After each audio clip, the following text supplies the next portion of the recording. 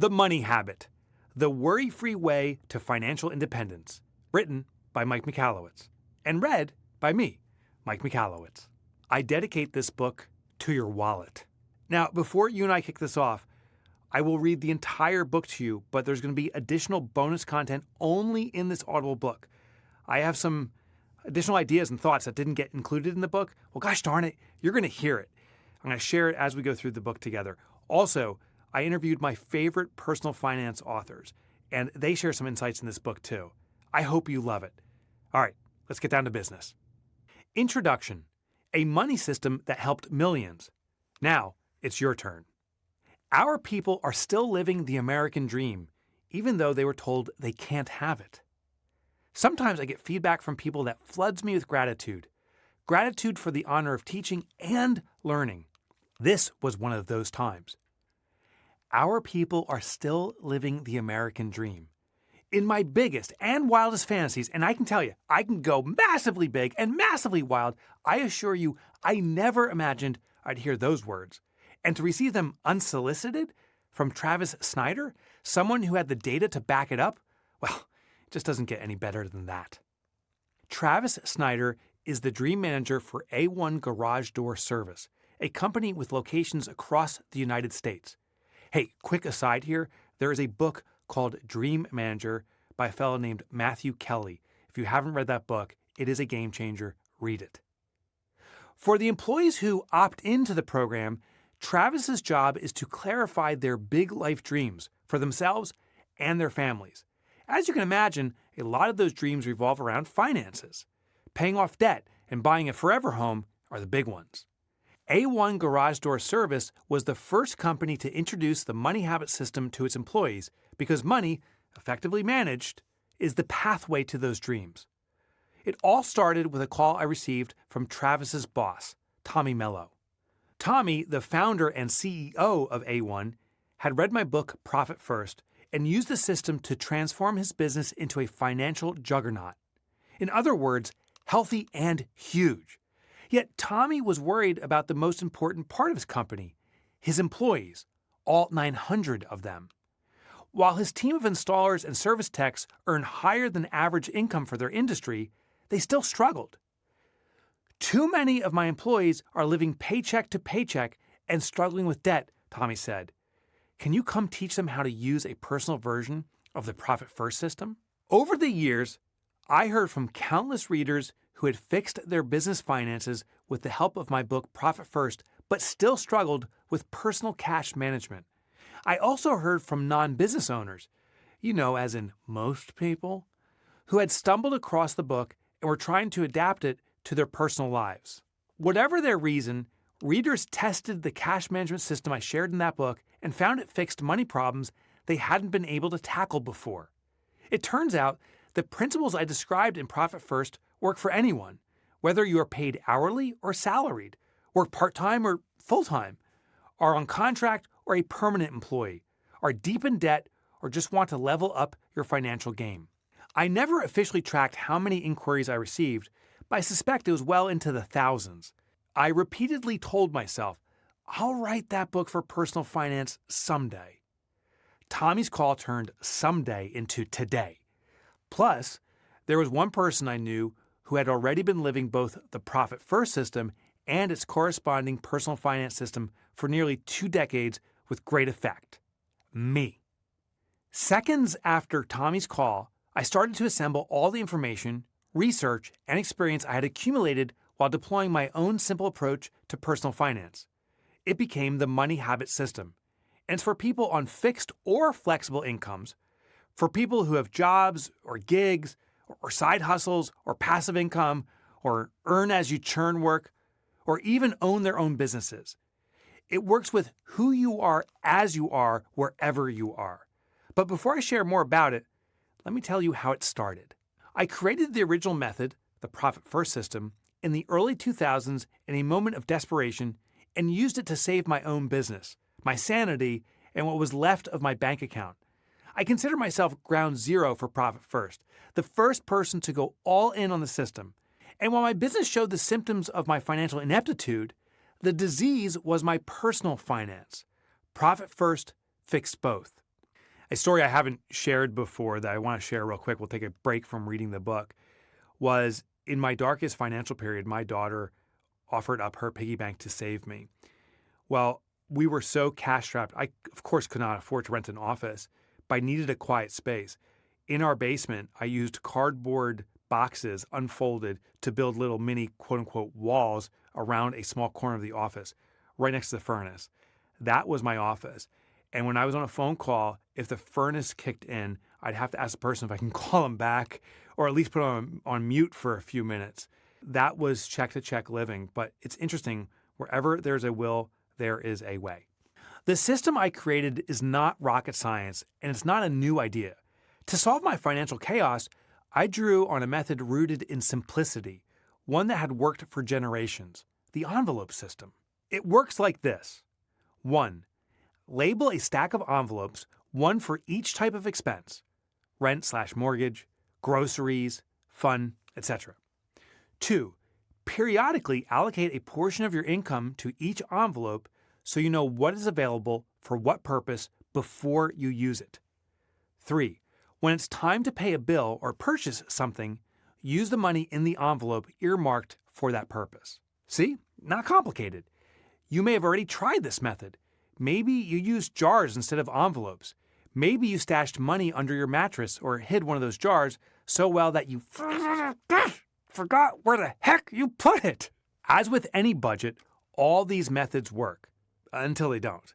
Eventually, you find yourself moving money around between envelopes or jars or dipping into that box under the mattress so you can pay for something you want.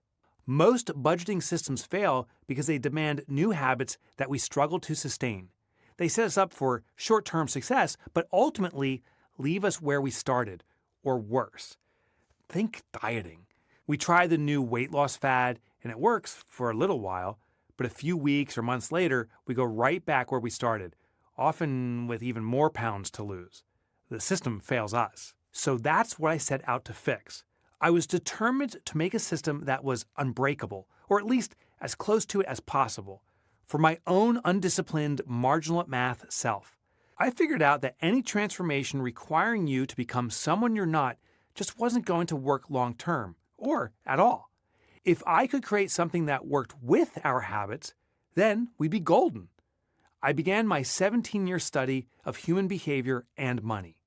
The Profit First system is the good old envelope system, plus the pay yourself first principle married with a remove the temptation tenet. And best of all, it works. As in, it really freaking works. I wrote about the Profit First system for the first time in 2008 in a little paragraph in my first book, and then later in an article for the Wall Street Journal that went viral. Not like Taylor Swift kind of viral, like the geeky small business level type of viral. The first edition of Profit First came out in 2014, and we've tracked more than 1 million implementations worldwide so far. I'm proud to say the system has helped readers break free from financial chaos, set aside money for the little things and the big things, the essentials and the extras, and fund their dreams. I love hearing from business owners who've transformed their finances and are now living their best lives. They send me pictures of their family on trips, pictures of new homes, pictures of the last debt collection notice in the garbage or fireplace, and they tell me the good news about how their lives are different, how they can sleep at night, how their mental health has improved, how life just seems easier to handle. Now, this is a funny aside or interesting aside. Just last night, or this morning, my wife and I had a conversation about money. Yes, we live by the money habit. And we were talking about taking our adult children and their significant others on vacation. And my wife said she couldn't sleep because she's worried about how much it'll cost and can we really afford it and so forth. And she woke up this morning and logged into our vacation account. And there's in fact not enough funds there. So we had a quick family call and saying, hey guys, why don't we do something a little more modest this year and revisit this next year because there's not enough money in the vacation account to do this. Sometimes there's like a hard decision you're going to have to make or hard communication, but we surely are not going to ring up credit cards or go into debt over this or pull from another account. God forbid you ever do that. We simply had a hard conversation because the system made it clear what we had to take action on. I'll tell you, rewind 18, 19 years ago, that would have been a very confusing time and probably conflict would come about too. But now the system speaks to us. It's powerful. It doesn't tell you what you want to hear. It tells you what you need to hear. What I love most is that 1 million plus people have financial confidence as a result. They are no longer scratching by. They are in control of their cash. They aren't desperate for a lottery win or a get-rich scheme. Their cash accumulates while they live life as they want. People who had constant money worries now tell me, I never have to worry about money again. I never have to worry about money again. That may seem like a bold claim, but I promise you it is true. And I want that for you too. I don't want you to have to worry about money ever again. So I got to work. Now, hacking a proven system and using it for another purpose is one thing. But what if that system was already designed for who you are and how you are right now with your own money? I'd been kicking these questions around, apparently, for a long time. Tommy's call was the sign I needed to prove my personal finance version of Profit First worked for people who have an hourly or seasonal income. Would the system work for people who are making ends meet on a fixed income while dealing with increasing inflation and economic uncertainty? So if you're watching a video, I want you to send a massive thanks to Matt Robinson, who's doing this video. For me to record a 6-hour or 8-hour book takes me about 20 hours because I F up so much. So if you're seeing this cropped, which you are, it's Matt Robinson who took care of you. And me, I kind of hurt you. With Travis's help, we started working with a test group of 25 A1 garage door service employees from the Dream Manager program in a money habit group. I called it the money habit system not because we need to create all new habits, but because to be financially independent, we must work with the habits we already have. Within just a few weeks, that money habit group experienced remarkable transformation. They paid off thousands of dollars in debt. They saved thousands for future expenses, for down payments on homes, for new cars, and for their kids' futures. And within 6 months, they collectively saved a total of $282,830 and paid off $210,905 in debt. That's 25 people gaining nearly $500,000 in 6 months. More importantly, they gained what I call cash confidence. Like the employees I've been working with for nearly 20 years, these salaried, hourly waged, and seasonal employees were confident they'd never have to worry about money again. Not that money challenges would never happen, they will. But now this group has a system that puts people in immediate control of any financial situation. My team and I went on to implement the system with employees at other businesses in different industries and in different regions with varied costs of living and different types of earnings: salaried, hourly, seasonal, freelance, or gig work. That's when I knew for sure that the cash management system I created, that same system that saved hundreds of thousands of businesses from closing, could restore financial security for anyone who needed help, regardless of their life's path. The money habit is for those of us who tried to follow the usual financial advice and petered out. If other approaches haven't worked for you, you're not at fault. They just don't suit you. So let me be bold. This system might work for you specifically because those others have not. Using the money habit system doesn't require you to change who you are. You don't have to master a skill, use a software budgeting tool, or deprive yourself of everyday joys. Once you set it up, it will run automatically. You won't have to wonder whether you have enough money for this or that. You won't have to feel badly about your financial choices, including spending money on what you want. And you'll accumulate money to go after dreams you may have thought impossible, dreams you may have given up on long ago. It was after Travis gave me the 6-month numbers for the Money Habit program that he shared his comment about the American dream. But that wasn't all he said. He said, you hear on the news that the American dream is dead. No one can afford to buy a house. No one can go on vacation. But even in this tough economy, I'm seeing the people in the Money Habit program buy houses, go on vacations, save money for their kids' college. So I know it can be done. Yes, Travis, it can be done. Yes, you can do it. You don't have to be good at math or have super willpower or have a perfect credit. You don't have to make a lot of money or even have a predictable income. You don't have to understand personal finance. You can do it. The American dream is not dead. It's yours for the taking. Chapter 1. You have already won the lottery. My son Tyler's hand shook as he gave the check to his new wife, Cora. Staring at the check, he said, "I've never seen this much money in my life." Following the money habit system, I and my wife, Krista, had set aside $50,000 for each of our 3 kids' weddings. And because Tyler and Cora had spent only $14,000 on their big day, we gave them a check for the balance in their wedding account, $36,000, to use however they saw fit. A rainy day fund, a down payment on a home of their own, or towards some other dream. Weeks later, I had to nudge Cora to deposit the check. She'd been holding on to it because she didn't know if her bank would accept a deposit of that size. She'd never seen that much money and never given that much money away. 10 years before that, I could have never written that check. We would have been able to give them a nice wedding gift, like a set of reasonably priced dishes or a pasta maker. But to pay for a wedding to the tune of $50,000? We couldn't have imagined ever being in that position to help our kids in that way unless we had won the lottery. After I convinced Cora to deposit the check, it hit me. We had won the lottery. And you have too. You just may not know it yet. People dream of getting checks with lots of zeros. Some play the lottery hoping for the big payout. Others eye old annling Uncle Richie Rich and his gracious will. Why? Because they want to be so financially secure that they never have to worry about money again, and they believe a windfall of cash will help them get there. Rightfully so. Winning lotteries is a long shot. Better said, a long shot. But if you do have the rando luck of a win, the most common jackpot amount falls between $1 million and $3 million, often doled out through state lotteries or the more frequent secondary prizes. The odds of your $1 million plus win? 1 in about 12.5 million tries.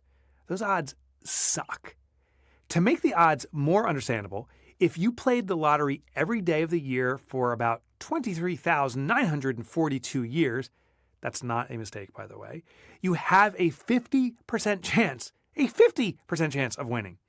With a minimum bet of $2 each time, you would pay $730 a year. And over those 24,000 years, you would pay $17.5 million to win, and I'm putting quotes around that, maybe $2 million. In other words, lotteries drain you, your bank account, and your will to live. Don't play them. Hoping Uncle Richie Rich willed all his money to you instead of the 25-year-old he recently fell in love with is far more likely to pay out, but it's mostly out of your control. You don't have to make bets with impossible odds or pin your hopes on someone else's decisions because you've already won. Seriously. Now, let me explain. What if you won $2 million in today's lottery? Now, that's a good day. The Lottery Commission then gives you 2 options. You receive the funds in monthly installments over 30 years, or you can cash out right away and get a lump sum of $1 million. Let's say you choose option 1, since installments ensure you don't blow all that money on a spender bender. Now, what if I told you that you have already won exactly that amount of money? Probably more. And you have, wisely, chosen an installment plan that puts guardrails around your spending. The average American and European earns roughly $2 million in salary over their lifetime. So your primary concern should not be how to come into more money today. It should be how to manage the money you are already coming into more effectively starting today. You've probably heard that most lottery winners lose the money they won within a few years and end up more unhappy than they were when they didn't have money. Case in point, the infamous story of Jack Whittaker, who won more than $300 million in the Powerball, circulates endlessly. What began as the happiest day of his life spiraled into lawsuits, a gambling addiction, the loss of family members to drug abuse, the loss of his uninsured home in a fire, and complete financial ruin. He is, however, the exception. What you might not know is that the theory of lottery wins making you miserable has been debunked. It turns out lottery winners are pretty happy when they manage their winnings wisely. This insight explains the Whitaker case. Despite already being a multimillionaire before his record-breaking lottery win, he wasn't miserable because of the money. His mismanagement of it did him in. Shortly after his win, he bought a Lamborghini and did laps through his neighborhood, tossing money out the window. Can you imagine this dude tossing money out the window? That shows his respect and concern for money. Not long after, thieves stole more than $500,000 in cash from him, which he had inexplicably stored in a silver suitcase in his car while he was inside a strip club. When asked why he made such reckless choices, his response was, "Because I can." If that doesn't describe financial ineptitude, I don't know what does. Financial success isn't about what you can do, it's about what you should do. This brings me back to gifting the money to our son and his new wife. You might assume that the $50,000 we saved for our kids' weddings was possible because of how much money I earned. That's only part of the story. The real reason we were able to set aside that money was because I created a system that helped me manage my income and save for their weddings automatically over 15 years. The system assigned a purpose to every dollar, ensuring all aspects of life, including Tyler's wedding, were accounted for. The money habit guided me on what I should do, and most importantly, it did the discipline part for me. Which brings me back to that prior story I shared with you. Literally, this morning, my wife and I decided not to do a family vacation. Now, here's the funny thing. My other two children, at least as of this recording, are not engaged and not married. And that means we have a $50,000 savings set aside for them. Now, we have it in an interest-bearing account and secured. But theoretically, my wife and I could say, well, maybe the kids aren't going to get married too soon. We should use that for vacation money. But since it's already been allocated to a purpose, we are very clear on what's available for what intention. And since the vacation account doesn't have enough funds for this vacation, we aren't doing it, and we surely aren't stealing from a different account. The odds on lotteries are heinous, but the odds on weddings are pretty darn good. They are likely to happen if you have kids, and there is a typical age range in which they will marry. So I play those odds. And when it comes to money management, playing the odds of life's probabilities will greatly help you too. No matter your income, whether it's $200, $2,000, $20,000, $200,000, or $2 million, the system you are about to learn captures your cash flow and channels the money for you. Any financial outcome can be achieved by addressing these three ingredients: amount, frequency, and time. Now, there is a graphic in the print book, so I'm going to describe it to you so you understand it. Any of these graphics I refer to are available as a free download for you. Go to mymoneyhabit.com.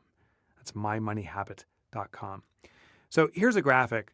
It is a table with 3 rows. And the first row says small times infrequent, which means a small amount times an infrequent deposit of that small amount. And it results in a challenge. It's manageable because it's small, but it's inconsistent because it's infrequent. In regards to habit forming, this is a subsequent column in that chart, it's only moderate. Because it's infrequent, it doesn't mean that you'll stick with it, and therefore it's unlikely to establish a habit. It's not routinized. And then, therefore, the time to the goal, achieving the financial outcome you want, is going to be very slow. Now, the next row says large times frequent, which means a large sum of money, but you do it consistently. Well, the consistent part is good for habit forming, but a large amount can be overwhelming, which again challenges our habit forming. And if the amount's too large, we'll skip out on it. I kind of make it akin to working out at a gym. If you haven't worked out in a while and you decide to throw on hundreds of pounds of weight to do that bench press or squats or whatever it is, it's a very large amount, but it can cause injury, and we're really unlikely to repeat it. So the habit forming potential is very low when it's large and frequent. And the time to goal, though, is fast because it's a large amount and frequent. So while it's optimal on a logical basis, the habit forming is very unlikely because of the pain it brings about. The next line says large times infrequent. And what it says is the challenge is that can be both overwhelming and inconsistent. This is the worst way to form habits, and it takes the longest period of time because we're doing it infrequently. So we're overstressing ourselves and we're doing it in some rando case. It's unlikely a habit will ever form. But the last row is the optimal way to achieve a new habit, and it's small times frequent, meaning it's a manageable amount of money and you're doing it consistently. Because it's manageable, it becomes routinized, which means the habit forming is very high, and therefore the times to the goal is the fastest in most cases because you're sticking with it. Now, below the chart is a quick caption, which I'll read off to you too, and then we'll continue with the book. This is called the Money Habit Formation Grid. Big deposits burn you out, and frequent ones don't stick. But small, frequent allocations, they lock in the money habit fast. Your brain rewires with easy wins and rapid reps, and hit goals faster than any other way. Technically, I could have saved $50,000 if I put just away $1, that's the amount, per year, which is the frequency, for 50,000 years. That's the time to the goal. It's absurd, I know, but understanding these three factors allows you to wrap your head around what you want to do, what you can do, and how to adjust when you aren't happy with the progress. Ramping up frequency. You can increase the frequency of your savings to reach your goal faster. For example, if I put away $1, that's the amount again, every hour, I've changed the frequency from before, which was per year, I could save $50,000 in about 5 years and 9 months. That's the time to the goal. If I increase the frequency even more, saving $1 every minute, then that 50 grand happens in just over 1 month, ramping up the amount. You can also increase the amount you save each year. For example, if I put away $100, that's the amount, per month, again, that's the frequency, I would reach $50,000 in just over 41 years. If I double the amount to $200 per month, I cut the time in half to just over 20 years, combining frequency and amount. The real magic happens when you ramp up both the amount and frequency. For example, if I save $25 every day, I could hit $50,000 in about 5 years and 6 months. And if I push my savings to $100 every day, I could achieve the same goal in just 1 year and 4 months. This approach aligns with cognitive load theory, which suggests that smaller, more frequent actions are easier for our brain to process and sustain over time. When a goal feels manageable, like saving $25 each day, we're less likely to feel overwhelmed compared to larger, less frequent amounts like $760 per month, even though they work out to be the exact same amount. By breaking savings into bite-sized, consistent steps, you reduce mental strain and increase the likelihood of sticking to the plan. As you establish your money habit, you will hear my constant drumbeat to allocate funds weekly. It is how you stack small financial building blocks sequentially, resulting in substantial money gains without substantial effort. Now that you understand how amount and frequency interact with time, you can take control of your financial goals. By adjusting just one, or better, both factors, you can achieve outcomes that might seem impossible at first glance. It is the money system, not the money I earn, that has given me the ability to handle almost anything life throws at me and keeps me worry-free about how I'm going to pay for it. Isn't that why we all want a windfall of cash? To do what we want, when we want, worry-free, forever? When life expects us to pay up. Within minutes of getting the call that our daughter was in the hospital, Krista had booked a flight out of Newark, New Jersey for early the next morning and already started packing. Adela had fallen 18 feet from a wall while climbing near her home in Tennessee. And yes, I live in New Jersey, and I got to tell you how many people bust my chops for living in New Jersey. And the reason is they're all going through our industrial complex. I invite you one time to come out west of there and check out the blueberry capital of the world. Yes, New Jersey is the blueberry capital of the world. All right, just a little education for you. Let's go back to the book. Thankfully, she was okay, but she had snapped her ankle. Her foot was twisted completely. As she looked down, she realized she wasn't staring at the top of her foot. She was staring at the bottom. In that split second, frozen in time, she thought, I've never seen the sole of my foot before. So weird. Then the pain hit like a striking meteor, and she blacked out. I've been keeping our insurance costs down by using a catastrophe policy with a high deductible of $10,000. This catastrophe was surely about to make us pony up a big chunk of cash. And, as we were soon to find out, that 10 grand was merely a drop in the bucket. After she arrived in Tennessee, Krista purchased some medical supplies for Adela, including a scooter to help her get around once she was allowed to get out of bed. Krista also paid for all the meals and groceries for the 2.5 weeks she stayed with Adela while she recovered from surgery.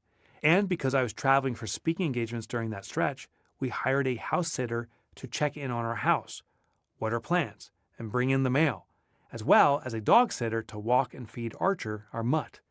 The bills started to add up. Now let me give you a sense for this. Here's the list. The next day flight was $584. The deductible for the surgery was $10,000. The scooter was $153. Medical supplies were $91. Meals and groceries, noting it's almost 3 weeks of meals and groceries for 2 people, was $520. The house sitter, which was for the 2 weeks for when I was away, $350. And then the dog sitter, which was last minute with overnight care, was a whopping $1,200. The total unexpected expenses was $12,898. If the accident had happened a dozen years earlier, we would have been screwed. I would have been doing the mental math and freaking out about how we would cover the unexpected expenses, likely scrambling to pull together some combination of personal loans and credit cards. And then once we figured that out, we'd be freaking out about how we would eventually make those payments. Worrying about money would have added to the concern we had for our daughter, making a tough situation a full-blown crisis. You can't adequately attend to an emergency when there is a constant undercurrent of a financial emergency. Adding insult to injury, at least for me, money worries come out in anger and frustration.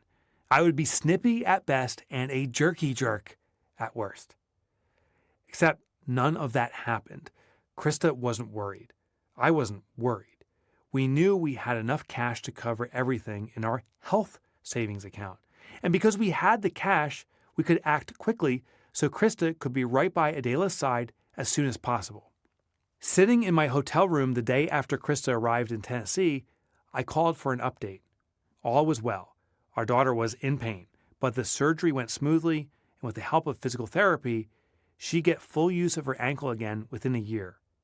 After I hung up the phone, I sat quietly in my room and thought about how different our lives were since the dark days of when we were drowning in debt. Back then, I dreamed of being free from the financial roller coaster, and I worked tirelessly to change it, but I couldn't get a handle on it. Until my daughter, that same young woman who had just broken her ankle, saved my life. The piggy bank. By the time I was 35, I built and sold 2 multi-million-dollar companies. Before you start picturing private jets, yachts, and Lambos, with me throwing money out the window, let me stop you right there. These companies were far from financially fit, and truth be told, neither was I.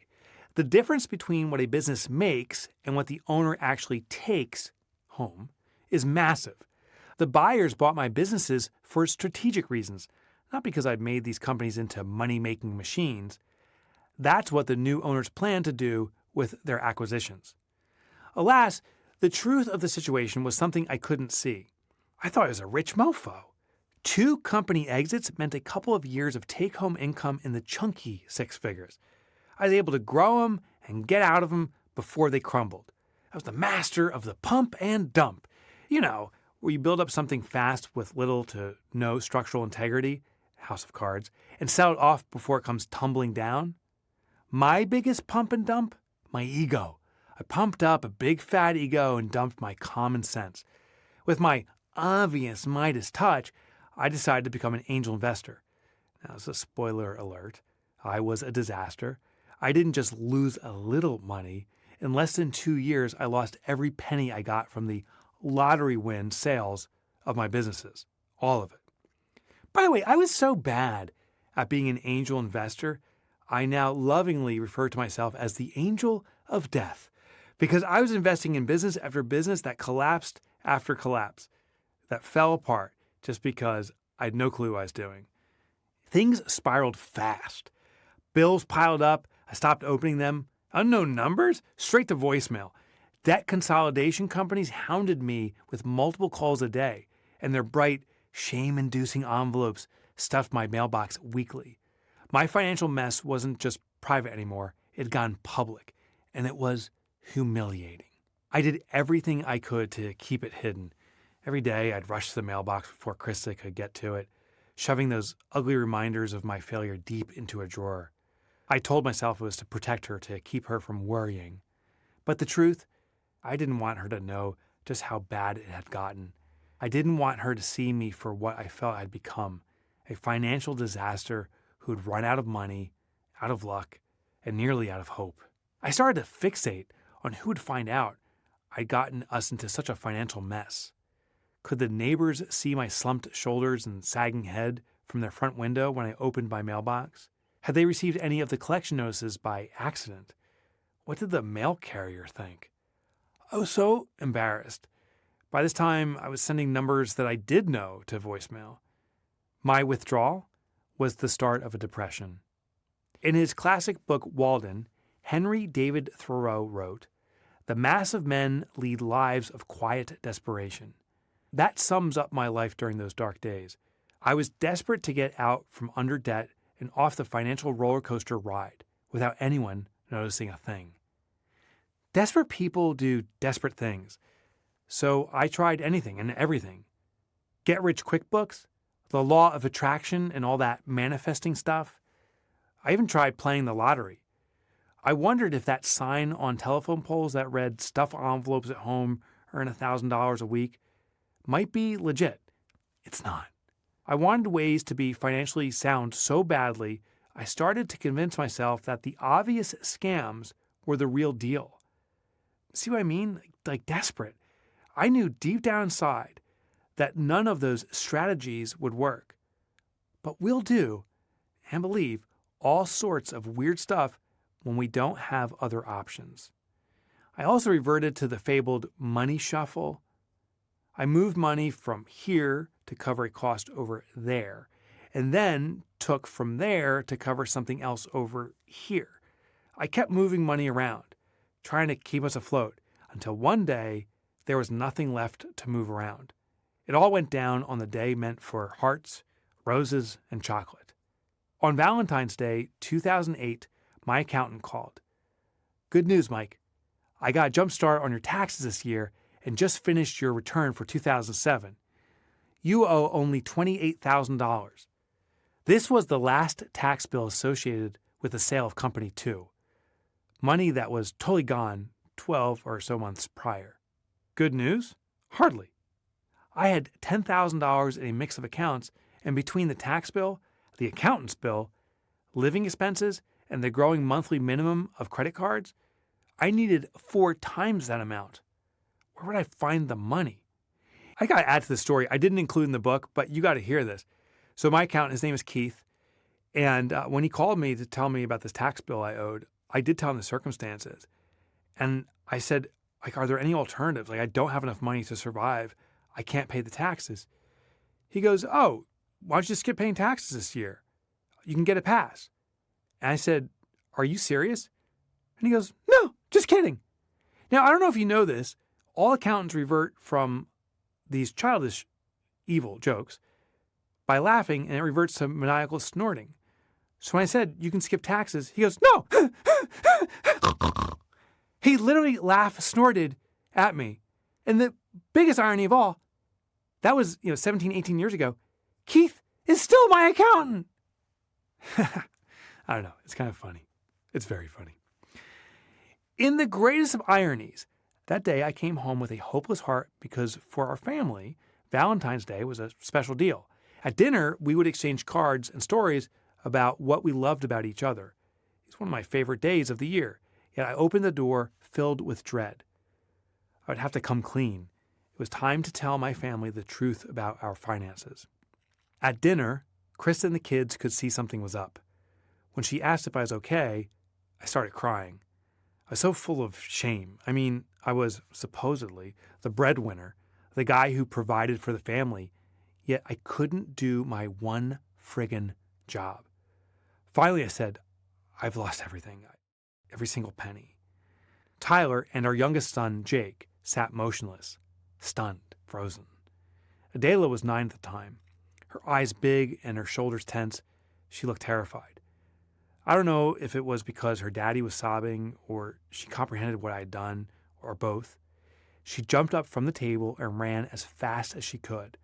On those spindly legs of hers, she booked up the stairs into her room and slammed the door shut. You and I have made a commitment to be providers. That is why you're listening to this book, after all. You've committed to provide for yourself. You may have committed to provide for your family. You may be providing for parents, kids, relatives, others. The thing is, providing financial security is a form of protection. But I was such a failure that I couldn't protect my own family. I wanted to run away from the circumstances that I had brought down upon us. So to see my daughter run away from me was brutally painful. At the same time, I got it. She was doing exactly what I wanted to do. Except she wasn't running away from me. She was running to her bedroom to save me. I get emotional telling this story, so bear with me. And I also wonder as you hear this that maybe in some way you can relate to this. Maybe you've lived this exact experience, or you've been on the side of being a child where a parent couldn't provide for you. I just think you've been here too. Behind the closed door, she grabbed her most prized possession and then flung the door open.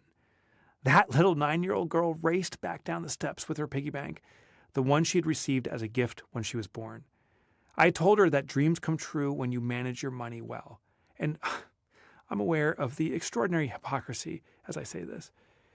Dutifully, she had been saving nickels and dimes and dollars for the horse she wanted to have one day. The rubber stopper on her piggy bank had been secured with masking tape and duct tape and rubber bands so a robber wouldn't steal it.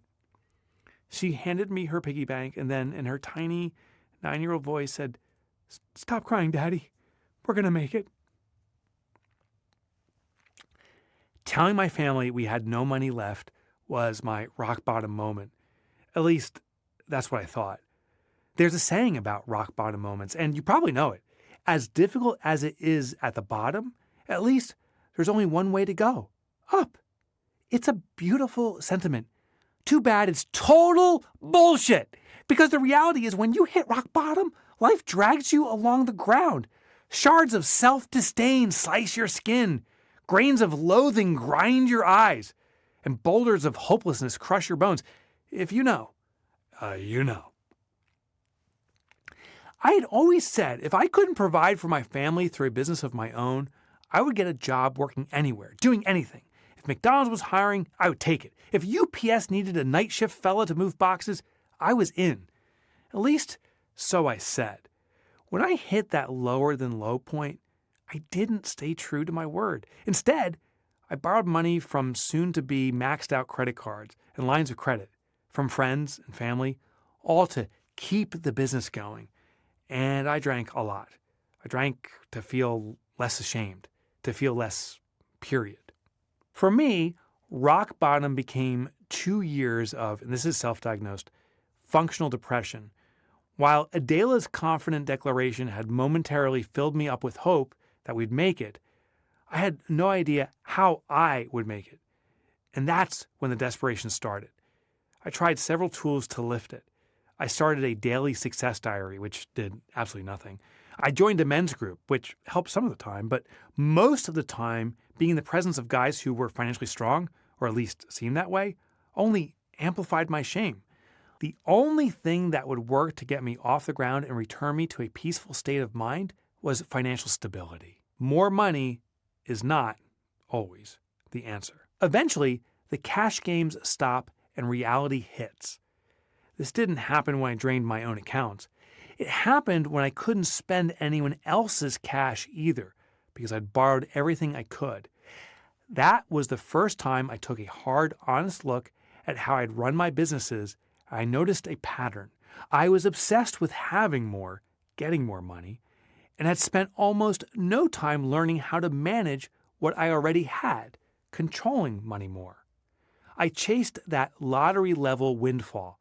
I did not build wealth. For people who are living in poverty, who can't pull themselves up by their bootstraps because they don't even have boots, more money coming in is the answer to their immediate problems. But for the rest of us, more money will help us only so much before we end up back in the same hellhole.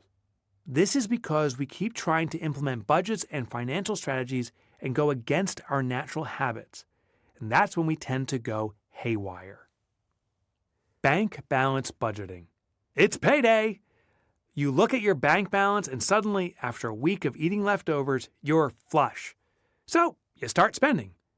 Dinner and a movie, a purchase at your favorite store, a gift for a friend. Then, come Monday, you realize you have to pay the phone bill, and you owe your coworker Jan for the lunch she covered the other week. Don't forget about that student loan payment you have on autopay. Your payment for that roof over your head is due in 13 days, and you're wondering yet again if you might be short.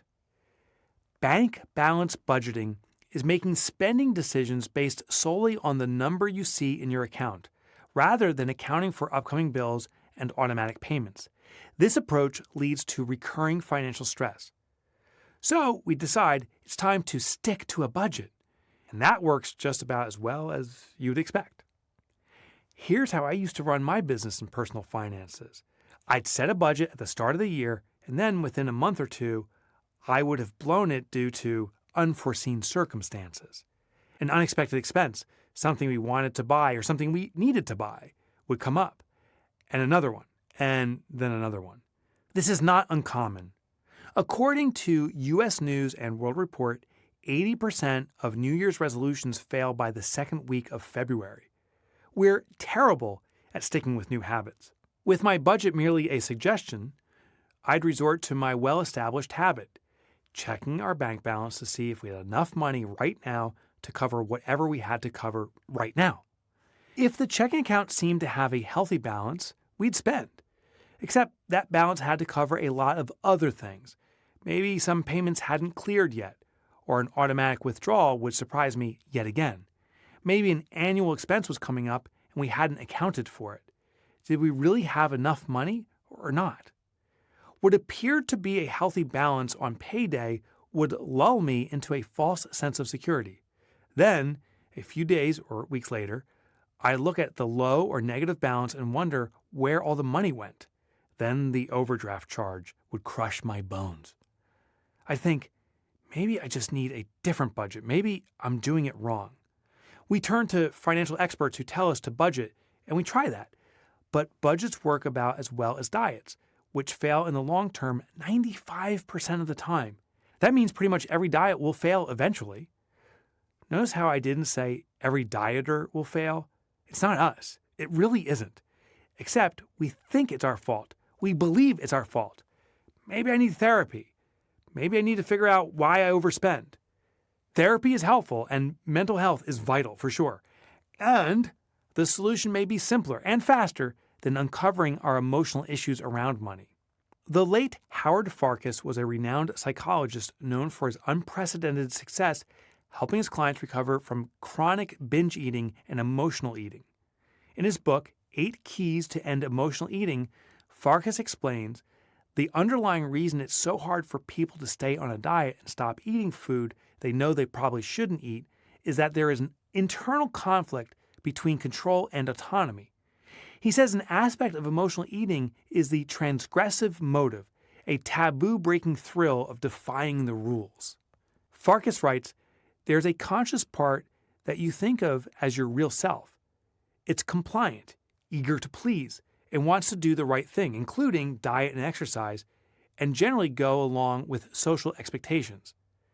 There's also a part that you're probably not aware of that's more rebellious. It instinctively reacts against restrictions on your freedom, including the freedom to choose what to eat. These are the two sides of the struggle that results in emotional eating, and this conflict must be understood to be resolved. So basically, we want to budget, but we also want our freedom. We rebel sometimes out of necessity, and sometimes just because we wanna. This is why willpower doesn't work long term. We are wired for the need to comply to social norms, don't go broke, but we also want to break free from those social norms. Buy this fun thing. What does it look like when budgeting starts to fail? We want to buy something outside of our budget. We check the good old bank balance again. It seems like we have plenty of money. Shouldn't be a problem. We can just shift something around later, right? Now the budget, like diets and New Year's resolutions, is blown, and we start to feel pretty bad about our choices. Why can't we get together like Jan in marketing, who we still owe $10 for lunch? Let's not torture ourselves anymore, okay? It's not you. You're not a bad person or bad with money or unable to kick your bad habits. Our inability to stick to a budget is not our fault. It's how we're wired. All of us, as in humans, we just don't want to be restricted all the time. Farkas says the solution is to bring these two parts of us, control and autonomy, into balance. When I read about that in his book, I got chills. Because there's that word again, balance. How do we restore balance between our two natural tendencies so we don't feel the need to rebel and screw up our finances? We allow ourselves to spend what we want in our bank balance. We keep doing what we've already been doing, checking the bank to see if we have money and spending based on what's there. We don't stop bank balance budgeting, we make it work for us. We set up a system, control, so our inner rebel can live, autonomy. That is the fundamental difference in the money habit system. The difference that beats those crappy New Year's resolution and diet statistics and helps you create permanent change. I'll show you exactly how to do that in the next chapter. How I figured it out. In my lower than low, rock bottom place, dodging bill collectors, it finally dawned on me. What if I stopped trying to use systems that require me to have discipline or to change who I am? What if I had a money system that works with what I already do? What if I figure out how to manage my finances by doing what I'm already doing multiple times a day, looking at my bank account? That's when I came up with the Profit First system for my business. Even in my mental state, I knew that as a business owner, I needed to get my business finances in order first. If I could consistently be profitable, the proceeds would be my source of income. In a nutshell, Profit First involves transferring a percentage of income into different bank accounts, envelopes, that are earmarked for specific purposes. Using Profit First, my business went from being a money pit to a profitable, money-making machine in just a few months. I'm generally an optimistic guy, but even I was shocked at how fast it worked. I then went on to build 3 more multi-million-dollar businesses, this time with sound cash management in place, as in businesses that actually pay the owner and all their employees a real salary. Profit First worked so well for my business that I immediately started using the system, which I call the money habit system, with my family's personal finances. I adjusted the percentages to account for different goals and circumstances. I kept tweaking it for personal finances until I was sure it would work for anyone. For people who have a job, people who are paid by the hour or who receive a salary, people who run a business or a side hustle, people who are doing okay financially but want to do better, and people who are crawling back from that dark place and haven't yet seen the light at the end of the tunnel. The money habit system works because it uses the habits you already have. You don't have to be disciplined or good at math or to understand financial jargon. You don't have to spend years learning finance or bookkeeping, and you don't have to change who you are. Because let's face it, if becoming worry-free requires me and you to change who we naturally are, we'll be stuck on that roller coaster ride forever. When Adela said, "Daddy, we're going to make it," I was humbled by her sacrifice, but dismissed it as a child's ignorance about what we were facing. But maybe ignorance wasn't the right thought. It was innocence. I couldn't believe it possible. I was too low and too mired in the way that you are supposed to manage money. Yet she was right. We did make it. Within a year of my personal finances being in control, the debt consolidation notices stopped coming and the debt collectors stopped calling.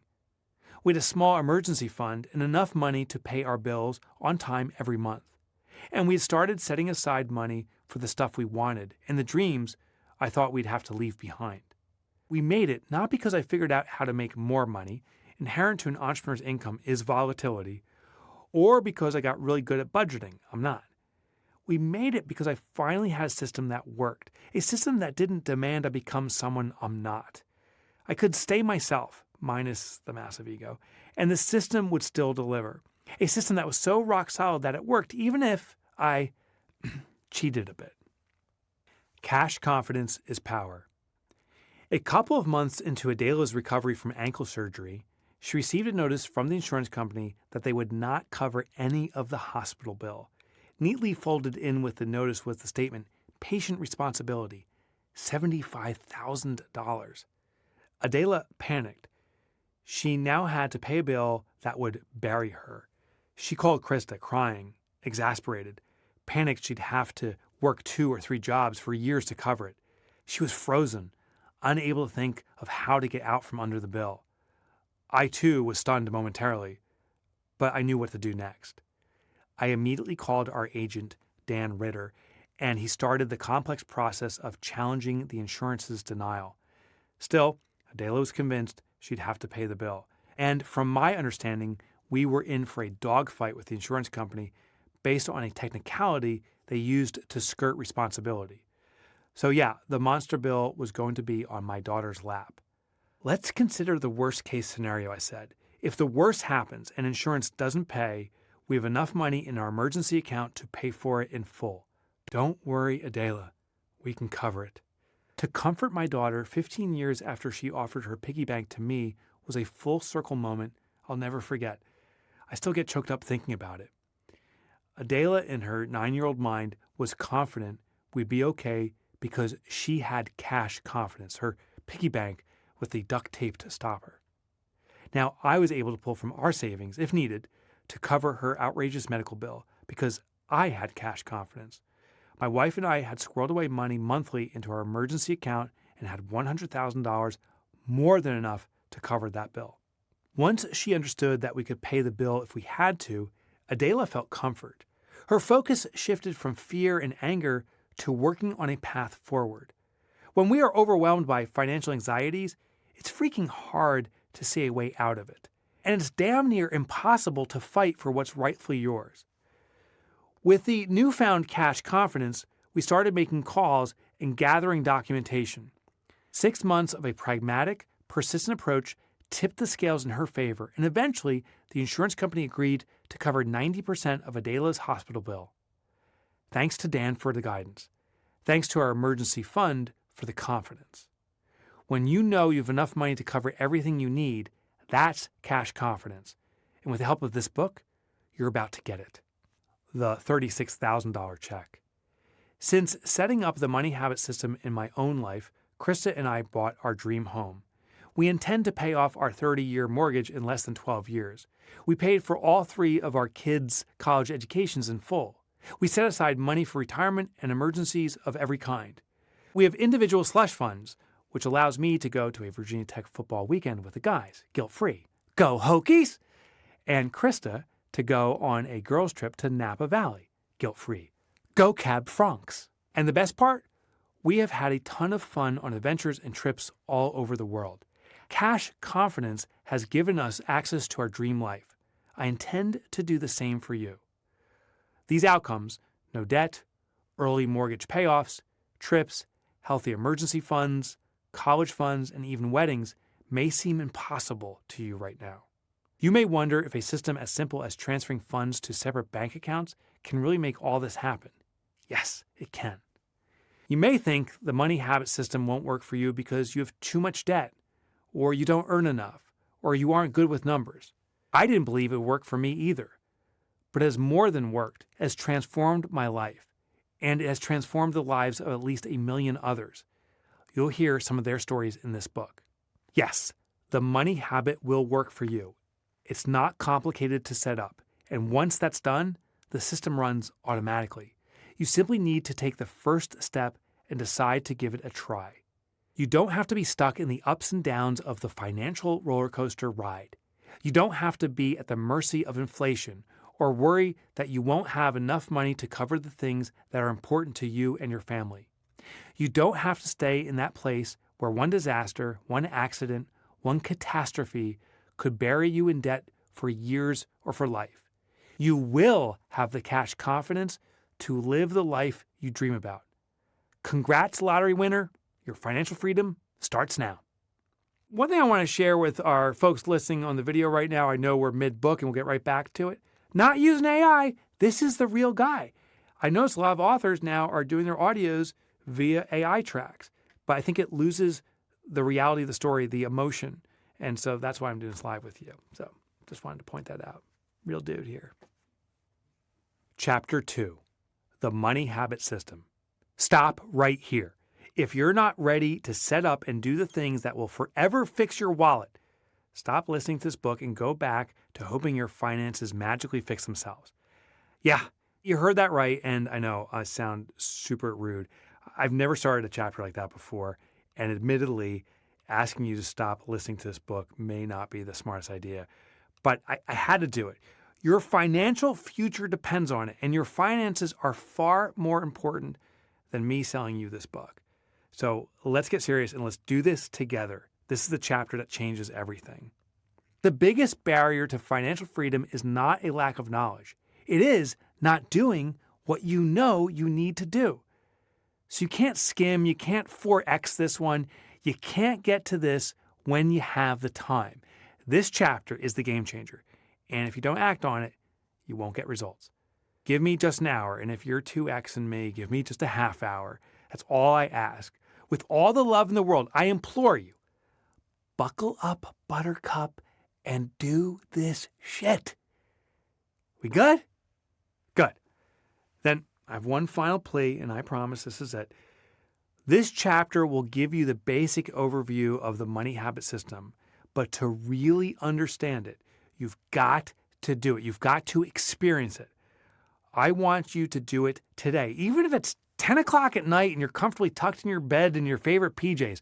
Money mastery is a 24/7/365 thing. Start now. Not tomorrow, not soon, today. Even if you're sitting there in your undies, let's get to work. Use multiple bank accounts. Every summer, we take a vacation to Long Beach Island. One morning, several years ago, we were out to brunch at one of our favorite restaurants, Uncle Will's, and there was a guy at the table next to us who struck up a conversation. I think because I was wearing a Virginia Tech hat. I felt extra generous, so as a surprise, I told the waiter, "Hey, don't tell that guy, but I want to cover his meal." The check came, I yanked out my trusty credit card, and the waiter smiled. "Sir, we've gone cash only." I froze. I looked at the debit card nestled in my wallet and the bank machine in the corner that the waiter kindly pointed out to me. Did I have enough in that account to cover the bill? I had no clue. And since I didn't even have enough cash on hand to cover my meal, let alone his, I had to turn to my sister, her husband, my niece, and my son to scramble together enough cash to pay for this guy's meal. It wasn't even that I didn't have the money. I paid everyone back right away. The real problem? I had no awareness about my finances. I didn't know what was available. I wasn't tracking what I could actually spend. That's the difference now. With the money habit system, I never have to wonder. I definitely don't have to do the "I'll pay you back later, I swear" scramble for cash ever again. In the introduction, I talked about the envelope system that's been around for ages. You designate envelopes for different expenses like rent, mad money, and groceries, and then stash your cash in the envelopes. When you need to run to the store for groceries, you use only the money in the corresponding envelope. Seems simple enough, right? Except there's a couple of problems with the envelope system. What's stopping you from shifting money from one envelope to another? Nothing. It's too easy to pull out of your someday envelopes, the ones labeled rainy day, down payment for dream home, and summer vacation. You think you'll replace that money, but you rarely do.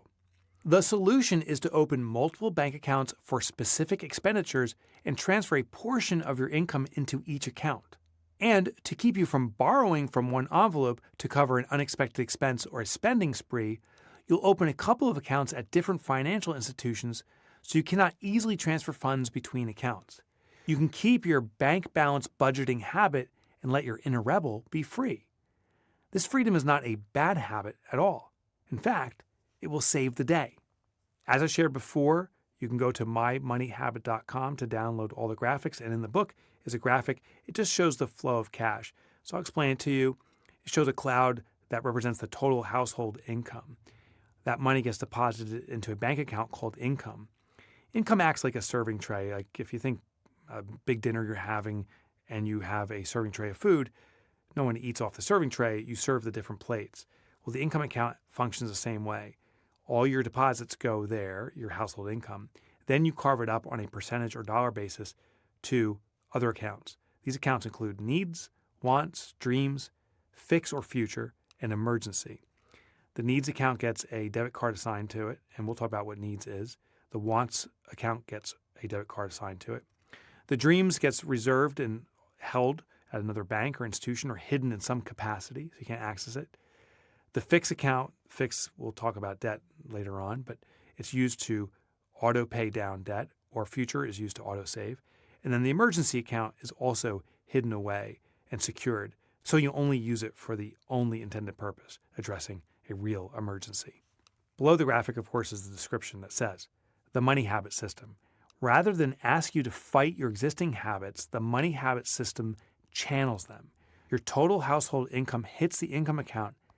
Then a percentage, or a fixed dollar amount, flows into needs, wants, dreams, fix or future, and emergency to give you instant clarity on what money is for what purpose. Debit cards control daily spending in the needs and wants accounts. Hard-to-access accounts, which are hidden or at a second bank, protect long-term funds. Automated payments knock down debt. Automated transfers build savings. Here are the 6 foundational accounts I want you to set up. First is income. This is where your total earnings are deposited. You will never pay bills from this account. Instead, you will disperse funds to the other accounts from this account. You will not get a debit card for this account because you won't use it to buy anything. Second is needs. This is an account for essential expenses necessary for daily living, such as your housing payment, car insurance, groceries, and utilities. You will get a debit card for this account because you will need it for your everyday needs. Third is wants. This is your discretionary spending account for things you want but can live without, such as entertainment, dining out, or new clothes. You will get a debit card for this account. You will choose a different card design or label the cards with the account names to easily identify which debit card to use in which circumstances. By the way, my buddy Matt Robinson, who's in the other room right now, he's the guy filming all this. Dude, I hope you have a wants account. We bought 2 cameras to film, and that came out of my personal wants account. The reason we bought the 2 cameras in a staggered means, as opposed to buying them the same day, is the wants account wasn't funded to buy 2 at once. So it keeps me within my budget. And I don't steal from my needs, aka groceries. Fourth is dreams. This account is to save for aspirational spending for major life goals tied to personal fulfillment, such as vacations, investments, or achievements. This money is sacred, so keep it out of sight and out of mind, and a different bank, or at least hidden, to avoid dipping into it for everyday wants.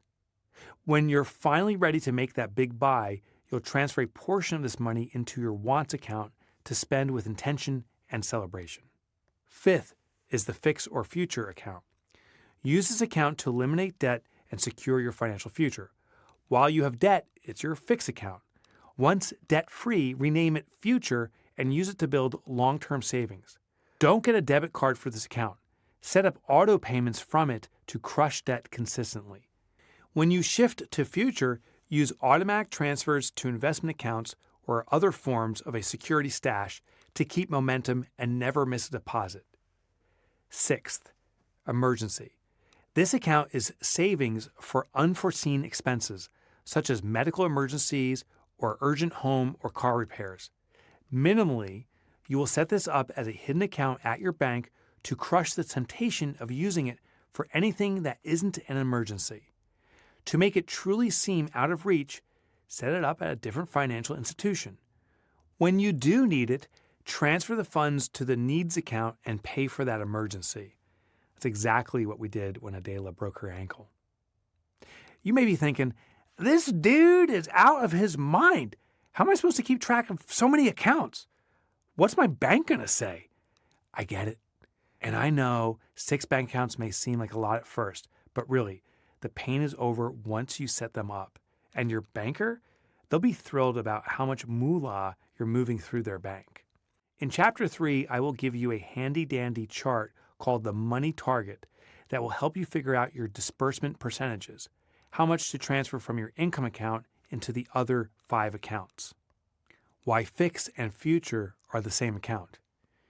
You may be wondering why the Fix account for debt reduction and the Future account for savings accumulation aren't separate.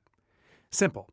Having both accounts at the same time messes with your behavioral wiring and gives you too much leeway to drift off course.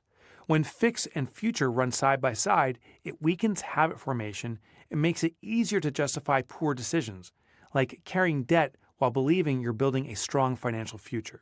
The money habit system is built around financial seasons. You'll learn more about those in Chapter 3. At specific times, your main job is to fix debt. No splitting attention between past mistakes and future goals. When your account is labeled Fix or Future, never both. Every time you log into your bank, you'll instantly know your top priority. That kind of insight builds momentum. Behavioral psychology backs this up, in particular, attentional bias. We focus most on what's in front of us. So if you see future money sitting next to fixed debt, your brain gets confused. You lose urgency, you rationalize, you slip. One account, one purpose. That's how you build the habit and keep it strong.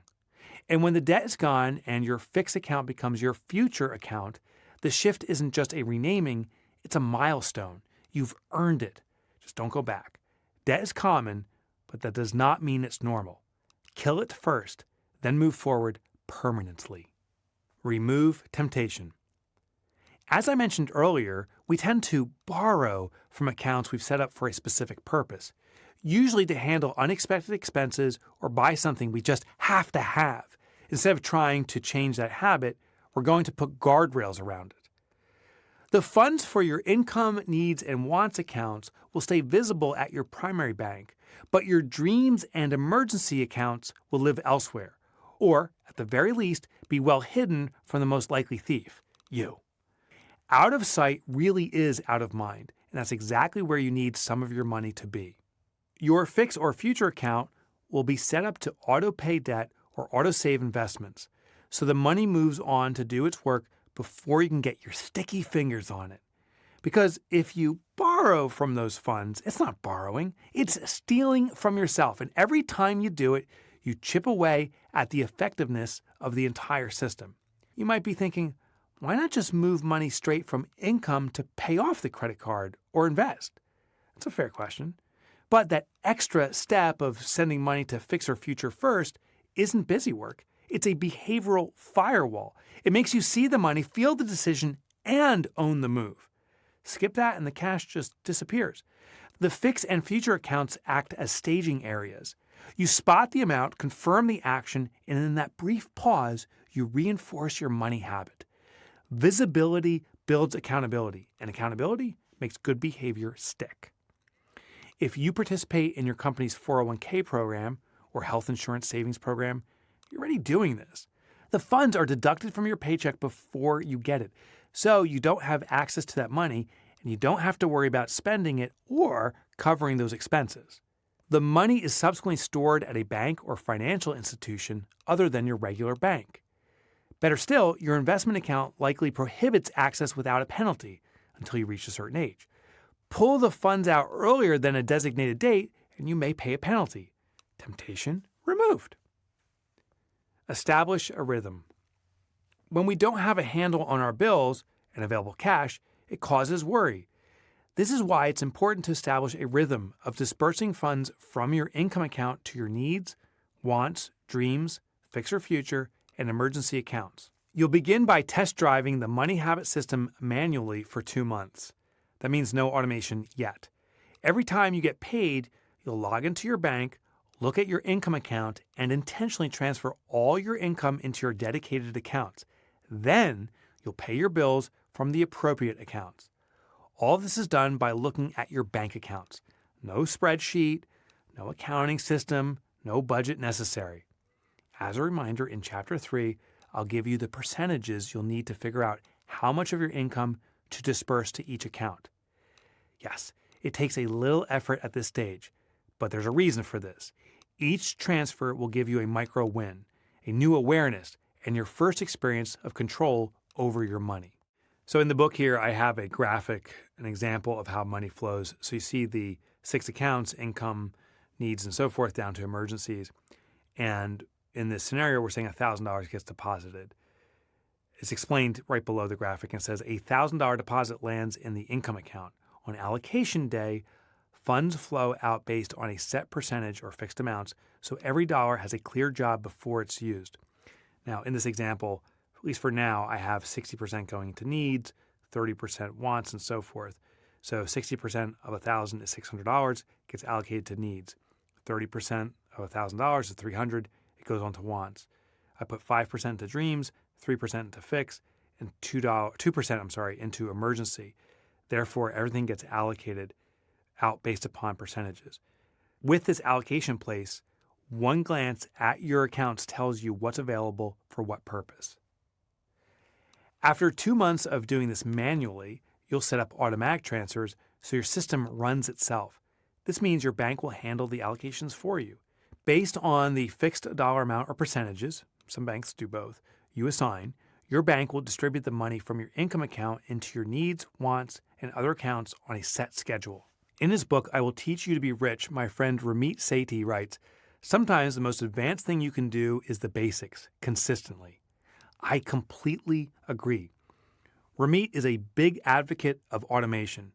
By setting up auto transfers into his savings and investment accounts, each part of his financial system works together seamlessly. Having his finances on autopilot gives him a cascade of benefits. Among them, his money accumulates while he sleeps, and he doesn't worry about covering bills or having enough money to retire one day. Automation isn't just about convenience, it's about reinforcing the habits and structure you already put in place and understand. You'll know exactly where your money is going because you've been actively managing it for 2 months. Over time, following this rhythm will give you a better sense of your personal cash flow, like when you need to set aside more, if you need to change your rhythm, that sort of thing. You'll develop a kind of intuition about money that you haven't experienced yet, and it starts by following the rhythm. Quick little side story, and I'm going to embarrass my friend Ramit. He's going to be included in this book, by the way, so make sure you listen through. I interviewed him, and you'll see it featured in this book. He's the author, of course, of I Will Teach You to Be Rich, and also a new book called Money for Couples. And we were meeting up in Nashville at an author event, and I got a Airbnb effectively for us to stay at. But it was me, Ramit, and 2 other authors. And I didn't look too closely at the Airbnb to see that it wasn't 4 bedrooms, it was 4 beds. So Ramit and I were going to be sharing a room, and the other 2 authors sharing a room. Well, I was the first one to arrive, so I texted the guys and said, hey, just so everyone knows, you don't have your own room. We're sharing a bedroom, and we're sharing a bathroom. And Ramit says, oh, perfect, because I just got a hotel, not staying with you guys. So Ramit did not want to stay with me, and he stayed at a hotel, but he was kind enough to come over and do an interview with me and then quickly bolt back to his hotel so he didn't have to share a room with Michalowicz here. And by the way, I still made him pay for the Airbnb. I think that's fair, right?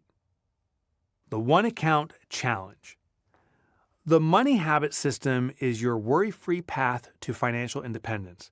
But right now, you might not feel very worry-free. Maybe you are waiting for your next paycheck before you can fill your gas tank.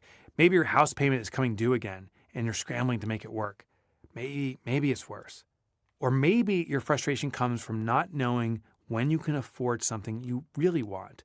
When can you finally take that vacation you keep talking about? When will you be able to go to dinner without putting it on a credit card again? No matter the financial situation, we all have that one thing, something that keeps us worrying or wondering. At the core, every financial consideration comes down to the same 2 questions. When will I be able to cover that expense? When will I be able to afford that thing? The money habit answers these questions no matter where you are financially, but still, one thing can get in the way: feeling overwhelmed. Some people find the idea of opening all these accounts at once too much, like walking into a packed restaurant where everyone is talking at the same time. Too many accounts can make too much noise at first. If that sounds like you, before we run the risk of too many voices coming at you, we're going to start small.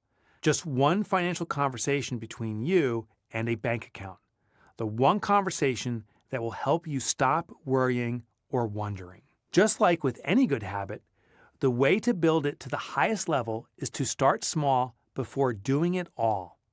So start by opening just one new bank account designated for either something you're worried about covering or something you really want to purchase. So here's your mission, should you choose to accept it. 1. Determine what the account will be for. Ask yourself which financial stressor is on your mind most often. Do you worry about covering rent each month? Paying for groceries any given week? Affording your kids' summer camp registration? Or do you find yourself wondering when you can finally buy those new sneakers or something bigger like a weekend getaway? If the question, when can I afford this, keeps popping up or causes stress, that's your cue to set up an account for it. 2. Open just one new account at your bank and nickname it after your biggest financial stressor. When starting out, it's usually a need, but it could also be a want or dream. Choose a name that instantly clarifies its purpose. To keep things organized, precede the nickname with N for need, W for want, or D for dream, so you always know what the money is for at a glance. For example, N-groceries, or N-rent, W-dinner out, D vacation, or D a gift for Mike. By the way, that last one is a joke, and I've literally had people send me money because of the impact that Profit First or the Money Habit has had on them. And that's very kind. Of course, I won't accept that. But I do invite you, if you do feel that this system has served you so deeply that you are tempted to be of service in response, I invite you to donate to the Community Service Center of New York. This is an organization that helps people facing economic insecurity, and they quite literally saved my father from abject poverty when he was a child, and your contribution could do something similar for someone else. 3. Allocate money to your new account every time you get paid. For essential expenses like rent or groceries, set aside a fixed dollar amount each week or per paycheck to ensure the expense is fully covered when needed. For example, if your rent is $1,600 per month, you might allocate $400 per week or $800 per biweekly paycheck to your N rent account. If it's an annual expense like summer camp fees, divide the total by the number of weeks or pay periods until it's due, and set aside that amount to W summer camp regularly. For expenses without a deadline, like dining out or vacations, allocate a small percentage of your income instead. These expenses are more flexible, so you can adjust as needed. 4. Use the funds in this dedicated account only for its exclusive purpose. Don't have enough money in it to buy the new shoes? Then your when hasn't happened yet, and you are not ready to buy the shoes. Don't have enough money to pay for all the groceries? Then you need to consider how much you can spend on groceries or the possibility you are spending money on fancy shoes at the expense of your pantry. Now, throughout the book, I have these little highlights called Take Quick Action. These are simple steps that you can take to see immediate results. So I invite you to take these actions in the moment. And guess what? Here's your first one. Take quick action. The first step in channeling your magnificent money habit is opening one account. That's it. One account, one designation, one small step in setting up your money habit, one giant leap toward financial independence. Do this now, not later, not when you have time. Got it? Good. All right, I'll sit here and wait until you do it. Okay, I'm assuming you did it. That was fast. When you complete the one account challenge, email me at mike@mikemichalowicz.com. And yes, that's a doozy to spell, and we are on audio, so I'm not going to chew up your time here, but I'm sure you can find it online. Email me at mike@mikemichalowicz.com with the subject line, My Money Habit Starts Now, so I can easily spot it in my inbox. There is no better accountability mechanism than telling me you're committed. Now, I will be sure to email you back. Just be patient. I am traveling constantly and not always on top of my inbox. And I prefer not to use AI for personal communications. So just be patient with me and I will get back to you. With this step complete, you have already handled the hardest part of this system and you've cleared up a nagging financial stressor. Well done. Set up your accounts. Carrie Sadler, who agreed to give the money habit system a shot, told me she was 2 parts skeptical and 1 part willing to try because she felt like she was failing with money for so long. But after just 2 weeks of using the system, Carrie still had money in her usual account for a grocery run, plus her wants account had more than enough for her fave sushi place and a movie. She said that normally, by that point in the month, she'd be scrambling to move money around to cover overspending. This time she wasn't. I'm completely amazed at how different this money habit feels, Carrie told me. I think you'll be amazed too. With that one account set up, the rest is easy. Easy money, so to speak. Set a date to open your remaining bank accounts. And if your favorite date is today, all the better. Checking accounts are appropriate for income, needs, and wants. Savings accounts are best for your dreams, fix your future, and emergency accounts. Right now, you're likely depositing your income into the same account you use to pay your bills. You're going to separate those activities, which means if you designate your current checking account as the income account, you'll have to move any auto payments for bills to the new needs account. Or if you'd rather designate your current checking account as the needs account, you'll have to change the account into which your paycheck is deposited so it goes into your new income account. Either way, you can use the accounts you already have to get started on the core 6 accounts. Now, I just want to say something here because you're like, Mike, not all my bill payments are needs. I have a subscription to some online service. That may be a want. Just to make it simple, I'm just showing how these accounts have to be broken out. But when it does come to paying bills, if you're auto-paying wants, like a subscription to something online, it's likely going to have to come out of the wants account. It's not necessarily a need. At this point, just focus on getting the 6 account structure in place. Later, you may have to add more accounts or give them different names. We'll talk more about that in Chapter 5.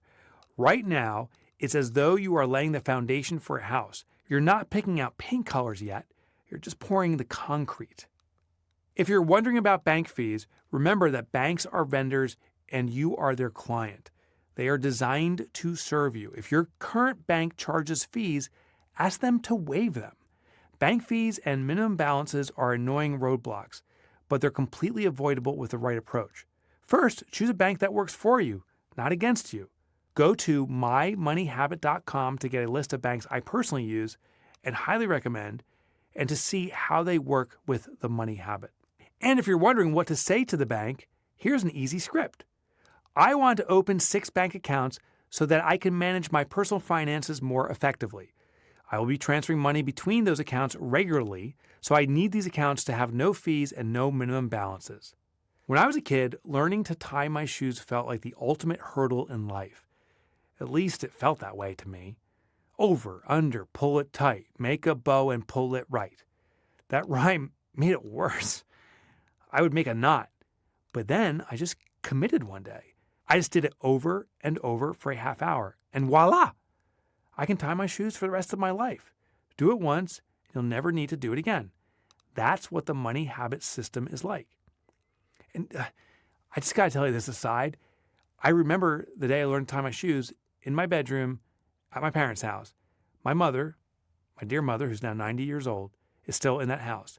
And she still has that room. It's kind of like this weird homage to Teenage Mike, including my Farrah Fawcett poster that's still up there. And the shag carpet's still there too. And last time I was there, I just felt like tying my shoes. A call back out to my past self. The key is to realize that this is a one-time setup that pays off forever. The challenge is not the effort, it is the mental hurdle. For the half hour at the bank or the 13 minutes online, you will have a lifetime of financial independence. But there's always an excuse that I can wait until tomorrow. So schedule it like your life depends on it because Take quick action. Right now, set up a date and put it in your calendar. Pick a date and time like it's a meeting with your doctor. Schedule the appointment with the bank. Take the time off from work. Just schedule it. If you were one of those kids where the shoe tying rhyme actually worked, here's the one for your wealth. Join the rank and go to the bank. Set up the accounts and boost your amounts. I know, it's silly, but if it worked for you, it may still work for you. 66 days to get the hang of it. We've been talking a lot about habits, how we're naturally wired. We're working with what you already do, not asking you to become someone else. That said, we can learn how long it takes to create a habit and use that as a guidepost for how long it may take you to get the hang of the money habit system. Most people think it takes 21 days to create a habit, but that's actually how long it takes to establish the routine.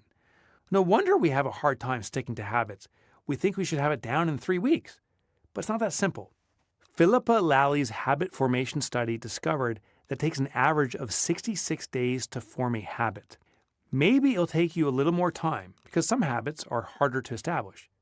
Yours is simple. You're looking at your bank accounts every day or whenever you need to spend money. Not that difficult. So check your calendar and make note of the date 66 days from now. That's when I want you to email me again and tell me how it's going. Make sure you write 66 days of my money habit in the subject line so I can find it. And as a reward, I'll give you a bonus chapter that unlocks only when you've completed the full 66 days. No cheating. That's a hint about the bonus chapter. You'll understand what I mean in 9 weeks and 3 days.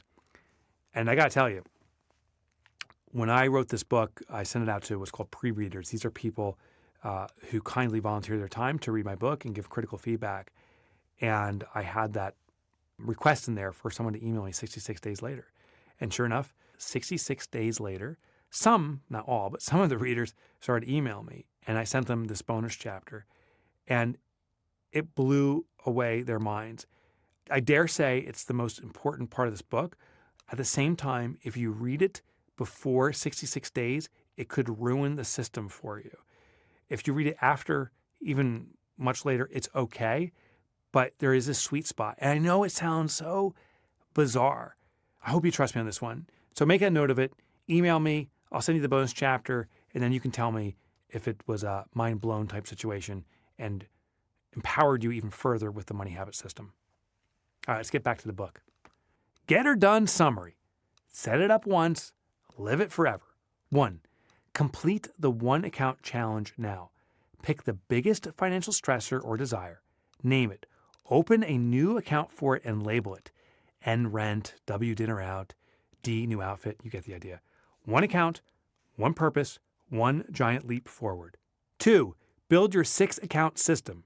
You're already opening one account, so keep the momentum going. Set up the 6 core accounts: income, needs, wants, dreams, fix or future, and emergency. This is your money command center. Even if you don't use them all right away, the hard part of getting them set up is done. 3. Schedule your wealthy weekday. Pick one day a week to log in, allocate, and take a 4-minute or less money pulse. Put it on your calendar like a meeting with your future self, because it is. Chapter 3. Align your money with your financial season. Donna Lim spread the white envelopes out on the kitchen table.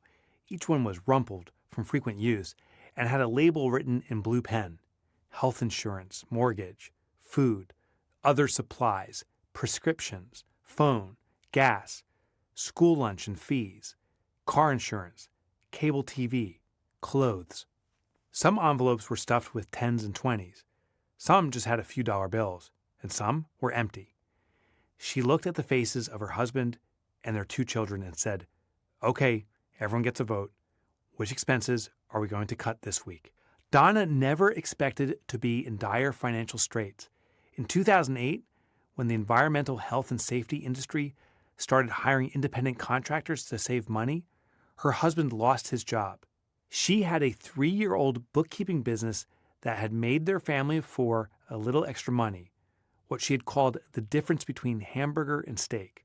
But her husband, who'd been the main breadwinner and her $28,000 in income a year, could not come close to supporting their living in Silicon Valley, especially because they had an extra set of required expenses related to her husband's poor health. It wasn't long before they had blown through their savings and they didn't have enough money to cover their bills. When Donna and her family voted on which expense to vote off the island, as she puts it, they knew the first three bills to be paid were health insurance, food, and the mortgage, in that order. This was before the Affordable Care Act, Donna explained, when an insurance company could deny your coverage for a pre-existing condition. So we had to cover the health insurance first. Donna worked hard to get more clients, but it wasn't enough. Her husband worked every day to find a new job, but no one was hiring. Eventually, he decided to change professions and learned graphic design so he could take on any job that would give him some income. They sold what they could: clothes, jewelry, furniture, sports equipment, electronics, whatever anyone would buy. To make matters worse, Donna's husband's health continued to decline. Our church would call and ask, "What do you need?" And I would say, "Can someone just go pay for his insulin?" Despite all their efforts and despite support from their community, eventually the envelope that was always third in line, the one labeled mortgage, was completely empty. They got behind on their payments for their duplex, and then more behind, until finally the bank was involved. At the time, many people were in financial hell. A staggering 133,223 bankruptcy filings were recorded in California that year, and of the 12 duplexes in Donna's area, 18 were owned by the bank. 18! She and her family were not alone, but that didn't make their situation any easier. Desperation brought about an unthinkable idea. I talked with my husband about splitting up the family. He'd take our oldest and sleep in the car. I'd take the younger one and sleep in the van. Donna and her husband managed to come up with enough money to keep paying their mortgage, but they didn't have enough to cover the months they hadn't paid. Their foreclosure day turned out to be the same day as their wedding anniversary. As they waited for the sheriff to come escort them out, Donna looked at her nearly empty home. They had sold almost everything. Suddenly, like in a movie, when the reprieve arrives just in time, her attorney called to say the bank agreed to let them stay in the home and pay off the unpaid debt over time. That was a turning point, the start of a new season, one focused on recovery. Over time, all the envelopes filled with cash, and eventually, when Donna started using Profit First, the envelopes became bank accounts. Donna would move out of recovery mode and into other new seasons, where she focused on other goals beyond mere survival. One of the reasons many financial habits don't stick is because life is not static. We experience good years and super lean years, tragedy and good fortune. Our needs and goals change as we make big life decisions, like having children and later launching them into the world. Like the winter melting into spring, we move from one financial season into another. Nothing is permanent.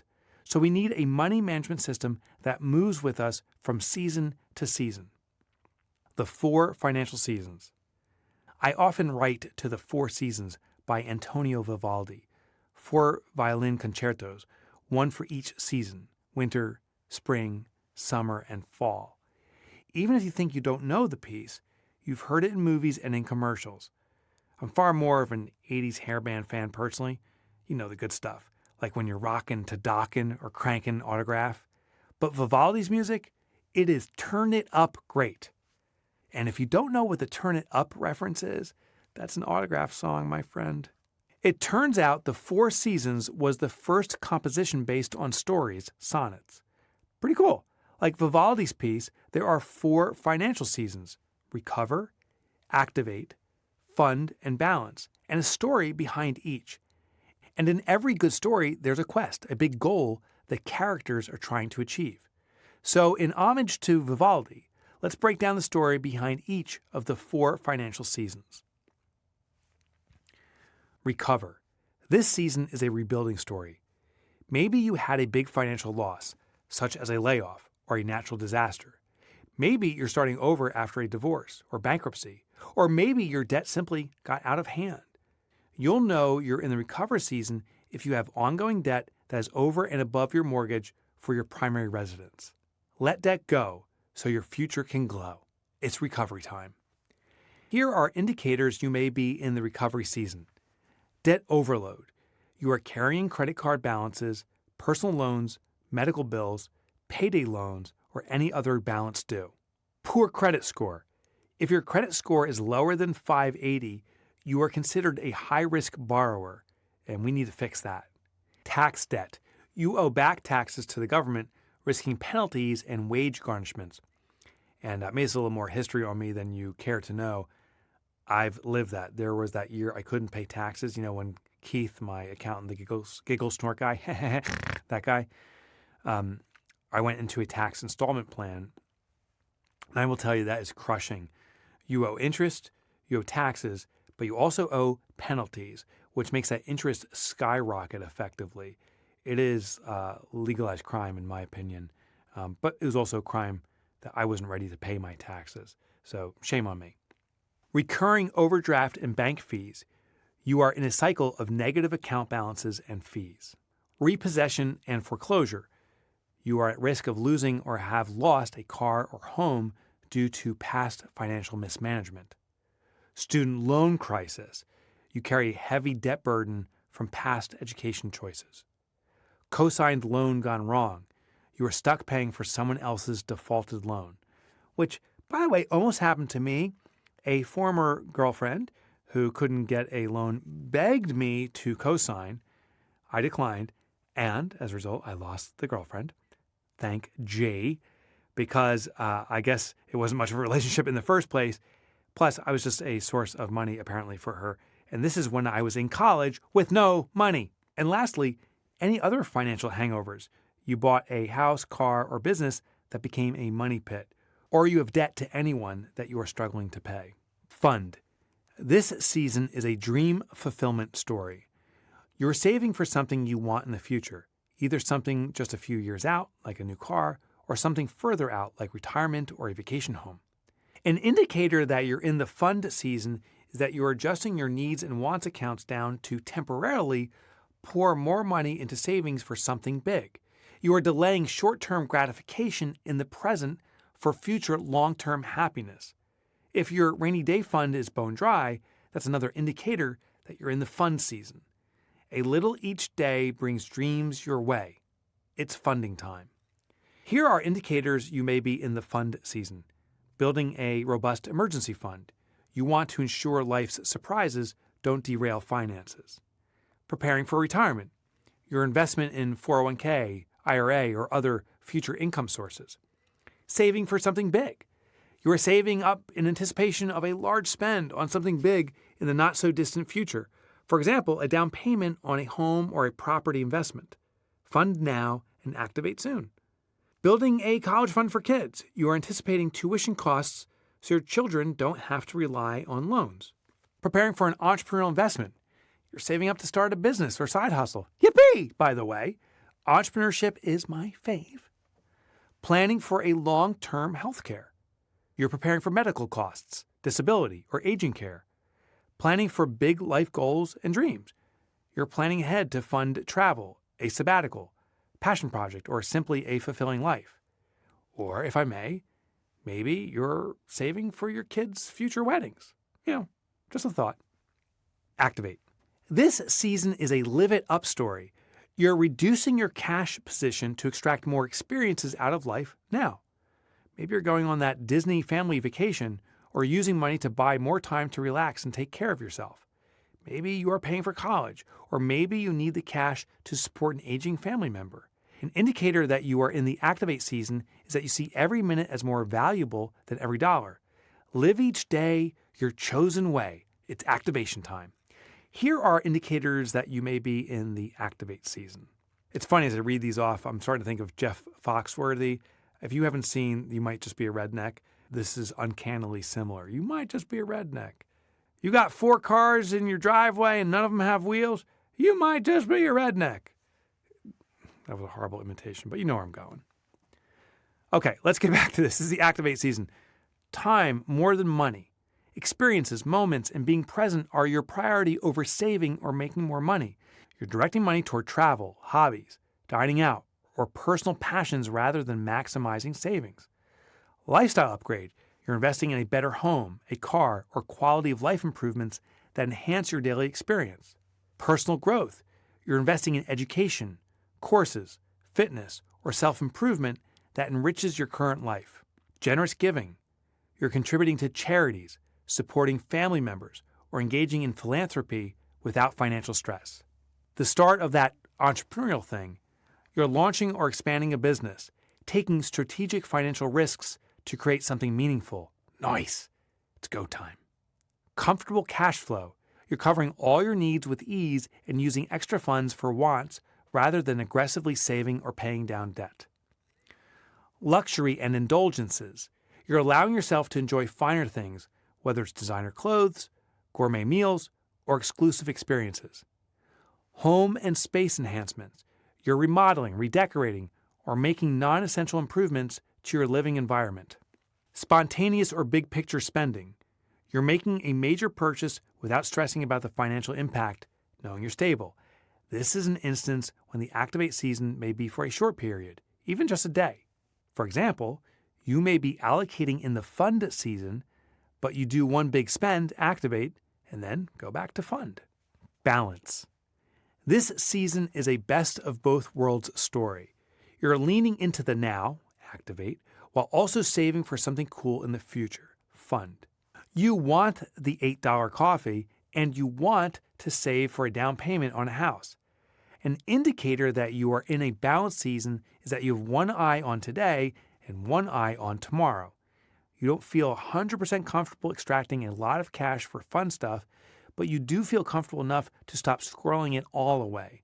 Save and spend, a blend that won't end. It's balance time. Here are indicators you may be in the balance season. Every dollar is doing something that feels right. You enjoy today's pleasures while ensuring tomorrow is secure. Every dollar has purpose, whether it's for now or later. You are here now and ready for later.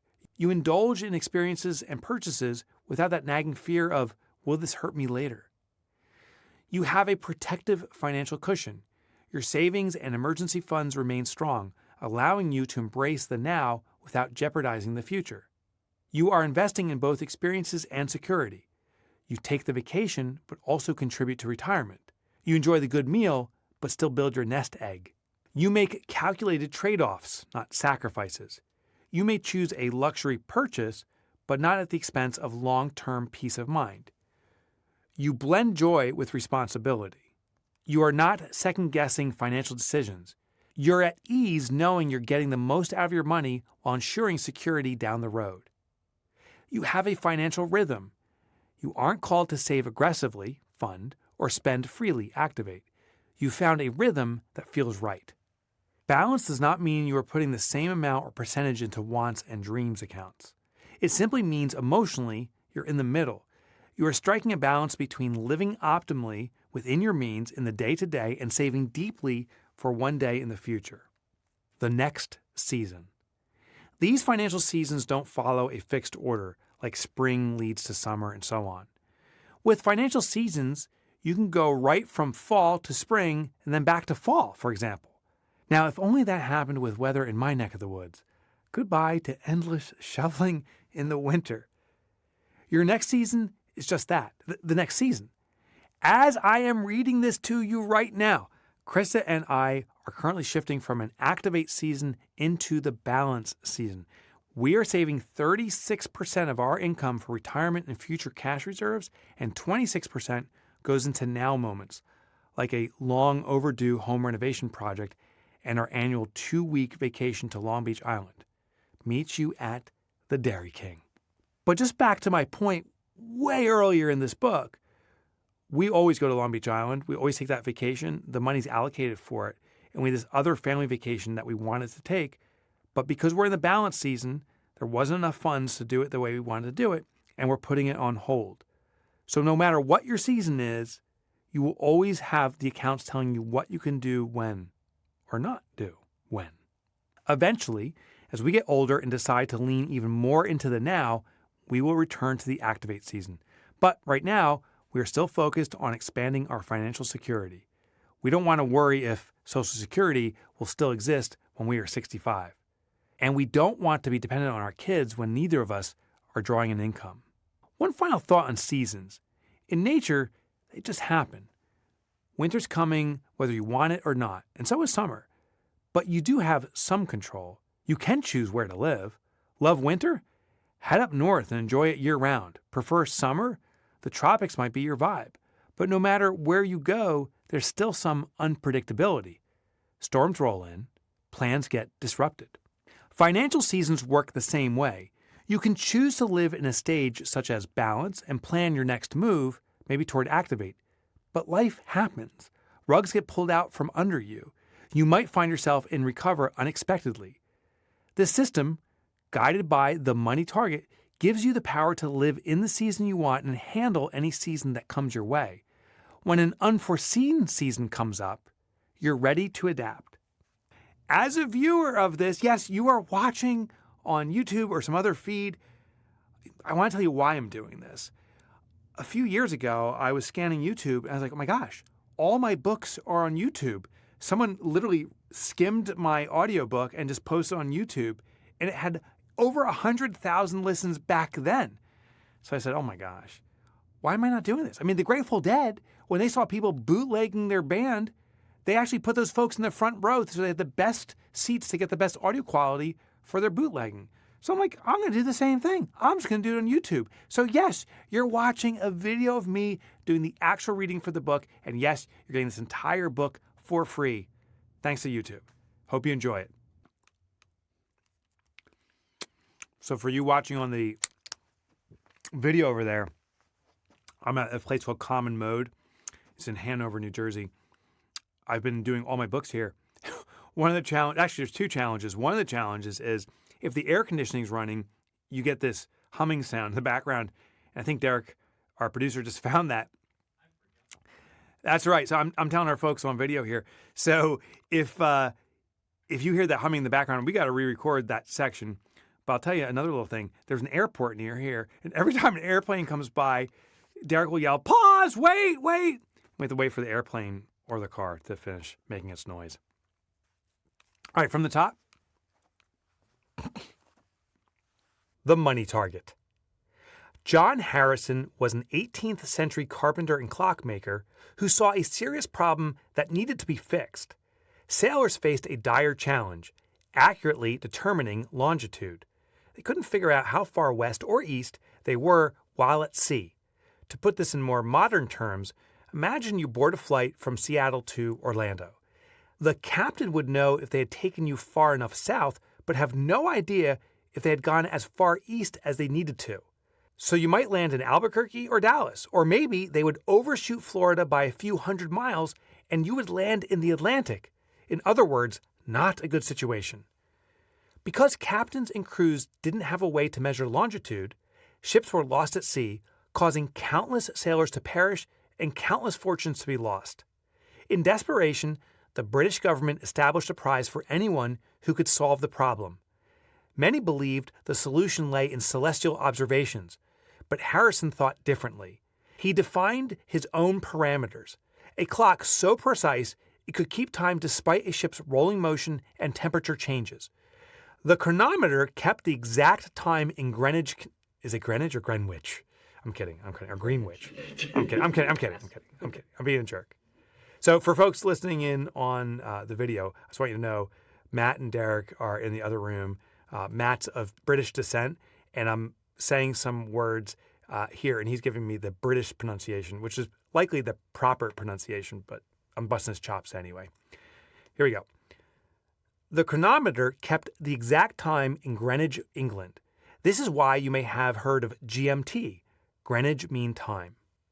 Using the chronometer, sailors could compare the time of day by looking at the sun's position, or night by observation of the stars, and compare it to the time in GMT.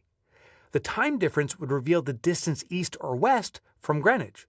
With a few more calculations, they knew how far east or west they should travel. Like if I said you live in San Francisco and I said I am 3 hours ahead of you, you would know that I'm somewhere on the East Coast. The chronometer became the thing to measure progress on a voyage, always telling you how far you had traveled, and could always determine how far you still needed to go. Here's the part that might just blow your mind, like it did mine. The chronometer's concept is still in use today, and you're using it every time you use a GPS. Instead of comparing time with Greenwich, GPS compares time with multiple satellites down to nanoseconds. This precision pinpoints exactly where you are. Beacons are everywhere, guiding us and pinpointing us in our journey. Just like Harrison's invention once did for sailors at sea. Just like the money target does for your fattening your wallet. The money target is a simple chart used to identify exactly what percentage of your income to allocate to each of your 5 bank accounts. The chart is based on what financially fit people do at all different levels of income and in different seasons. With it, you can determine exactly what your accounts and subsequent spending behaviors should be. Admittedly, this is not a perfect science. A multitude of factors can affect the numbers, such as the costs of where you live and the size of your family. But don't get deterred by the details. The money target is like horseshoes, or apparently parallel parking. Close enough is close enough. I have an office in Boonton, New Jersey, and it's a very narrow street, and the parallel parking there is a nightmare. It's kind of comical to watch me do it, or anyone do it, but gosh, this is a nightmare, and many a person has lost a side view mirror as a result. Note, you won't find the income account in the tables below because it disperses to all the other accounts. Now, again, you know this is available for download and you know where to get it, mymoneyhabit.com. I'm going to give you just a brief overview of these charts, just so you understand what we're talking about. It has different tiers, and these tiers represent income. So Tier 1 income is up to $50,000. As of this writing, the average earner in the United States and in Europe was earning $50,000 a year. Now, that's not the average household income, that's the average individual earner. And those numbers will definitely change over time and perhaps have changed as you're listening to this. So just make note of this. This chart is where you target yourself, where you start. So if you see Tier 1 income of $50,000 or less, or up to $50,000, and that's where you are, that's where you start. But if your collective household income is, say, $50,001 up to $150,000, that puts you in Tier 2. This chart has 6 tiers, so it goes from Tier 1 to Tier 6, and Tier 6 is for households earning over $1 million, and there's all tiers in between. Well, within each tier, you have columns that identify the season you're in, and we talked about this last chapter. You can identify now if you're in the recover season or fund, activate, or balance. Based upon those 2 known quantities, your collective household income and the season that you're in, you then have a column of percentages that you should allocate to each account. Now, this is what I call the optimal allocation. So I'll pick Tier 2 in this example, and let's say your household income is $100,000. That puts you squarely in Tier 2 income, and we'll say you're in the recover stage. Well, in this scenario, 65% of those funds goes toward needs. 10% goes to the wants account, 3% to dreams, 20% likely to fix. It's a fix or future account, but if you're in recover mode, you're likely paying off debt, so 20% goes there, and 2% goes to your emergency reserve. So these are your starting points. I do want to remind you, this is like horseshoes and apparently parallel parking. These percentages may not be perfect for you over time, but it is the perfect starting point. So start with these percentages, and then we'll adjust very quickly. Okay, let's get back to the book. And again, if you haven't downloaded the charts, you know where to get them. There is a description of the chart, so I'm just going to read that to you. The money target. These charts show the ideal percentage allocations based on your usable household income and financial season. In Chapter 4, you will plug the percentages based on your tier into a tool called the Money Map to see how your current spending can shift toward optimal use. Here's how to use the money target. Step 1, identify your tier. Find your tier based on your annual usable household income. This is the total net income from all individuals contributing to your household. Step 2, identify your financial season. Identify your household's financial season using the definitions provided earlier in this chapter. Step 3, allocate percentages to your foundational accounts. Based on your current tier and financial season, assign percentages of your income to your foundational accounts. Remember, we want the system to show your financial circumstances within a few seconds of logging into your bank account.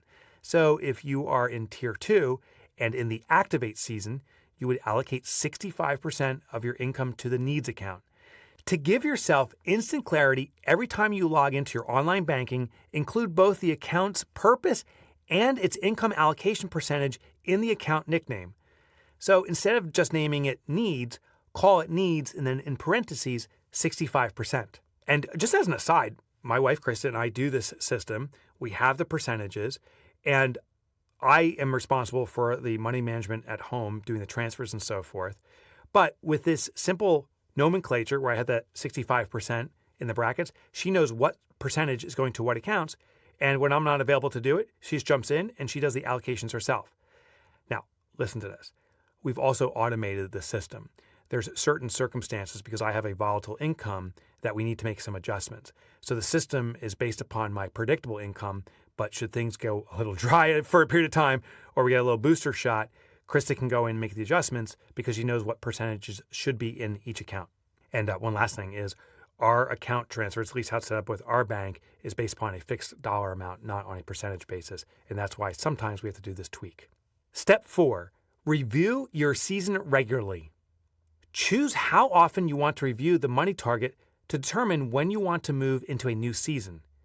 Weekly reviews like Finance Friday or Money Monday or Wealthy Wednesday ensure consistency, while quarterly check-ins allow you to reassess your season and adjust percentages as needed. By adhering to the money target tool, you'll become clear and empowered. You will know where you stand and how much farther you need to travel. Each adjustment will bring you closer to the financial parameters that work seamlessly with your life. Let the money target be your chronometer. Take quick action. Choose your financial season. If you don't know what season you are in, start with Recover. The system is designed so that the seasons will reveal themselves as you move along. So you get her started with Recover. Wipe out your debt and build your foundation by transitioning into Fund. Now listen, bucko, you may be mowing the lawn right now or out for a drive or my favorite thing, which is out for a run, listening to this book. And you're like, oh, yeah, that's cool. I'll consider that later. No, stop running. Stop mowing the lawn and just take a second and say, what financial season am I in? And make that determination at least in your head so that when you get back to your home and you're ready to deploy the system, this has been taken off the checklist. Now get back to mowing that lawn.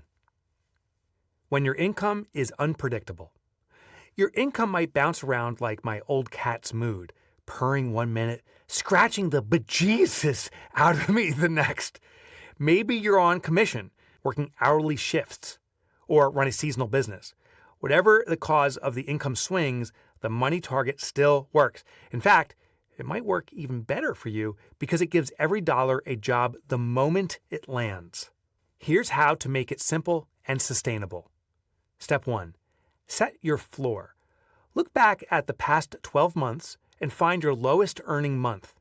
That's your floor, your worst case scenario. Multiply that month's income by 12, and that becomes your tier for the money target. Now, remember, do this at the household income level, not just one income if you have multiple incomes participating in your household. Why? Because if you can build your system around your worst month, then anything above that becomes pure financial momentum. Step 2, prioritize survival first. If your income is unpredictable, start with one of these financial seasons. Recover, Fund, or Balance. Avoid Activate for now, unless you're already having large amounts of savings. Activate is designed for people with consistent, predictable income or sustainable savings and encourages spending money based on consistent access. That's too risky when you're unsure of what's coming next. But no worries, you'll be able to activate the spend soon enough. And by the way, as I set up the money habit for myself decades ago, I started off with Activate, and that was a mistake because I didn't determine what my floor was, and I started to overspend right away. I properly set myself in Recover mode. That's where I should have been from the get-go to get out of debt instantly after that experience, and it corrected my money management permanently going forward. By operating from your floor, you ensure security first. When you have a strong month, the system doesn't encourage a spending spree, which is the big danger, by the way, equivalent to when my cat goes for my face. Instead, a strong month helps you stockpile for when the pendulum swings back. so you're not left scrambling during leaner months. Step 3. Give it 12 months. Once you've used this approach for a full year, you'll have a much clearer view of your real financial landscape. And assuming you have strong months, not just floor months, you will automatically have set aside cash. This is when you can allocate the excess dough. Maybe it goes into accumulating savings, paying necessary bills, or spending on the things you want to make happen next year. You're not officially in the activate season, but you're giving yourself permission to activate some of those funds. Step 4, recalculate yearly. Every 12 months. And my little pro tip here is I like to do this at the very end of the year, December 31st. It's the perfect time. I allocate a half day to reflect on the year that has passed and also to make my adjustments with my money habit. Every 12 months. 1. Recalculate your floor based on the new 12-month cycle. 2. Adjust your tier if needed. 3. Move to, or stay in, the season that fits your current reality. This includes the option of moving into the activate season. 4. Use the excess money for intentional spending based on last year's overages, not on this month's optimism. This approach gives you flexibility without sacrificing stability.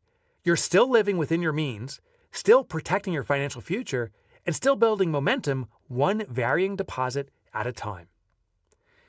Take quick action. When you consider your money target allocations, base your starting point upon your floor income and your season, and then live by them consistently. As a result, every dollar earned over your floor becomes your win. You know what I'm going to say? Stop mowing that lawn and figure out your floor right now. When the money target feels out of reach. What do you do if your money target doesn't seem doable right now? The good news, you're not alone. Many folks feel adjusting to the target percentages is too much, too fast. The great news? The fix is easy and is designed to move at a manageable pace. Step 1. Review your spending. Look at your historical spending to see what percentages of your income you currently allocate to needs, wants, dreams, fix or future, and emergency accounts.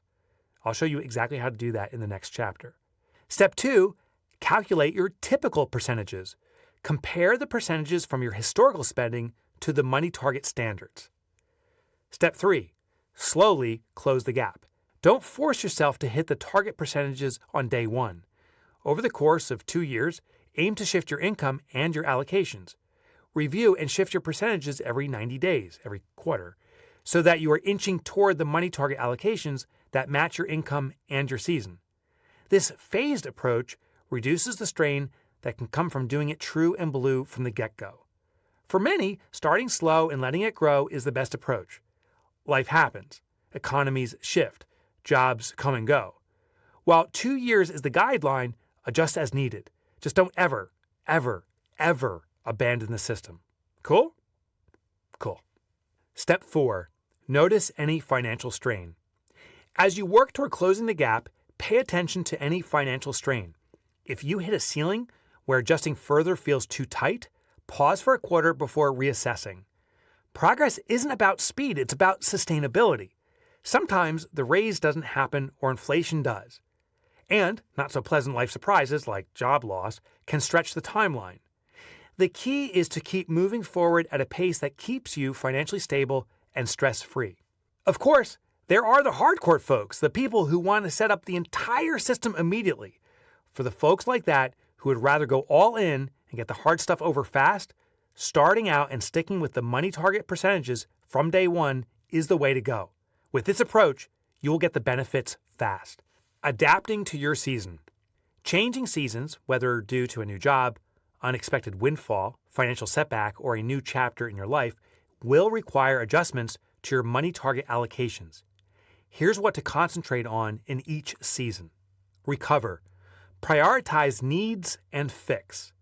Address critical expenses like rent, utilities, and groceries while actively paying down debt. Fund. Focus on setting aside cash to dreams and future. Build long-term savings for significant goals like retirement or a down payment. Activate. Shift your attention to building wants and drawing funds from dreams. Allocate cash for meaningful experiences, such as vacations or personal goals, while staying within your means. Balance. Blend wants, dreams, and future. This is about finding harmony, where you're enjoying life today while preparing for tomorrow. Here are a few things you can do to spot when a change in season may be in order. Check your numbers.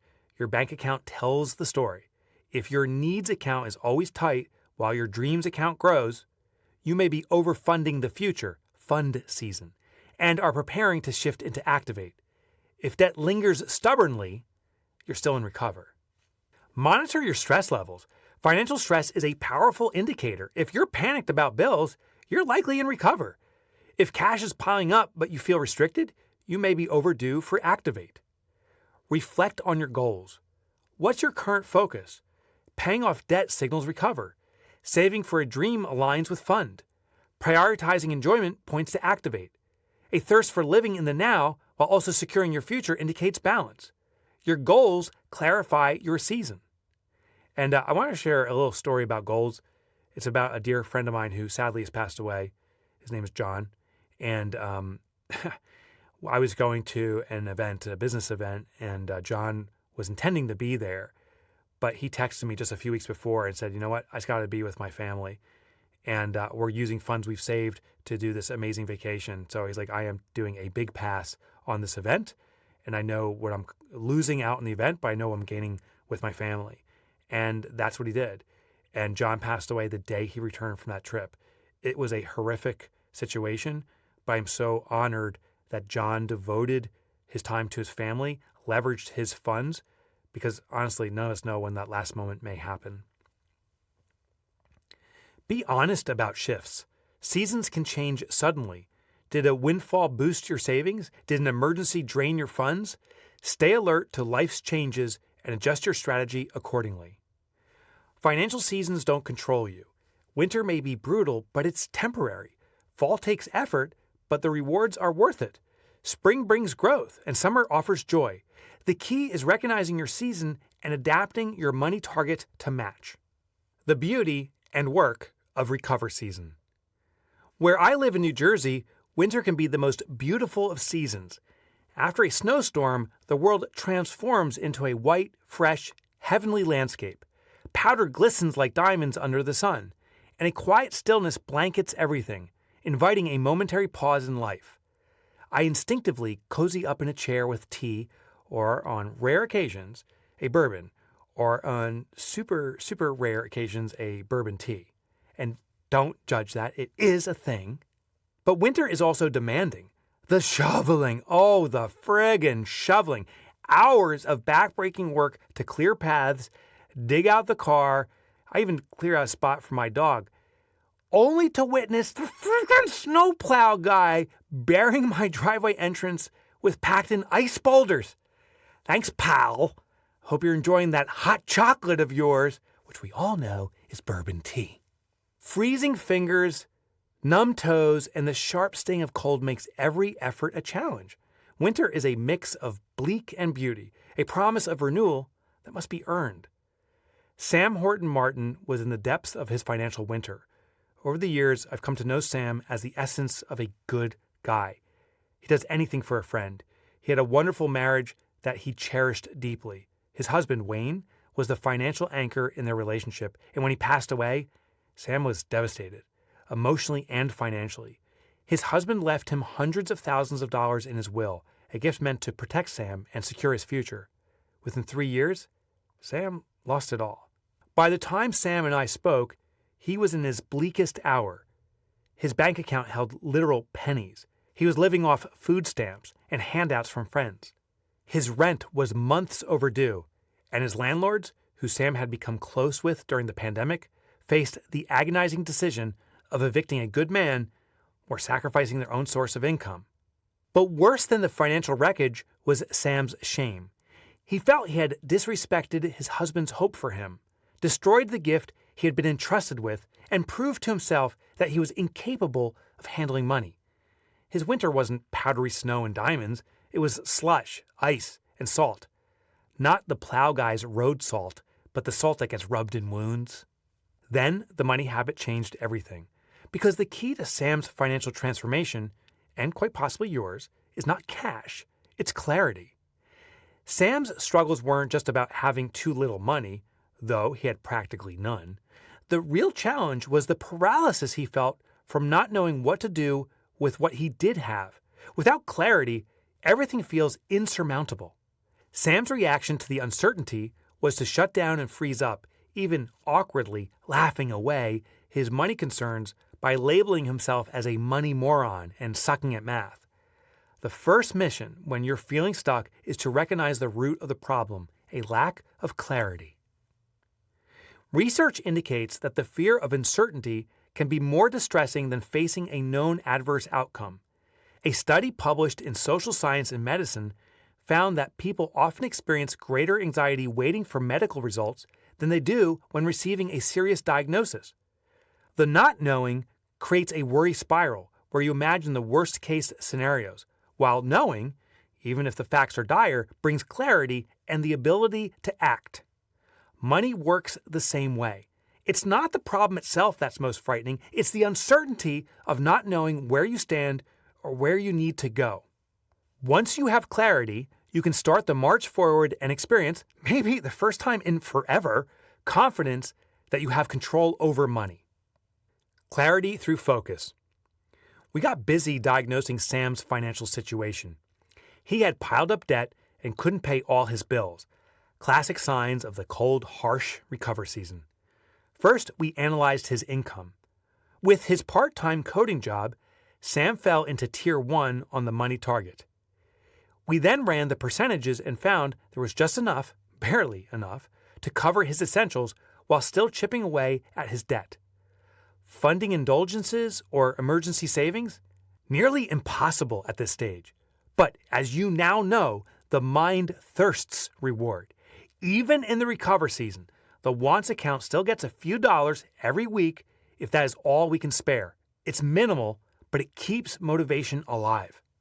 With this target plan in place, it became clear cutting costs alone wouldn't make Sam financially fit.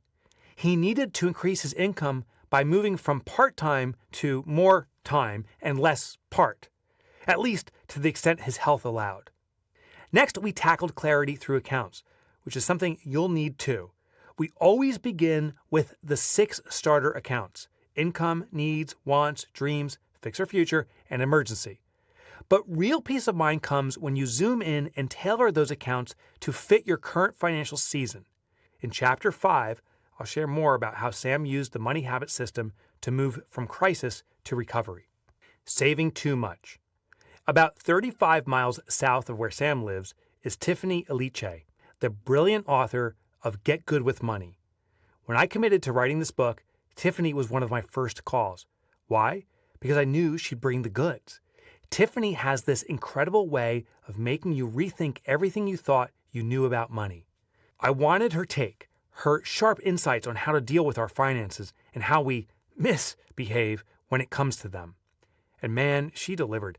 Her ideas poured out like water from a fire hose, each one sparking new thoughts for this book. And as a quick aside, and talking about Tiffany, I literally met with her just a few days ago, and I further interviewed her. Now, I've already written this manuscript. I'm reading it to you now, but she had some additional ideas that I wanted to include. So I included a part of that interview in this book itself. I hope it serves you deeply. But here's what really hit me. It wasn't just her ideas, it was her story. Like a lot of people, I always assumed the toughest part of financial growth was building funds to climb out of debt, save for dreams, or stack up investments. But Tiffany shattered that notion with something I'd overlooked entirely: the miser's problem. When saving becomes the sole obsession, living gets pushed to the sidelines. And in that moment, I saw it crystal clear. Financial freedom isn't just about accumulating, it's about living. In retrospect, it was a no duh. She was reminding me of a premise that you and I both already know: the caveman principle. We gather, store, and use. Well, we are supposed to use. So one day my parents sat me down, Tiffany shared, and they were like, "Is everything okay?" I was confused. "Yeah, why?" They said, "You look like hell." Tiffany said Nigerians are direct, and Nigerian parents are really, really direct. Their bluntness stung. Tiffany had been saving relentlessly, skipping self-care and everyday spending to build her financial cushion. Tiffany briefly looked down at the well-worn outfit she had on, and her emotions swelled. She shared, "I remember snapping back. I'm saving. I'm being responsible like you taught me."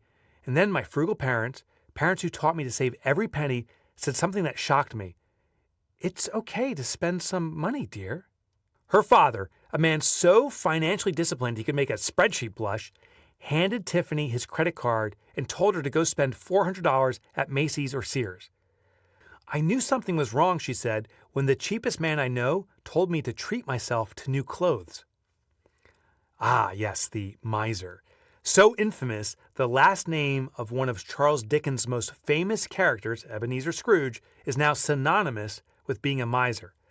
The miser syndrome is the obsessive tendency toward not so much saving as much as not losing. There is a constant worry that spending of any type will lead to financial ruin. The consequences are avoiding spending on expenses that would actually improve quality of life. The emotional toll of guilt is too much to bear when the miser does spend. So for our video viewers, right here, I have a pronunciation. Maybe you can even hear it. This is this guy, John Elwes. Elwes. So there's the pronunciation. But before I did that, Matt Robinson, who is the most amazing photographer, he's based out of New Jersey. Make sure you hire him for all your photography. He's here. He's doing this video setup for us. And I said, "Hey, Matt, you're British. How do you pronounce this last name?" And he goes, "What a stupid name." That's my best British accent, by the way. All right. It's Elwes, just so you know. It's Elwes. Here we go. John Elwes, a British member of Parliament in the 18th century, epitomized miser syndrome so completely that despite inheriting a vast fortune, he refused to spend money even on basic necessities. He lived in crumbling properties, wore clothes until they disintegrated, and ate spoiled food. His relentless pursuit of not losing drove him to sit in the dark to avoid the cost of candles. He even declined to pay for the most rudimentary education for his two sons, George and John, reasoning that putting things into people's heads is a sure way to take money out of their pockets. All this worry, and it could have been avoided, barring legitimate mental health issues, with the money habit. The system doesn't just show you where your money should go, it assigns it a purpose before you use it, freeing you from the mental gymnastics of, am I using this the right way? Each dollar knows its job. It's not just sitting there making you feel like a miser for impromptu money decisions. It's at your bank, ready to get to work for you in the way you always intended. And with that, worry wilts. Hope that helps, Ebenezer. Regain agency. In August of 2023, Vicki Lanthier unexpectedly lost a healthy six-figure consulting contract. And just like that, she landed in a new financial season. At the time, she had $60,000 in commercial debt, as well as her mortgage and other living expenses. Most people would panic in a situation like this, but not Vicki. A 14-year military veteran, she knows how to survive a crisis. In her book, High Agency Human, Vicki details how she not only survived being drop-kicked into a recovery season, but eliminated the typical financial overwhelm most people feel when they lose their primary source of income. She used a process she called radical reduction, where she instantly reduced her expenses down to just the fundamentals. The essence of her system? No delays, no overthinking, just do it, and just do it once, hard.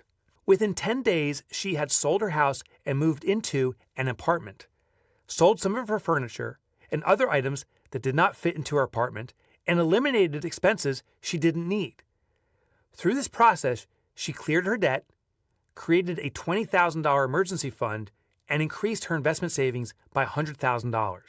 The combination of the mass liquidation and reduced ongoing expenses left her with extra cash to fund a life pivot over the next year, which she used to obtain her registered nurse license and get a new job. And thanks to some creative moves, she also took her dream trip to the Arctic and went to France for the 18th anniversary of D-Day. By moving quickly, Vicki was able to shift into a new season and a new life. When I asked her how she could let go of so much of her life, she explained people get caught up in the sunk cost fallacy, our cognitive bias to continue to spend on something we've already invested in, like a big house, even when it no longer makes sense to do so. Vicky said something that stuck with me, and it speaks to the heart of the money habit system. We need to live at the limits that set us free. This is how we gain agency over our own lives. When you choose your financial limits on purpose, a magical thing happens. Chaos converts to structure. Structure sharpens clarity, and clarity creates freedom. Back on the limb. When I met Donna Lim for the first time, she shook my hand and said, "I hated your book." "Youch! That's not good. Tell me more," I replied. "Why did you hate it?" "Because of all those bank accounts." Donna is now the founder of Suitor Consulting, an accounting firm that helps people improve their cash flow. She was referring to my book, Profit First, which she had heard about from some of her clients who were implementing the method. To her, the accounts seemed confusing, unnecessary, and like a lot more work. The second time she heard about it, she ignored it. By the third time, she said, "Okay, this system isn't going to go away, so let me really understand it." The fourth time a client mentioned it, she decided to try it herself. "I did your 1% challenge," she said, "and I never looked back." Donna is referring to my challenge to Profit First readers to transfer 1% of their income into a profit account. I adapted that challenge for you. It's the one account challenge from the previous chapter. And if you haven't completed it yet, this is your cue. I don't care if you're in your undies, go do it now. She shared her story with me, the envelope survivor story I shared with you at the start of this chapter. Today, she is a certified Profit First professional who swears by all those bank accounts. She's seen the system transform her clients' businesses and her own. "I don't know why starting the bank accounts was so hard for me at first," she said, "because I'd used the envelope system to get us through that terrible time."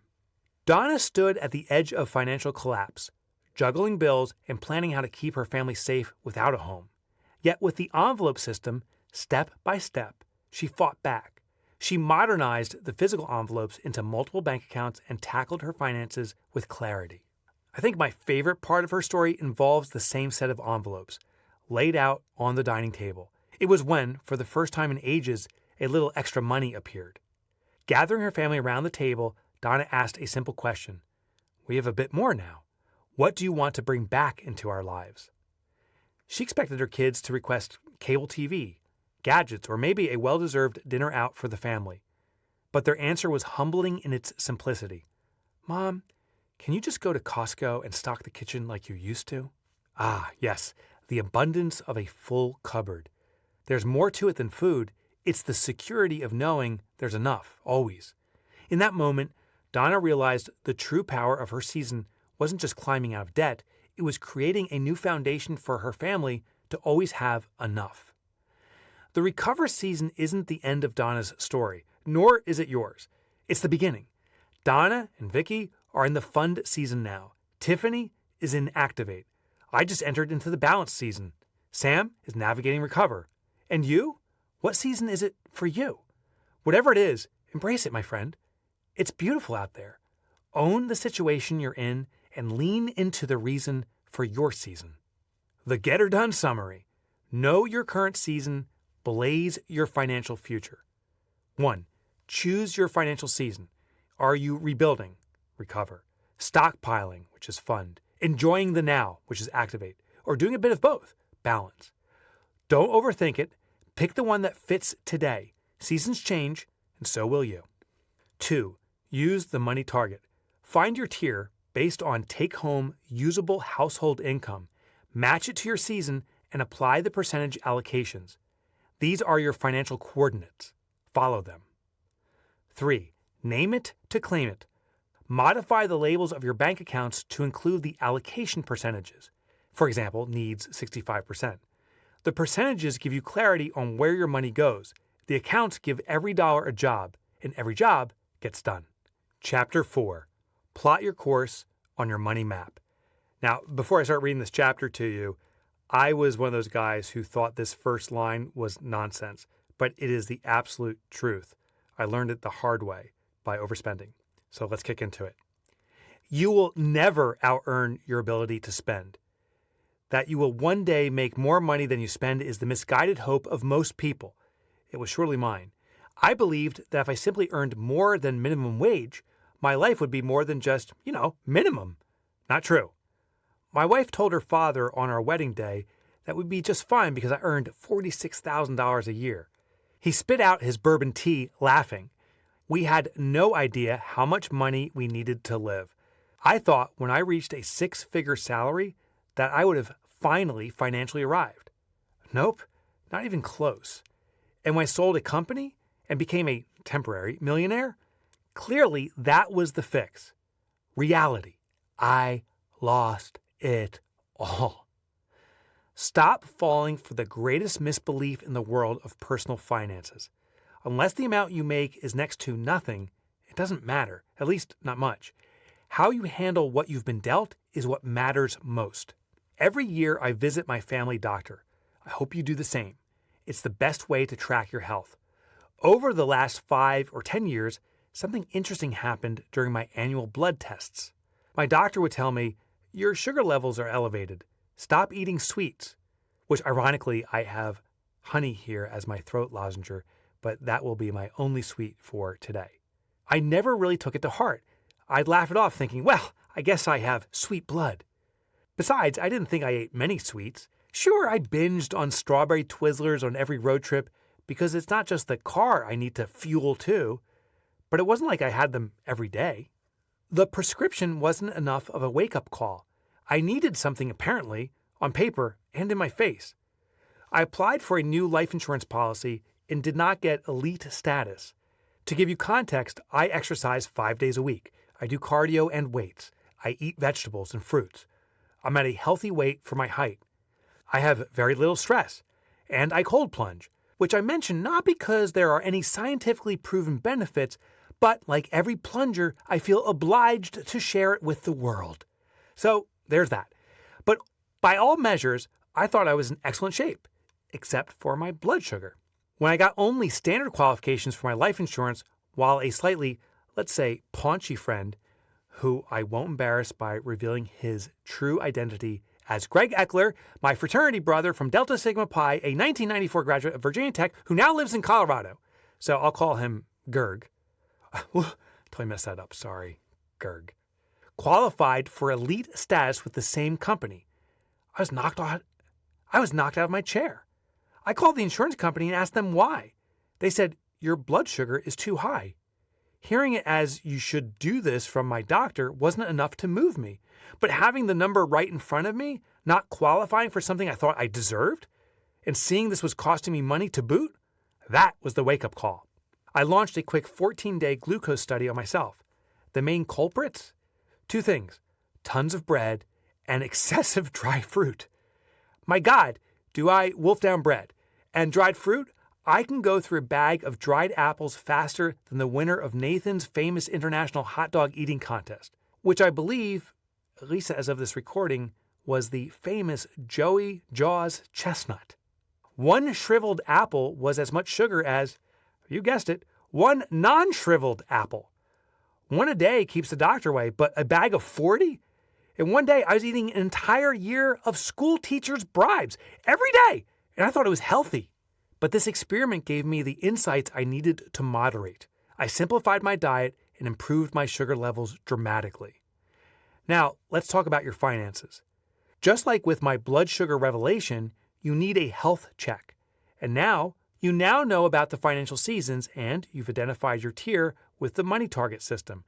So we have the information we need to take a close look at your current spending and how you need to adjust it. We'll use a tool I call the money map.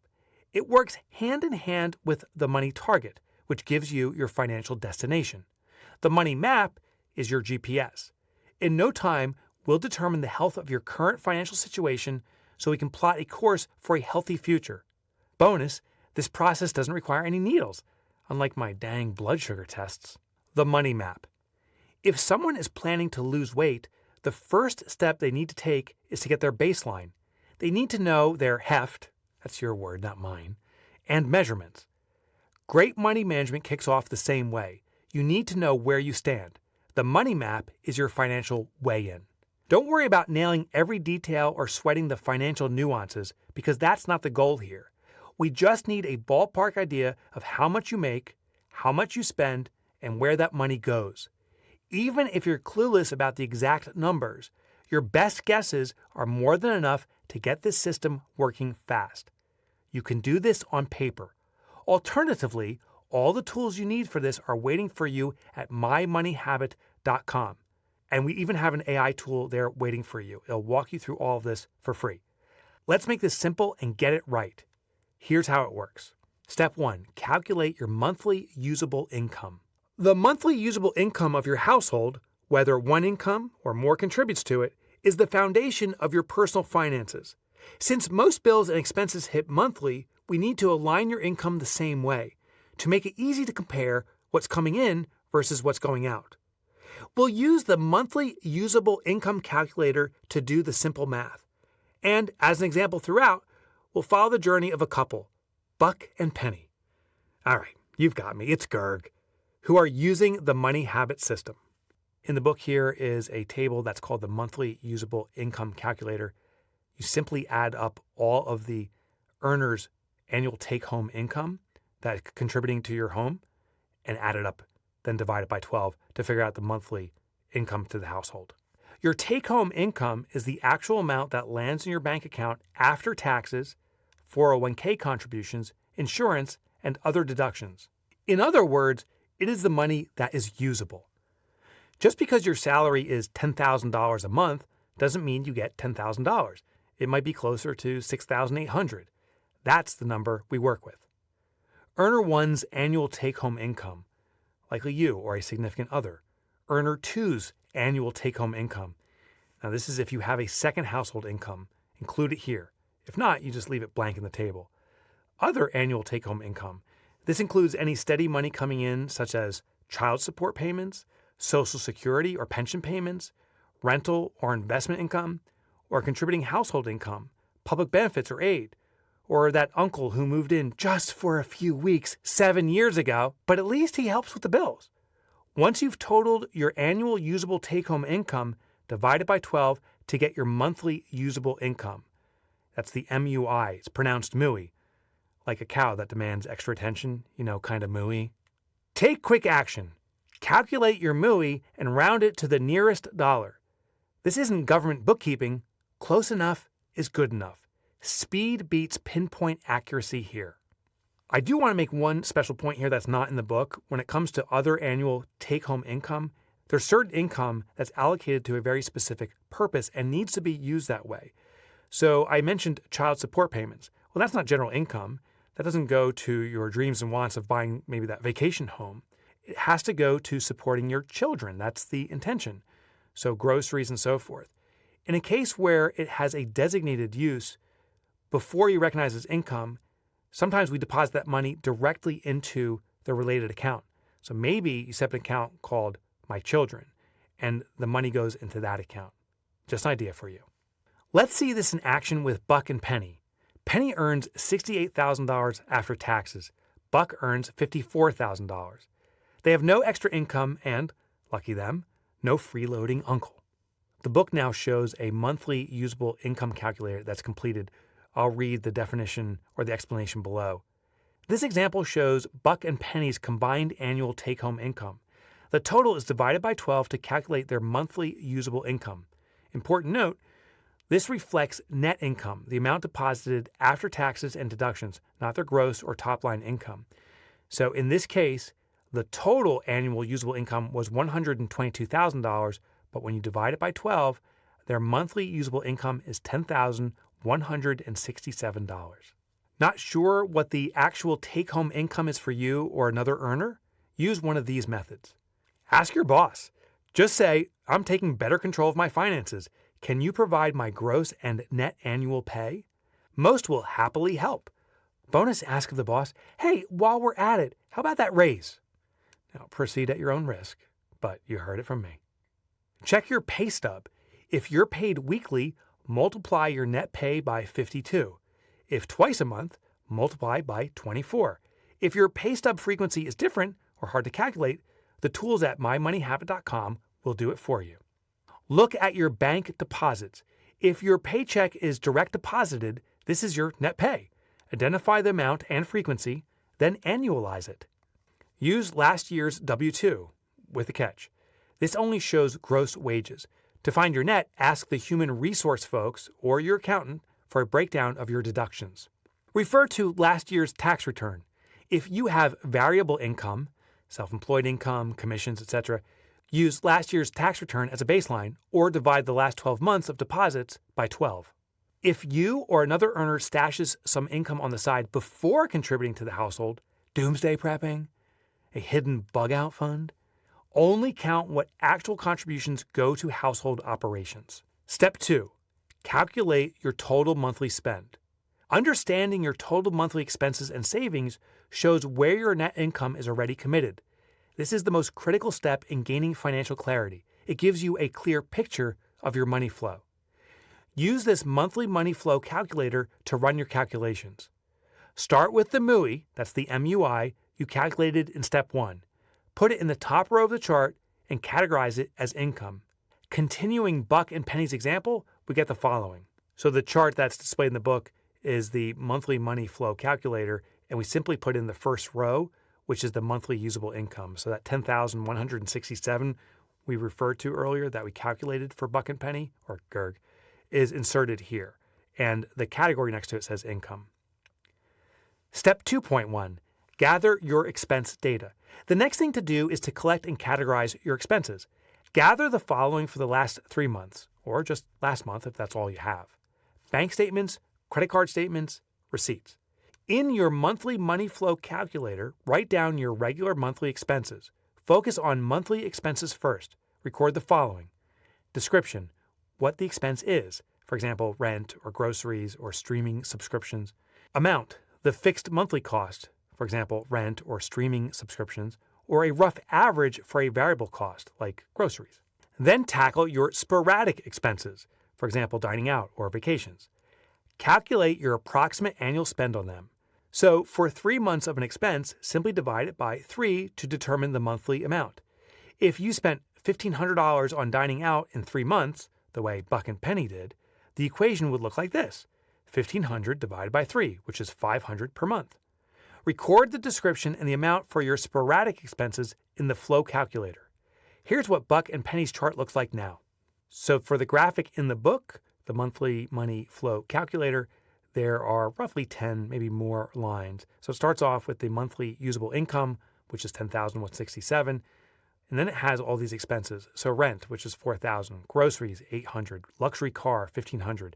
It continues on with gas, streaming subscriptions, dining out, new furniture, credit card bill, gifts, gym membership, vacation, and clothing, all with the appropriate number associated with it. Now, in the table at the very bottom, there's a squiggly line. It simply indicates they likely have more expenses. This is just an example. And here's the description from the book. Each expense is itemized and assigned a monthly amount. Both fixed costs, such as rent, and estimated sporadic spending, such as gifts, are included. The wavy line at the bottom of the table signals that Buck and Penny may have additional expenses. When you fill out your own, make sure you include everything. The reason we record all expenses and costs without tracking an ongoing balance is to prevent mental interference. When we see a running balance, we tend to second guess or try to improve the system on the fly, which can distort the truth and undermine the process. Step 2.2, identify categories.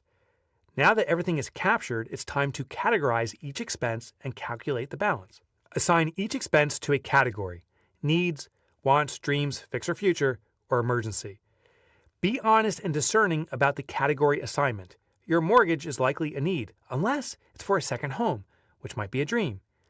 Even after you've saved enough to acquire a second home, unless you need it for survival, any bills related to that home are dream expenses. Groceries are typically a need. Dining out, a want, and a personal chef is definitely a dream. As for clothing, you need it, sure, but anything Louis Vuitton is a want or dream, not a need. Your critical review is essential. A friend or expert might provide even more objectivity. If I may, I suggest you connect with an expert at mymoneyhabit.com. As a reminder, needs are for essentials: rent, groceries, utilities. Wants are the nice-to-haves, dining out or entertainment. Dreams are the big goals, like vacations, luxury items. Fix is for debt payments. Future is for savings or investments or investing in your own growth. And emergency, that's for unexpected expenses. Here's what it looks like for buck and penny. Again, you can download this chart, so we're not going to go through the entire thing, but just as a quick reference, we've categorized now for buck and penny all of these different expenses. So rent is a need, groceries is a need, the luxury car, that's a dream. Gas is a need. Streaming subs, meaning streaming subscriptions, that's a want. And then there's other want streams, and there's a fix with the credit card bill they have. If you're not currently allocating money to certain categories, that's okay. Right now, we're simply getting a clear picture of how your money is being used. In Buck and Penny's case, there's no money going toward the future or emergency categories, and that's just fine. Step 3, total the categories and calculate percentages. Now, let's break things down into the money map. The first goal is to total each category from the monthly flowchart calculator and determine what percentage of your monthly income is going toward each one. Your category totals may exceed or fall short of your income. This is normal, so don't stress over this. The goal here is simply to understand the general trend of where your money is going, not to get everything perfect. Continuing our case study of Buck and Penny, we see the totals add up as follows. Needs, $5,300. So this is a summation of rent, which is $4,000, groceries, which is $800, gas, $250, and clothing, $250. Wants is $1,175, which is the accumulation of streaming subscriptions, $150, dining out, $500, gifts, which is $75, and a gym membership, which is $450 a month. Dreams, $2,525. So this is their luxury car, which is $1,500 a month. New furniture, which is $525 on average every month. And the vacation account, which is $500 a month. Fix is $2,300. That's their credit card bill. Future, they're allocating nothing currently, and same is true for the emergency account. Note that both the fix and future categories are listed here, and that's intentional. It's possible you've been trying to address two top priorities by paying off past debts while also trying to prepare for the future. For now, we need to assess both simultaneously to understand your full financial picture. But when we implement the system, we'll shift focus. First priority, clean up the past by tackling debt and overdue obligations while still preparing for emergencies. Then, once we lift that weight, we will reroute more money toward the future by building savings, investing, and creating true financial momentum. Calculate percentages. To determine the percentage of your income allocated to each category, use this simple formula. Category monthly income divided by income monthly total times 100 equals percentage of income. Take Buck and Penny's needs, for example. So they had a total sum of $5,300 for their needs, and their total monthly usable household income is $10,167. So 5,300 needs divided by the 10,167 times 100 equals 52.1. And that rounds down to 52%. So that's our percentage. Repeat this for all categories to get a clear picture of where your money is going. Once you have the numbers, plug them into the money map below. Once you have all your numbers, plug them into the money map that I'm about to reveal to you. Now, I did say earlier you don't have to be good at math, and I stand by that, but you do need to use a calculator. So it's a real simple formula, but you have to use a calculator to get these numbers accurate. So now in the book is the chart, which is the actual money map, showing the percentages that's being allocated. So I want to give you each percentage. The total monthly household income was $10,167, which of course is 100% of their usable household income. In the graph, there is a dark bar below that. We're not going to play with that number. That's simply where we're starting out. And then we're going to see all the deductions that come from that. The next account listed is needs. And the monthly spend here is $5,300. Well, we already did the math above. That came out to 52%. Wants was $1,175, so that came out to 12%. Dreams was $2,525, which came out to 25%. Fixes was $2,300, that came out to 23%. Now, if you're doing the math in your head, kudos to you. You may have figured out those percentages, needs, wants, dreams, and fix, adds up to more than 100%. And sure enough, it adds up to 112%. In fact, when I tallied up the monthly spend, it was $11,300. Well, this is instant clarity. They're making $10,167 a month, but they're spending $11,300. That means they are accumulating debt. So don't expect your actual spend percentage or allocation percentage to be equivalent to the income you make. It could be less. Sadly, it's often more. Sometimes it's right on. But regardless of what it is, we have something to work with, and that is the good thing. Looking at the money map example, we see that Buck and Penny's total expenses exceed their income, meaning they're running a deficit.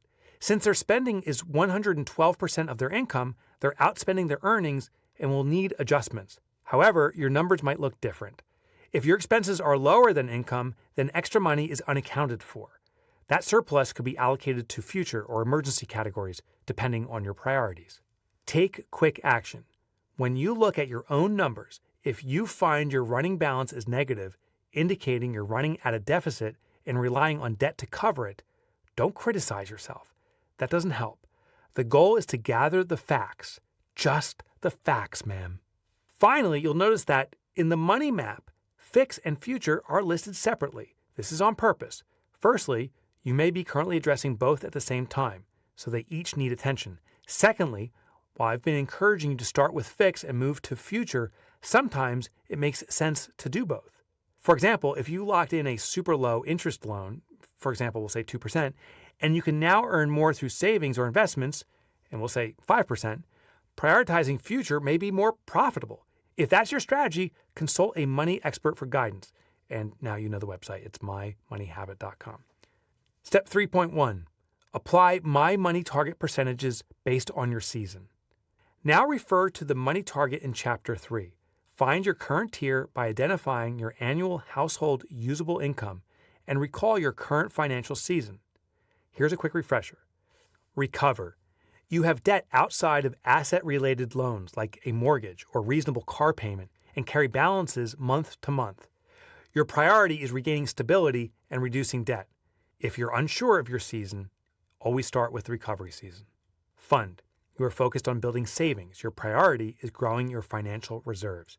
Activate. You're spending more freely using savings for a meaningful purpose or investing in experiences. Your priority is maximizing the present. Balance. You are managing both savings and spending, striking a mix between securing your future and enjoying life now. Your priority is maintaining equilibrium.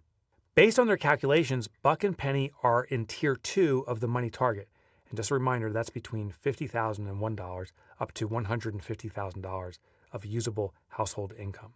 And in the book, I pull up that section from the money target, that Tier 2 section, and you can see all the percentages. And then we're going to pick, based upon their season, the proper percentages to insert in their money map. Because Buck and Penny's monthly expenses exceed their income, they are likely racking up debt or depleting savings, if they have them, which is a clear sign they are in the recover season.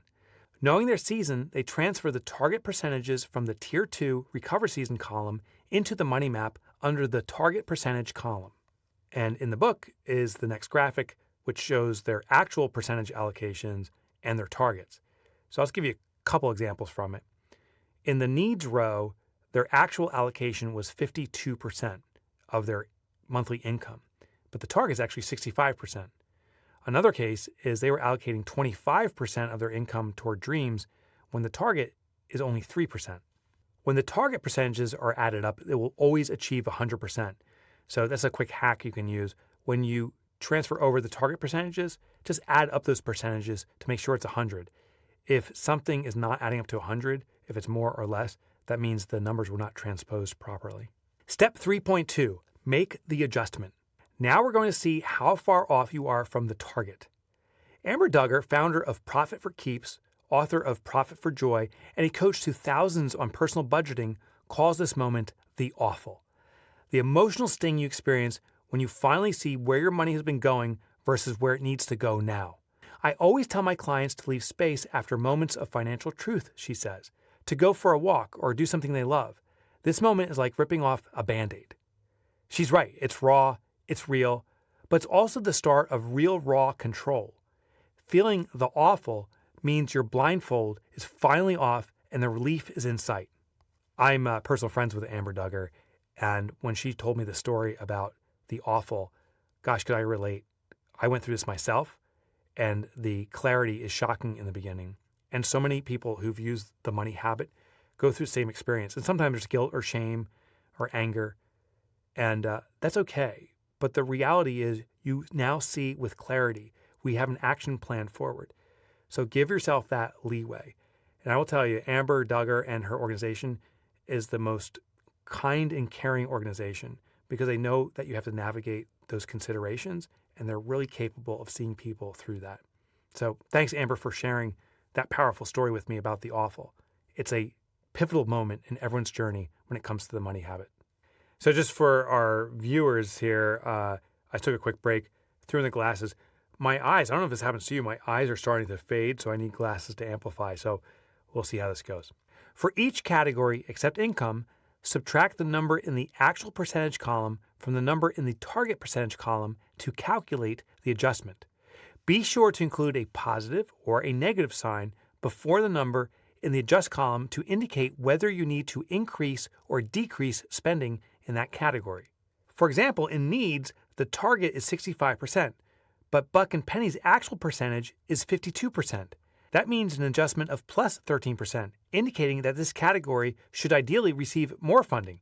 Now, hold your judgment. You might be thinking, wait, they need to spend more on needs during the recover season? Answer, in this case, yes. Before we act on the numbers, let's finish the full analysis. When we reflect on this process in step 4, we'll reveal real issues in Buck and Penny's spending. For now, run the numbers for each category and complete the adjust column. And this again shows the money map in the book. And I'll give you some examples, but you can of course download this. The needs row, which has a $5,300 a month spend in total, the actual percentage is 52%, but our target is 65%.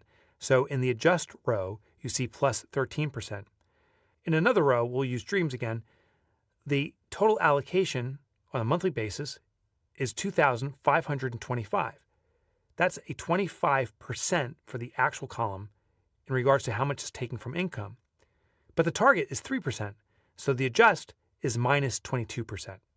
When we total this up, it's minus 12% for the entire adjust column, which makes sense because the actual column was 112%. They were overspending by 12%. Our target is always 100%. So we're going to have to adjust down by 12%. So that minus 12% makes total sense. To verify accuracy, add up all the percentages in the adjust column. Since some numbers are positive and some are negative, the total should match the difference between your actual percentage total, which is 112% in their case, and your target percentage total, which is 100%. So when you add up these rows, and I won't belabor the math with you right now, it adds up to minus 12%. This matches the difference between 112% and 100%. If your numbers align, you've nailed it. If they don't, something might be off. Double check your calculations. Take quick action.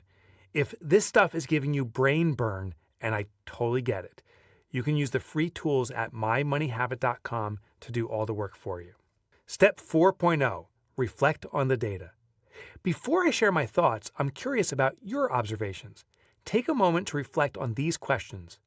Needs. This category's fix is an increase. Does that surprise you? Could it be that Buck and Penny missed some essential expenses? Looking at the details, is their rent higher than it should be? Or are they underspending elsewhere to cover it? Wants. This category requires a slight decrease. What do you think? Can they still experience the small luxuries in life? Does it matter to Buck and Penny? Are they simply a victim of living without a budget, forcing them to make a small cut here? Dreams. Whoa, this category needs a massive cut. What do you think is causing that? Are big ticket expenses in this category throwing off the entire budget? Are you blaming Gerg? I mean Buck. 'Cause, judging me, kind of is. Fix. It's odd that this category needs to decrease. Does that seem right? Could this be credit card spending instead of actual debt repayment? Are they just covering minimum payments while continuing to add to their balance? When you see that their fixed category needs a decrease, what emotions come up? Emergency. With no savings here, does it feel urgent to allocate something? Are they putting themselves at financial risk by not having a safety net? What does it feel? How does it feel to prioritize debt repayment? Here's what stands out for me when I reflect on this. Needs. Something feels off here. Buck and Penny seem to be living as expected, but where are utilities? healthcare, and other basic costs. My spidey senses say something is missing. Rent seems high compared to their income. Would a move make sense? Groceries might also be an area to tighten up. Wants. The decrease here is slight, meaning they still have room for everyday enjoyment. I suspect they won't feel the pinch. But a $450 gym membership? Come on, Penny. You're better than that. Dreams? This is the biggest issue, bar none. The luxury car is killing their budget. It's instantly clear that it has to go. Vacations aren't helping either, but maybe they'd be realistic if the luxury car wasn't in the picture. And gifts are nice and all, but are they right and all? Fix. This part gives me goosebumps because they actually need to decrease their debt allocations. In other words, they don't need to put out as much money to the credit card each month, making the number manageable. But, and it's a big but, the current payments they are making are of little benefit if they continue to swipe. The real solution? Stop using the credit card altogether and aggressively pay down the principal with the allocation suggested. This shift will change everything. Emergency? This excites me the most. Even setting aside only $203 per month, which is 2% of monthly income, would build over $2,000 in savings by year end. That's a sizable step toward peace of mind and financial security, and it will only get better over time. This plan might not always align with what we want to hear, but it delivers what we need to hear. With this clarity comes control. Amber Duggar calls this grasp of where you're spending your money the gateway of awareness. The awareness her Profit for Keeps clients gain about their personal money choices illuminates other truths about relationships, emotional patterns, and even their values. This in turn reduces stress and anxiety. Amber says, you feel more empowered when you understand your financial landscape. I expect you will feel the same when applying the money map to your own finances. If you haven't built your money map yet, now's the time. It's fast, easy, and while it might feel a little uncomfortable at first, it will give you the following: a clear diagnosis of your financial situation, a direct path to long-term financial health, the ability to take control and make informed decisions. This is your moment. Your money, your future, and the life you deserve all await. Let's do this now. Looking at your debt. I did not go over debt or savings in the money map because it's not relevant yet. What is relevant is for us to understand your current cash flow circumstances. I began investing in businesses as an angel investor about 20 years ago, and I was miserable at it. Less angel investor and more angel of death, if you get my drift. A realization about my repeated failures only came years later. I couldn't fix a single business by trying to fix everything at once. It works only when you focus on one vital need at a time. When it comes to financial health, we can't fix everything at once either. In fact, there is a specific sequence every financially stressed individual and business must follow if they are going to improve their finances. Start with the here and now. You must fix your current cash flow. From a financial perspective, if you are losing money every month, it doesn't matter how much debt you have or what you want for the future, your situation is unsustainable. Resolving your finances always follows this sequence. 1. Fix the present day-to-day circumstances first. 2. Then address the past mistakes, in other words, debt. 3. Lastly, drive your financial future. And maybe not so ironically, that sequence is exactly what I use when I invest in businesses today. I started investing again about 3 years ago, and am no longer the angel of death. We're turning around companies using a process that's called reclamation, which means restoring a business where the owner's overworked, not profitable, exhausted, and bringing that business back to full health. And that sequence that restores you personally to financial health, where you fix the present, then address the past, and then lastly work on the future, is the exact method we use to turn around businesses. It will turn around your personal finances too, I promise. The money habit system accounts for all these components from the start, but places the necessary focus on current circumstances. And that's why we haven't dived deep into debt yet. While we absolutely must and will address debt completely, it's premature at this moment. One thing I do want to address are the two common forms of debt, since I refer to them in the money target, showing more concern over credit card debt than a mortgage, for example. Here's why. Asset-based debt. This is often called secured debt and includes debts like mortgages or car loans, where the item purchased has sustained value and ideally appreciates over time. For example, most homes increase in value over time. Cars, while they typically depreciate, still hold value for a sustained period and can be sold to recover part of their cost. Liability-based debt. This is also referred to as unsecured debt and is debt associated with items that have no sustained value or depreciate too quickly to be considered assets. Examples include using credit to buy consumables like food or making purchases like an expensive guitar that depreciates once used and stored for years. Liability-based debt often shows up on credit card statements, personal loans, and bank loans used for debt consolidation. While I'm not a fan of debt in general, the emotional weight of it can be overwhelming. Differentiating asset-based debt and liability-based debt is crucial. Our focus should be on eliminating liability-based debt first, as it provides no lasting value or benefit. Yet asset-based debt, managed right, can be a huge ally. Adjusting for inflation.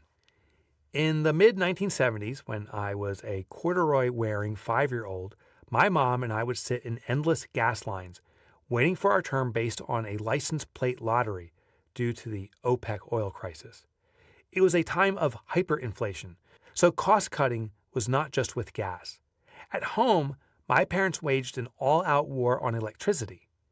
It was treated like my mom's fine china, always there, never used, reserved strictly to impress guests. The rest of us, we were shamed if we could see our own hands in front of our faces at night. Every room followed a strict one light only, last resort policy, and even that was negotiable. Carrying a dirty dish from the den light off, kitchen light on, just long enough to rinse, then off again. Back to the den, light on, then off once the TV kicked in as our main light source.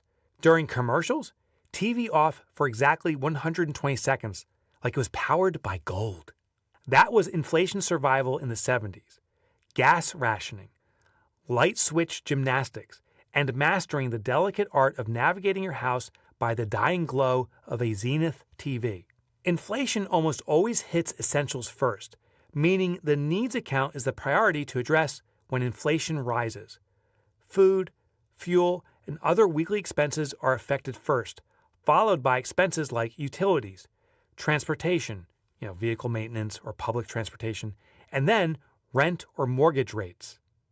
This uptick in pricing can happen over months, a year, or years, and it can come in waves.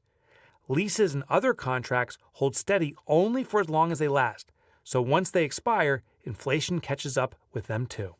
Since wants and dreams are non-essential, when inflation hits hard, you can delay or reduce your allocation to them without affecting your daily survival. In the short term, before inflation fully impacts your budget, reducing wants and dreams and shifting the money to emergency for 6 months builds a financial cushion. Cutting wants too aggressively can backfire because it eliminates joy. So find lower-cost alternatives that provide the same mental reward. If a full spa day is out, maybe a group meditation provides a similar sense of relaxation. Avoid making repeated cuts that trigger a sense of loss every time.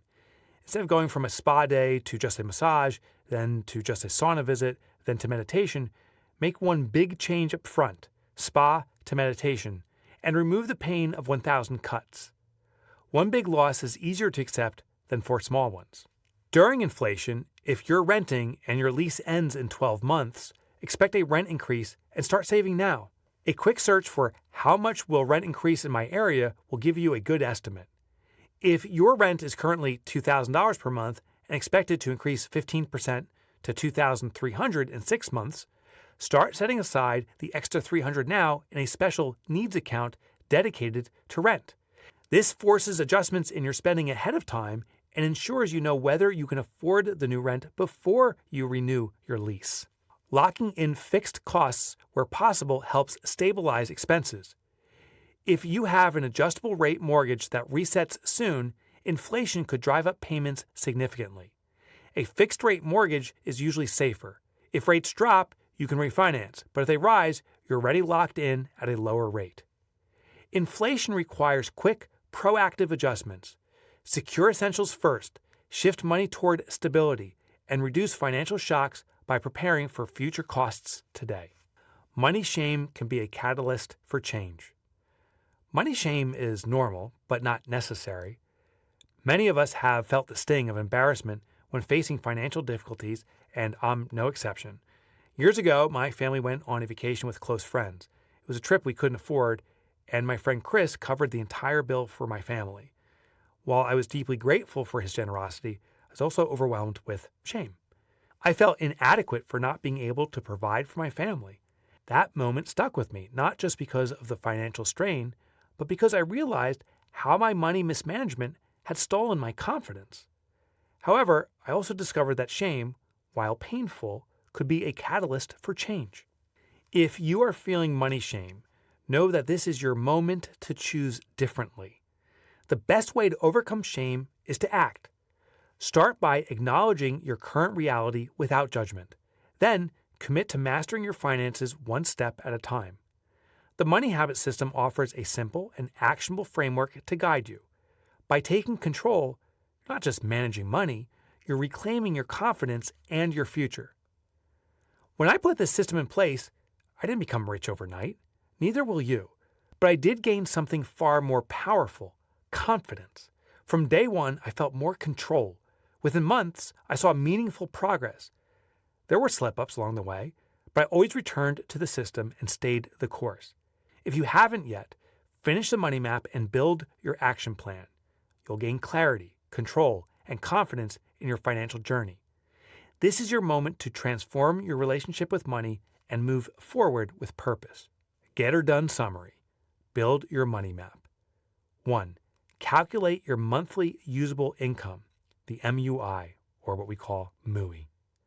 Tally all net income coming into your household and divide it by 12. This is your usable income after taxes and deductions. 2. Track your spending. Review recent statements and categorize every expense into needs, wants, dreams, fix, future, or emergency. Don't worry about perfection. Ballpark estimates are fine. 3. Compare your actuals to the money target. Use your current tier and financial season to find your money target percentages. Then compare what you're currently spending to where the money should be going. 4. Calculate your gaps and realign.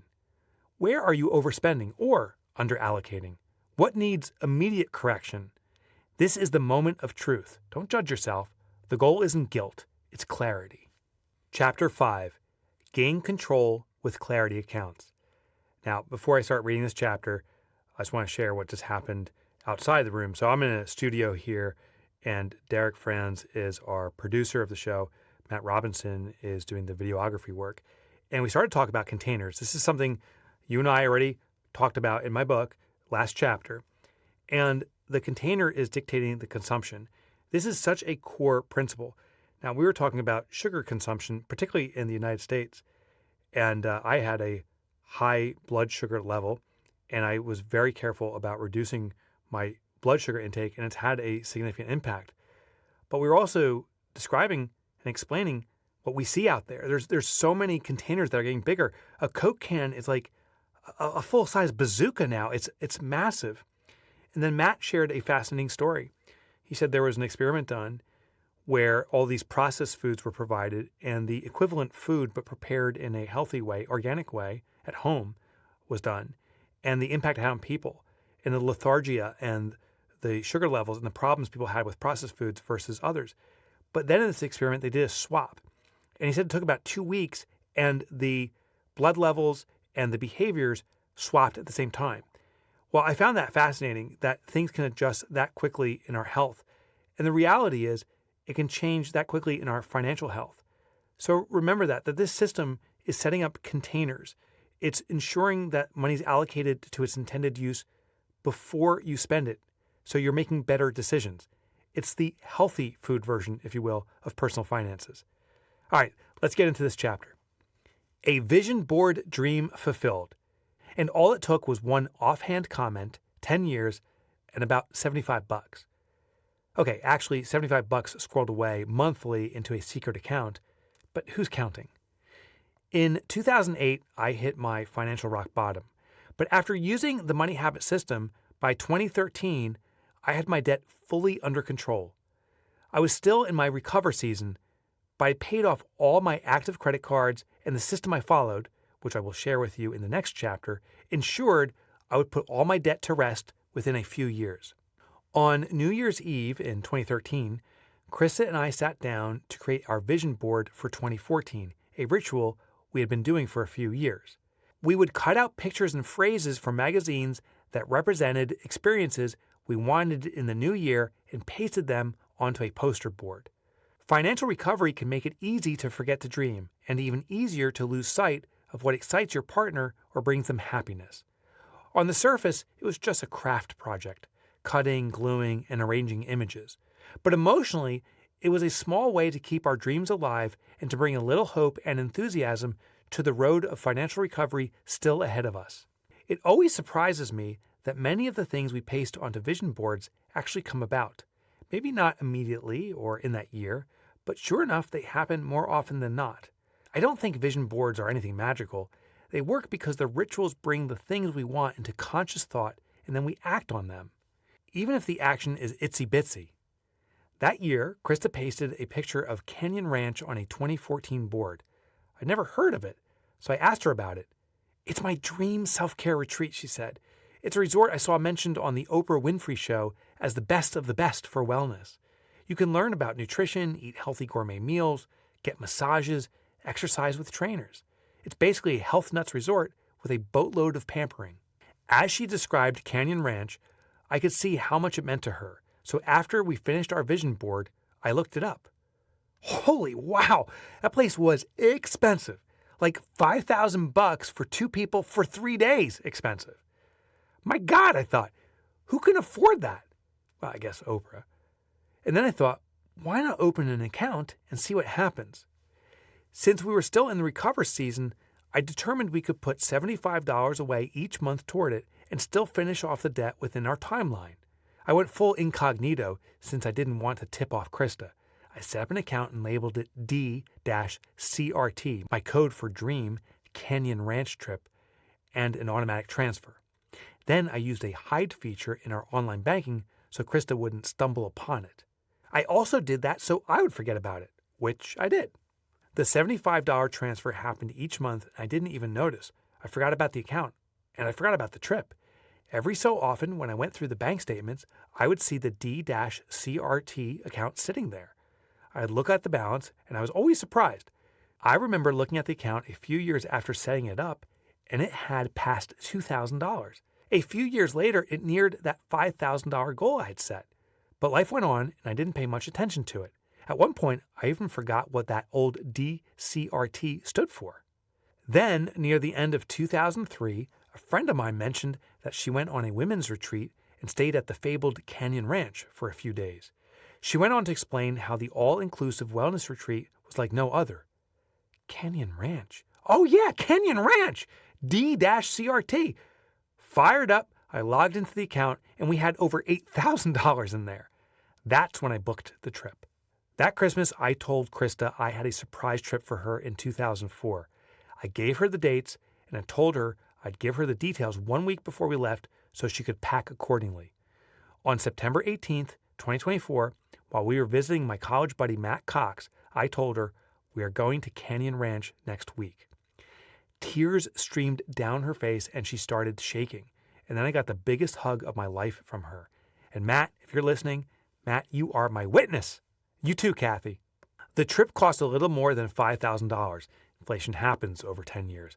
But the $9,000 I had saved by the time we left on the trip, at $75 a month, was more than enough. We went for a 4-day trip, and we had a little over $1,000 extra she could use to buy some cool outfits, Canyon Ranch swag, and get a massage treatment when she got back from a weekend away of getting massages. The best part? I didn't worry about spending a single dime. I was there for every moment, physically, mentally, and emotionally. Krista and I still do our annual vision board ritual. Now, though, I realize opening a Money Habit Clarity account is the ultimate form of financial manifestation. It doesn't matter if it's $75 or $1. By setting money aside to fund something specific, you are acting on your dreams. You are letting the universe and your subconscious know your dreams are more than desires. They are intentions. The power of clarity accounts. In Chapter 3, I introduced you to Sam. After his husband passed away, he found himself in a financial crisis that seemed impossible to resolve. Once we got a handle on his situation, we were ready to allocate his income to accounts. Because he tended to forget how much he needed for each bill, Sam needed more specificity than the 6 foundational accounts provide. So we added a few clarity accounts. In the recover season, needs and fix are the essentials. So I asked Sam, what are your essentials that you worry about most? For Sam, those were food, shelter, and heat. So within the needs category, we added a few accounts and gave them prefixes to identify their categories. We also added one want account to satisfy his inner rebel and give him hope. Sam's recovery season accounts looked like this. N-groceries, food and supplies for his apartment. N, since they are an essential need. N, rent. Shelter is an N. N, heat. Heat, gas, and electricity, also essential, so N. F, city credit card. This was to tackle his one credit card with outstanding debt. It gets an F since it is a fix, not to be confused with an F for future. So for further clarity, you could spell out the entirety of fix or future as the prefix. And as Sam puts it, he kind of likes the idea of F city, if you catch his drift. Badumts. W, small joys, for tiny indulgences to keep deprivation burnout at bay. W for want. Now, when Sam logged into his account, he instantly saw that money was available for that purpose. If his N groceries account ran low, he knew he had to either adjust his funding by working overtime or rethink how he was allocating money elsewhere.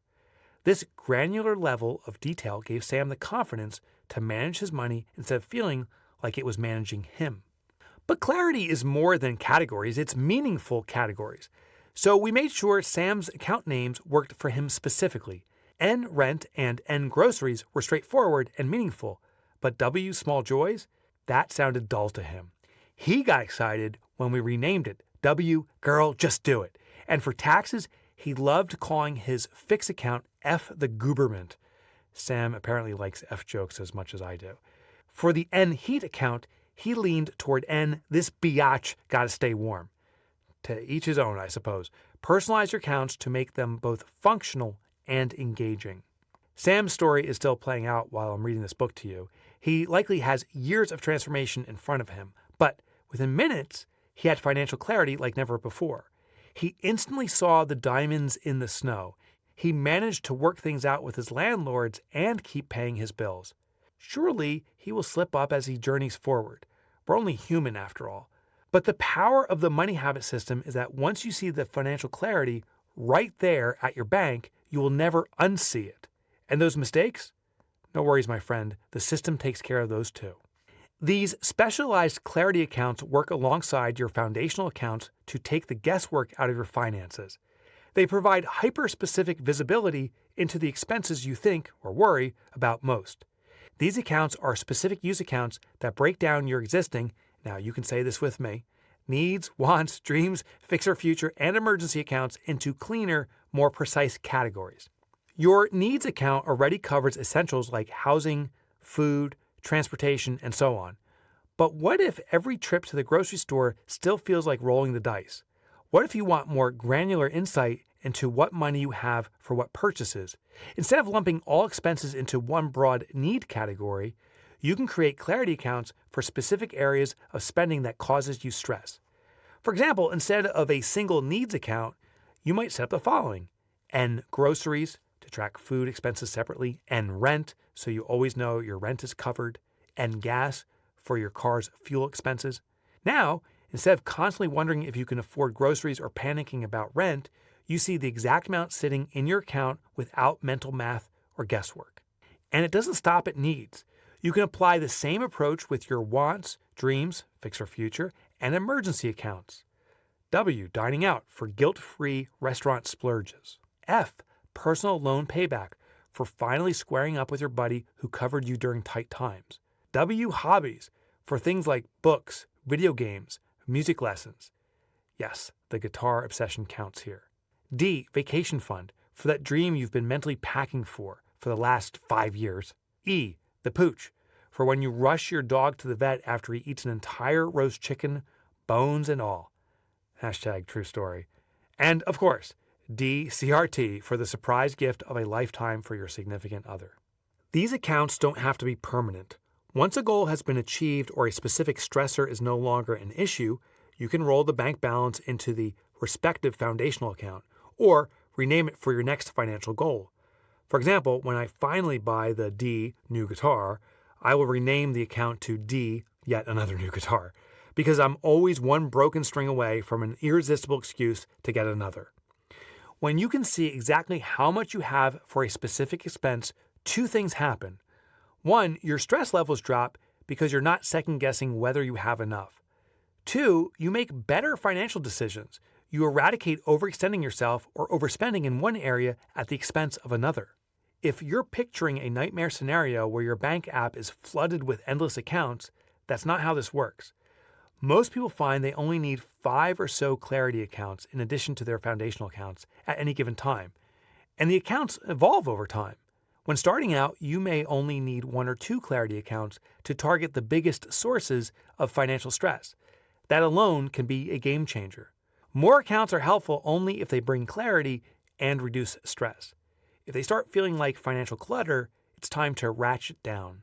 Setting up clarity accounts allow you to control your money as you see fit, not based on what an expert or budget template tells you to do.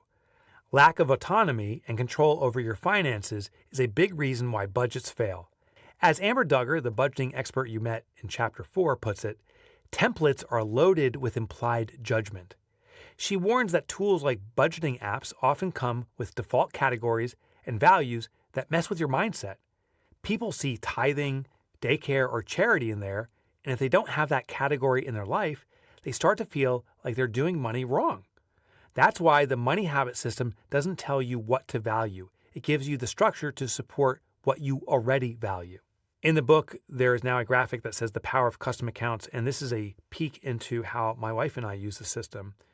When we log into our bank, we see these accounts set up, and it is personalized, it is purposeful, and it is crystal clear. And you'll see it right now too, even on the audio. So there's an account called income, and the balance is 0, which means the income has likely been recently allocated to the other accounts. We have an N mortgage, which means a need. It's our mortgage. There's $3,575 in there. We have a W, Krista's debit, and a W, Mike's debit. Krista's debit has $800, mine has $35.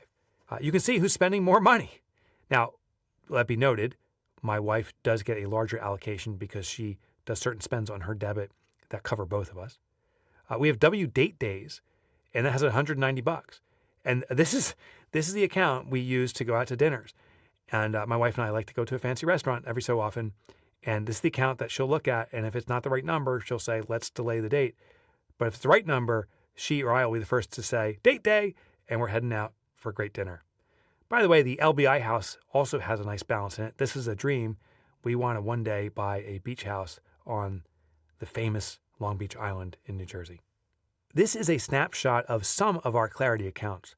Krista and I can instantly see what money is available for what purpose, and so can you. That's the beauty of this system. Let's do a quick test. Imagine it's the middle of the month and we're checking these bank accounts to make money decisions. First up, the income account. It's sitting at 0. That means everything from the last paycheck has already been allocated. One more paycheck is coming this month, and when it does, it'll get distributed too. Now let me ask you a few questions. Our mortgage is $5,000 a month. Can we pay it today? Nope. The mortgage account only has $3,575 in it. But since we do this regularly, I know the next paycheck allocation will cover the rest.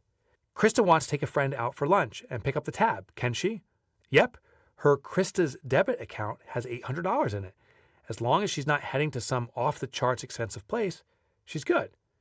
How about me? Can I take my buddy out for lunch? Maybe, but only if we're hitting a local deli. I've got $35 in my Mike's debit account. I also have to consider what I won't be able to get if I use that money, like 2 lunches for myself. Krista and I want to go on a date tonight. What are we doing? Whatever adds up to less than $190, because that's what's in our date days account. That might mean a movie and a dinner or just ice cream and a walk. which would mean cash left for another date. I like option 2. Now check out our F stock market account. We've got $18,000 saved there. I could invest that, or if the market's dipping, I might just sit on the cash and wait. And then there's the D LBI house account. We've got $38,000 set aside toward our beach dream house. It's a solid start, but every time I browse real estate apps, I'm reminded just how far we still have to go. Apparently, they aren't giving away bayfront properties down the shore. Here's the point. I know exactly what each dollar is for. So does Krista. So do you. You just have seconds of exposure to my finances, yet you mastered it. There's no guessing, no stress, just clarity. Once you have the basic money habit system down, use clarity accounts to customize it however you like to suit your daily life, to alleviate the stress of ambiguity, and to fund your dreams. Maybe you want more than one emergency fund, maybe one for unexpected house repairs, and another for healthcare. Maybe you want to take multiple fancy trips. Maybe you simply want to get more specific about expenses. You have control. This is your system to tweak however you see fit. It's important to me that you get that, because when you set up the accounts that matter to you, you are more likely to follow the system. Make it your own. What if one day could become a specific day? What if you stopped questioning whether your dream can happen and instead determined the moment it will happen? What if you stopped wondering if and started expecting when? Justin Stafford isn't saving for a someday trip. The money habit system enables him to determine exactly when he can take the trip. So someday becomes a specific day on the calendar. I was always frustrated with myself because I didn't have enough money to do what I wanted to do, Justin said in an interview for this book. Me and my buddy had been talking about going out to Alaska. We have a friend who charters fishing trips, so all we'd need to worry about paying for was the plane ticket there and back. But I never really had the opportunity to say, yeah, I can definitely save the money by this date. I couldn't commit to the plan because I always had to cover something else. Now, I actually have that ability. Based on my new money management abilities, I can basically figure out to the date when my buddy and I are going to be able to make that trip. Justin joined the Money Habit program at A1 Garage Door Service because he wanted to learn how to control his finances. I had started making a lot more money than I was used to, he explained, but I was still stuck in my old ways, spending whatever money was in my account. My net worth was basically whatever paycheck I got that week. Getting out of the old money cycle was his top priority. Instead of worrying about how he would cover his bills each month, or if he would be able to handle unexpected expenses, he wanted to know for sure he had enough. Justin is in the fund season, working toward having 4 months of living expenses saved up, a new, to him, truck with the upgrades he wants, the Alaska trip, and most important on his list, his 7-year-old daughter's future. Lillian is my world, Justin said. When she's old enough to have the kind of needs I have, I want her to have a cushion. If she decides to buy a house at 18, she'll have a little bit of money on top of whatever else she saved up, or if she wants to get a new car. A house at 18? I could barely afford my used Nissan to get to college and back. Great dad there, Lillian. You're a lucky kid. Once he had a handle on the money habit system, Justin adjusted the accounts to work for his everyday life, his goals, and his habits. Before his paycheck hits his account, he already had several out-of-sight, out-of-mind withdrawals. Child support for his daughter, health insurance, and his 401k. Once the net pay hits his income account, he transfers funds to 5 accounts. Here's the breakdown. N, rent. This is Justin's savings account for his monthly rent and anything related to running his house, such as utilities and internet. The bills are on auto pay except for his rent. To ensure he doesn't spend any of the money in his account, he doesn't keep a checkbook. Instead, he drives to the bank once a month and gets a cashier's check for rent and drops it off as landlord's house. I figured out how much I need each week to cover everything I need to run the house. And after I transfer that amount to my N rent account, I divide the rest of my income into the 5 accounts, including the N rent account. That way, if I don't work for a week, I still have money in that account and everything is covered. In this way, Justin's N rent account is doing double duty as his emergency account. Once he has 4 months of living expenses saved in his N rent account, thanks to his weekly overage, he will stop putting extra money into that account. This way, in case of an emergency, he has rent already secured for 4 months, and he knew the exact date on which he would hit that goal, specifically 8 months after starting the Money Habit program. Now, I want to share a quick aside here because you may be saying, oh, he drives to the bank and gets a cashier check. Why doesn't he just ACH this money? Why doesn't he have checks? It's kind of double duty. It's a lot of extra unnecessary work. It's because it controls his behavior. At the end of the day, we're our best ally and our worst enemy. So I want you to follow a system that works with who you are. Now, I'll give you a little hack I've done with exercise. This is back, 15 years or so, but I committed to exercising regularly. I played sports in college, and after that, I kind of wanted to give up on any kind of movement, and it was not serving my health well. So I said, I'm going to go back to the old college ways and just out of pure discipline, work out every single day. And that worked for one day. I worked out, and the next day I was sore. I was like, oh my gosh, I'm not doing this again. But I started to observe my natural patterns. I'd wake up in the morning, go to the bathroom, make myself a cup of coffee. And it was somewhere around there, scrolling through the news and skipping yet another workout. Well, I had a predictable pattern, which was I'd wake up in the morning and go to the bathroom.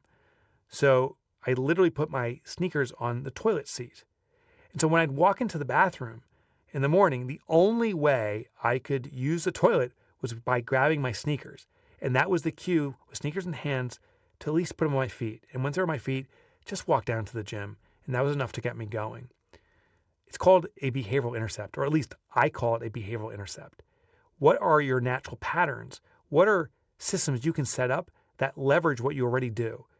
I have a saying, don't change who you are, channel who you already are to get the outcomes you want.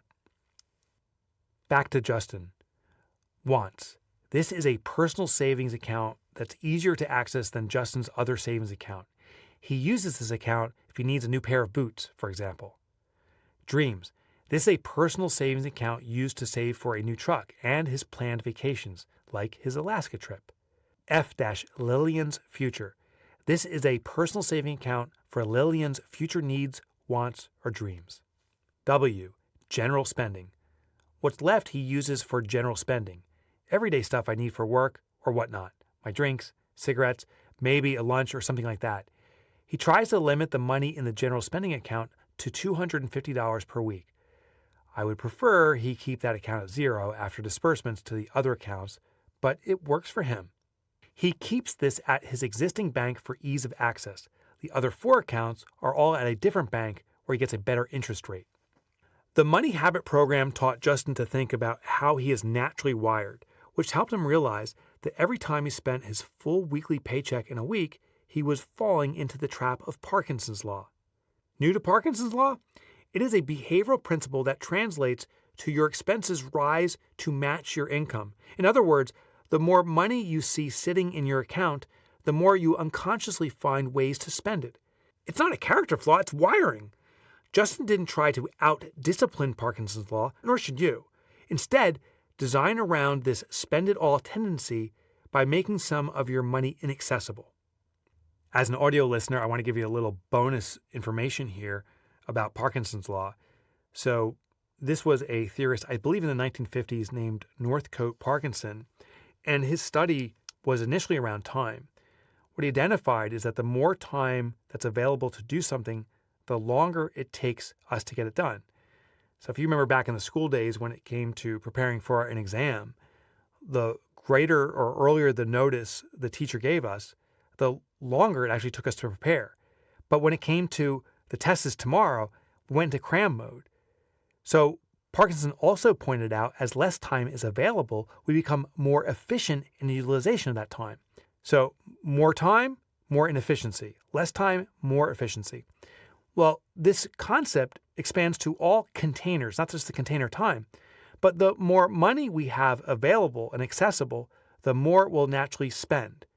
So Justin, very smartly, was using containers and getting them out of sight and out of mind so he wouldn't feel compelled to spend them. It's just how we're all wired.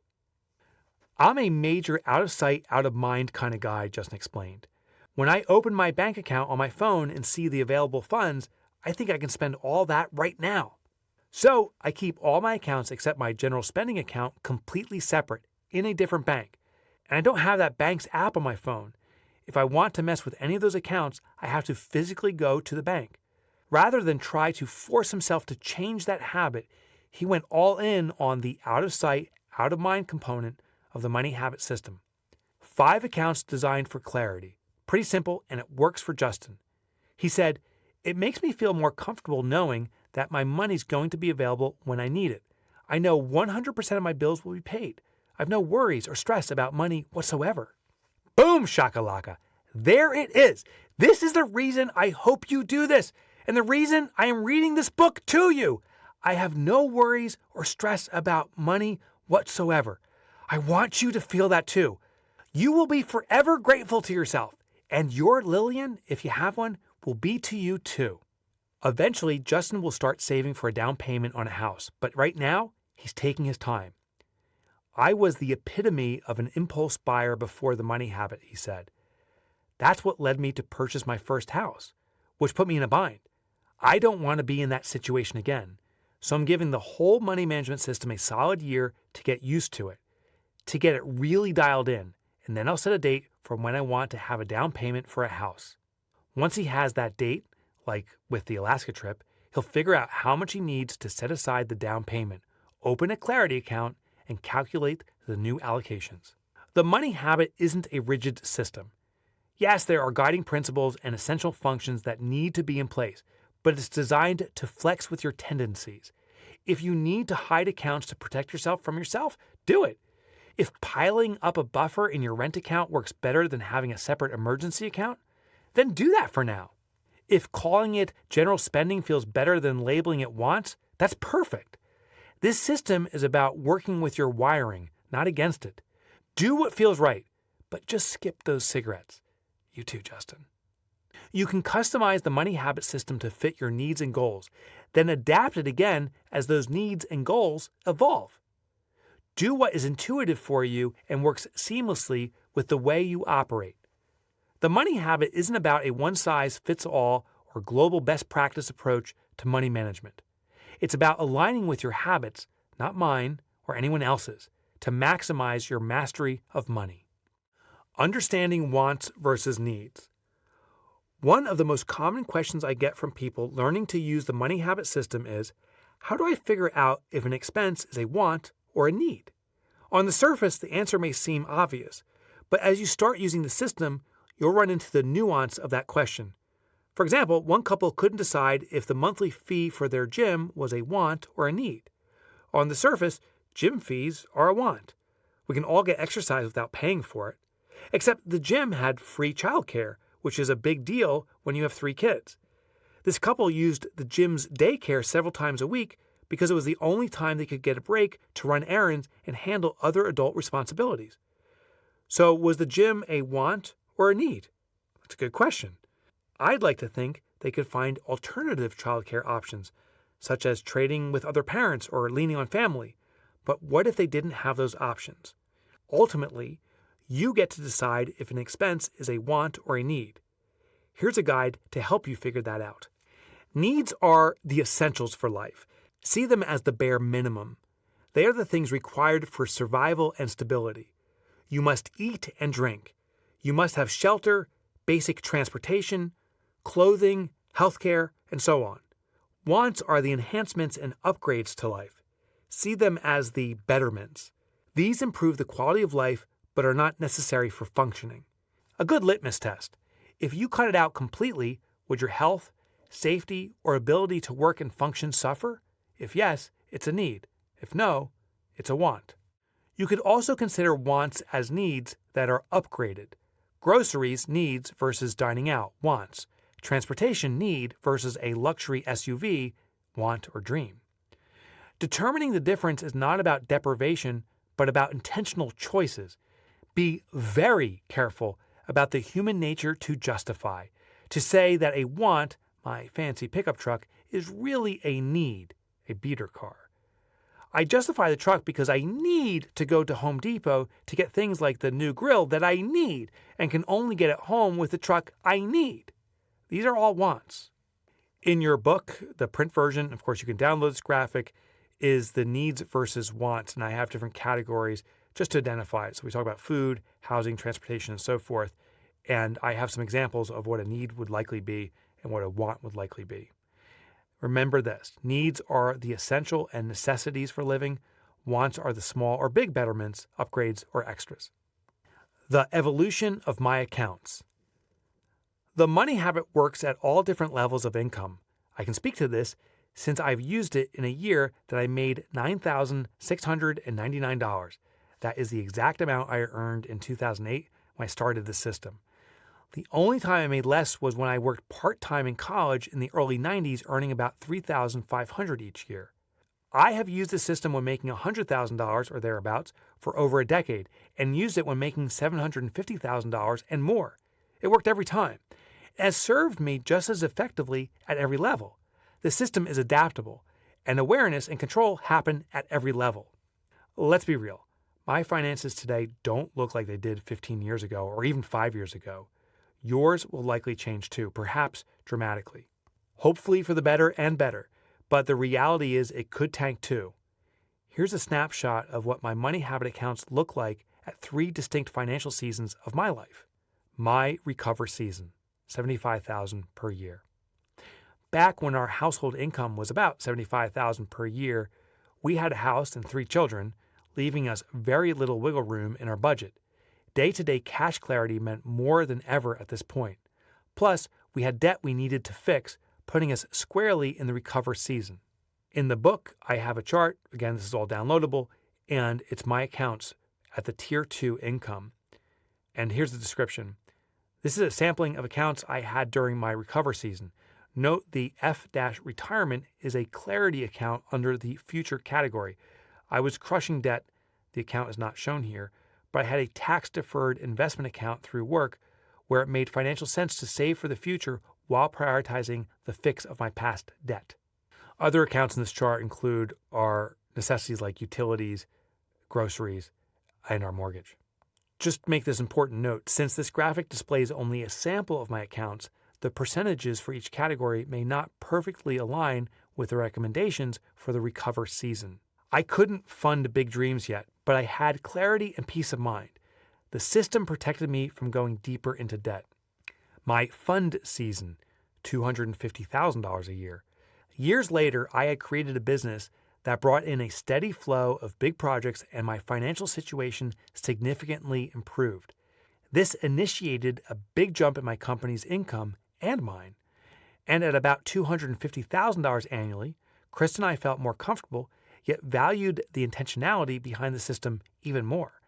We shifted to the fund season, preparing for future events like vacations, education, and retirement, and also our kids' weddings. At the same time, we chose to get out for more frequent date nights. Even though the fund stage concentrates less on wants, since the money targets are percentage-based, the increased income freed up more of the fun in fund. In your book, the next graphic is our Tier 3 income and a sampling of what's in there. This is a note below the graphic. It says, the example of my accounts during a fund season shows an increased savings orientation, overpaying the mortgage to get it down faster and saving for future events. The increased income allowed us to boost grocery costs for healthier food and dates out for a healthier marriage. Now there was space for wants and dreams, but I still couldn't splurge without thought. Each account brought clarity and eliminated overspending temptation. My life today, the balance season. Today, my income is significantly higher. It took decades to get there, and it could still go somewhere else. Like you, if my income is going to move, I want it to go up, up, and up. But life happens. Layoffs, recessions, curveballs, and in an instant, it can drop to zero. In fact, my income has gone back to zero 4 separate times in my adult life. We just wrapped up an Activate season using wedding funds, as you know, taking a few epic trips, and renovating the house maybe a bit too much. I got to the point where the neighbors started asking if we'd ever have a week without contractors. Apparently hammers and circular saws are allowed, but it was all part of the plan, all within the season. Now we're shifting into balance and quiet in the neighborhood. It's funny, we have an annual picnic for our neighborhood called Harvest on the Hill. And one neighbor didn't know it was me. And he said, hey, Mike, he said, there's someone in the neighborhood that always has contractors over. who is that? It's so frustrating. And I looked around. I'm like, I don't know. I don't know. But if I do find out, I'll tell you. I hope he's not listening to this book because there's the big reveal. In this section in the book, there's one final graphic, and this is my accounts today. Again, downloadable. And the note below it says, as my wife and I shift into the balance season, we are focusing on saving for dreams while spending on experiences we want to become treasured memories. At this stage, dreams are bigger, yet clarity remains critical. The core practice allocating every dollar never changes. The scale and specifics evolve, but the habit remains constant. Clarity accounts to tackle financial uncertainty. As your circumstances or goals change, you may want to add clarity accounts to manage specific problems. I'm a total geek for this stuff, so I have quite a few such accounts. One to save for replacing my roof in the future. Sorry to the neighbors. Which is separate from my ongoing home repair account. Creating these is not a must, but they can be helpful at times. Here are a few scenarios in how to use clarity accounts to navigate financial uncertainty. The grocery fix.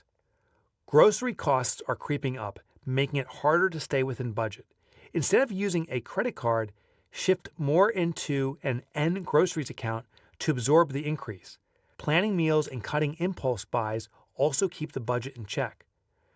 Doing this will force you to reconsider the other accounts. Maybe we need to trim on the wants and dreams to balance back out. Or maybe it's time for a side hustle. No matter what, by adjusting, you are now proactively thinking of your next move. Well done. And here's a take quick action opportunity. Use a debit card for groceries. When everyday expenses keep landing on a credit card, it's harder to break an overspending cycle. Using a debit card linked to the N Groceries account weekly ensures essentials are covered in cash and that you don't buy those tempting extras since the money is not there. The health hike buffer. You're 6 months out from that time of year no one looks forward to, health insurance open enrollment. And with it comes the annual surprise of new pricing. You know it will happen, you just don't know how much your premium will jump from ridiculous to redonkulous. Start socking money into an N medical premium account now, giving yourself a 6-month runway. When the new premium hits, your cash flow is already adjusted. And if, by some miracle, it stays relatively flat, sweet relief! Redirect that buffer into your W Wellness account and finally enjoy that long overdue you day. The side hustle to fix that annoying thing. Maybe you want to whack out that one stinking credit card balance once and for all, and you side hustle to do it. In that case, use all the extra cash from the hustle to pay off the credit card in an F credit card debt account. Get it done. Then, if you keep the side hustle, make the extra cash into a life boost where you disperse the income through your current money map without changing the percentages.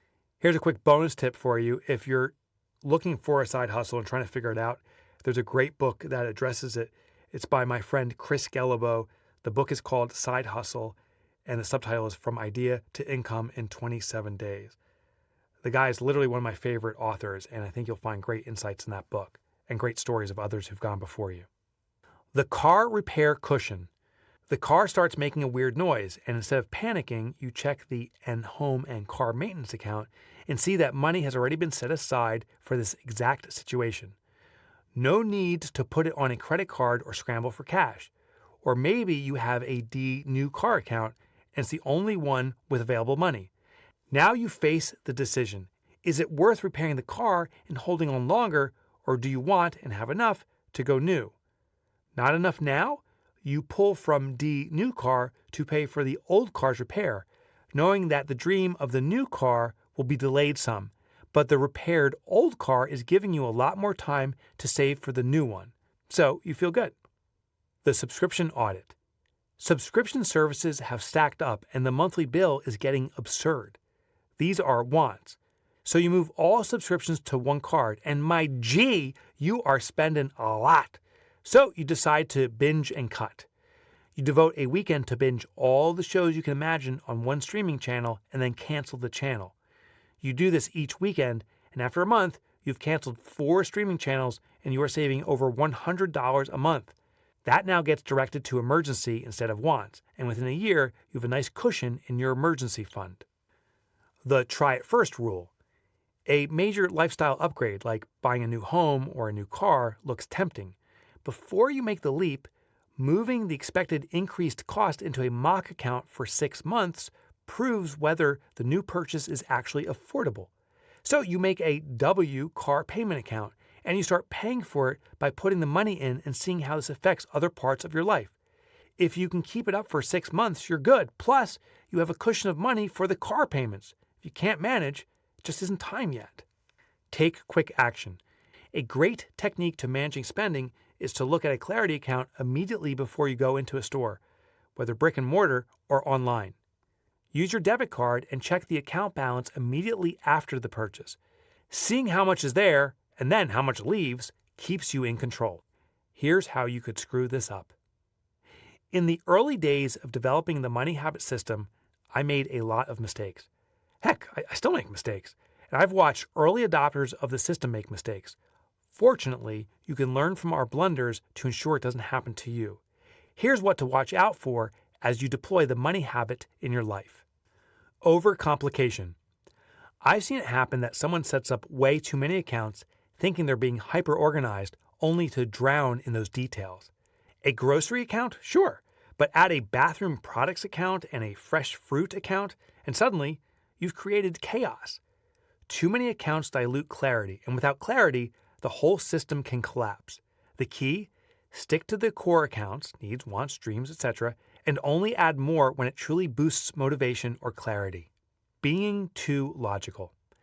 This system isn't just about numbers, it's about behavior, and behavior is deeply tied to emotion. A taxes account might seem logical, but it doesn't tell your brain what it's for. Is it for property taxes? Income taxes? It's too vague. Instead, use emotionally charged names. For example, CRT, Canyon Ranch Trip, inspires excitement, while the Fed's tax money reminds you not to touch it. Emotional triggers keep you on track and engaged. Neglecting or forgetting accounts. Even seasoned money habit enthusiasts, like me, aren't immune to this. I've accidentally pulled from the wrong account because I forgot another one existed. For instance, I dipped into our car fund when I should have used the kids' car account. I caused confusion and extra juggling. To avoid this, regularly review your accounts. It's better to be intentional than reactive. Paralysis by analysis. The beauty of this system is simplicity. Don't ruin it by overthinking. The money habit isn't about tracking every penny. It's about crushing the dollars. My mom is a perfect example of what not to do. She reconciles her checkbook monthly, spending hours, sometimes days, to track down discrepancies of a few pennies. If she's off by just literal cents, she'll make calls to her handsome young son, visit the bank, and dig into every detail until she figures it out. Over the past 60 years, she and my dad caught the bank making exactly one mistake. One! Back in the 70s, a $50 deposit wasn't processed. She still fears they'll make another mistake. Now, I'm not suggesting you ignore accuracy or reconciling, but that level of detail can be overwhelming for some people. Me, for example. It can lead to frustration and ultimately giving up, and that would be the bigger mistake. With the money habit, your money is pre-categorized for you, so you can intuitively spot when something seems off and investigate without all that painstaking detail. You already have a somewhat working system. If you've got routines or approaches that are already working for you, don't toss them out like fries at the bottom of the bag. This isn't an all or nothing deal. Instead, think of the money habit as a toolkit. Pick and choose the elements that enhance what you're already doing. The goal isn't to overhaul your approaches for the sake of change, it's to make it even better. False sense of security. Setting up the system is just the start. It's not a set it and forget it deal. We still have some setting to do. I've seen people shocked by an unexpected tax bill because they weren't reviewing and adjusting regularly. Quarterly check-ins are crucial to stay on track and avoid nasty surprises. Blaming the system. This one's a trap. The money habit forces hard decisions up front because it's supposed to. But when people hit a roadblock, like, I can't afford this because my account is empty, they sometimes blame the system instead of themselves. They abandon it entirely, convinced that no system works. The system doesn't break your finances. It reveals what is already broken. Stick with it, and the rewards will come. Spending can be pain-free. On day 2 of our trip to Canyon Ranch in Arizona, Krista and I got up around 6 to hike the trail that surrounds the facility and watch the sunrise. We walked to the top of a ridge with coffees that were prepared for us by resort staff. We stood in the fresh air, listening to the birds beginning their day. The sun just started to peek into the valley and light flooded the area.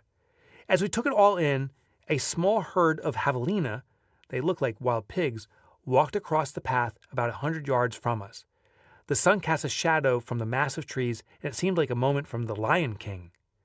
Krista teared up and said, "This is heaven." Yes, it kinda is. Even though I created it, the effectiveness of the money habit system still amazes me. Not only is saving pain reduced, but spending is pain-free. Because I set up a custom DCRT account, I didn't need to do the "I could make this happen if I don't pay for this other thing" dance. The funds were there, ready to go.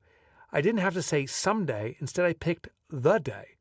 I know it's bold to say being free of financial worry is heaven, but it kinda is. Another experience on the vision board checked off. Get her done summary. Make the dream a commitment, and a commitment becomes reality. 1. Pick your dream. Choose one thing, big or small, that lights you up. If nothing jumps to mind, think about what would bring someone else you love joy. 2. Open a new account. Log into your bank and open a new savings account. Label it with your dream. D, Canyon Ranch. D, new guitar. D, surprise trip. Whatever it is. Make it specific, personal, and fun. The label is the nudge. 3. Automate a transfer. Set up an automatic transfer on a dollar or percentage basis. $75, $25, even $5 a week, whatever you can spare, just set it and forget it. 4. Hide the account. If you raid it, you erase it. Use your bank's hide feature or move the account to a separate bank. Out of sight really does reduce temptation. 5. Celebrate when you check it. Peek in occasionally. The balance is the physical proof that your dream is in motion. It's happening, baby. It's really happening. Chapter 6. Crush Your Debt.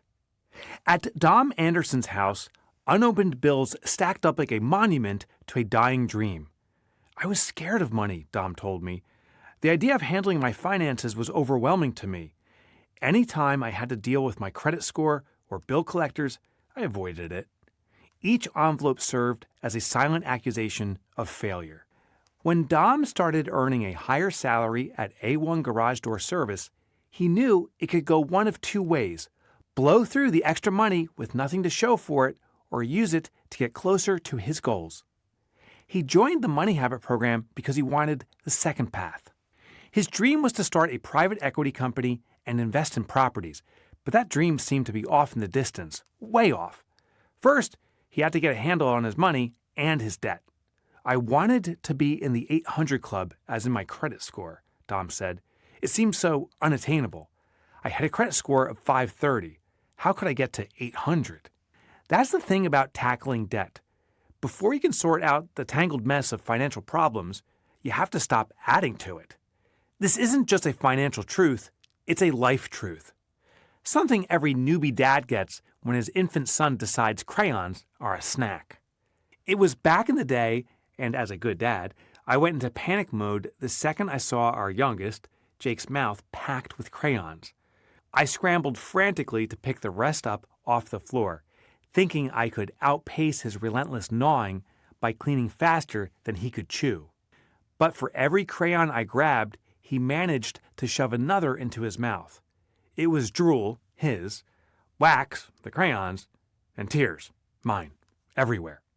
Krista spotted the insanity and shouted, "Stop it!" Jake froze mid-chew and spit out the crayons.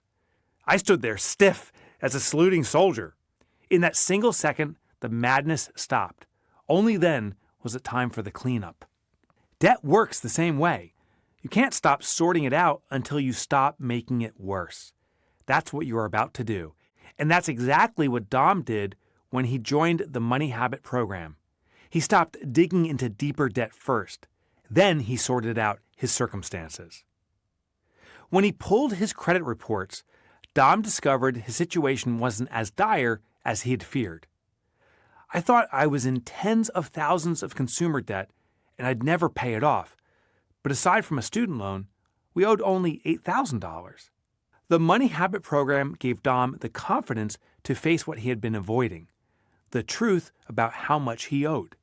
In fact, he had built his debt up to be much worse than it was. Our tendency to believe things are greatly different from the reality is called cognitive distortion. We humans amplify or minimize situations in our mind without considering what is true. Even if you've never heard of cognitive distortion, you've experienced it when someone jumps to conclusions before they hear you out, or when someone mistakes feelings for facts.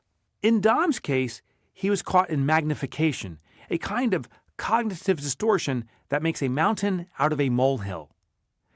When we magnify a situation, it can cause additional worry and stress, or we may disengage from the situation entirely, numb to reality, just like Dom's unopened envelopes and my pile of unlistened to collection calls.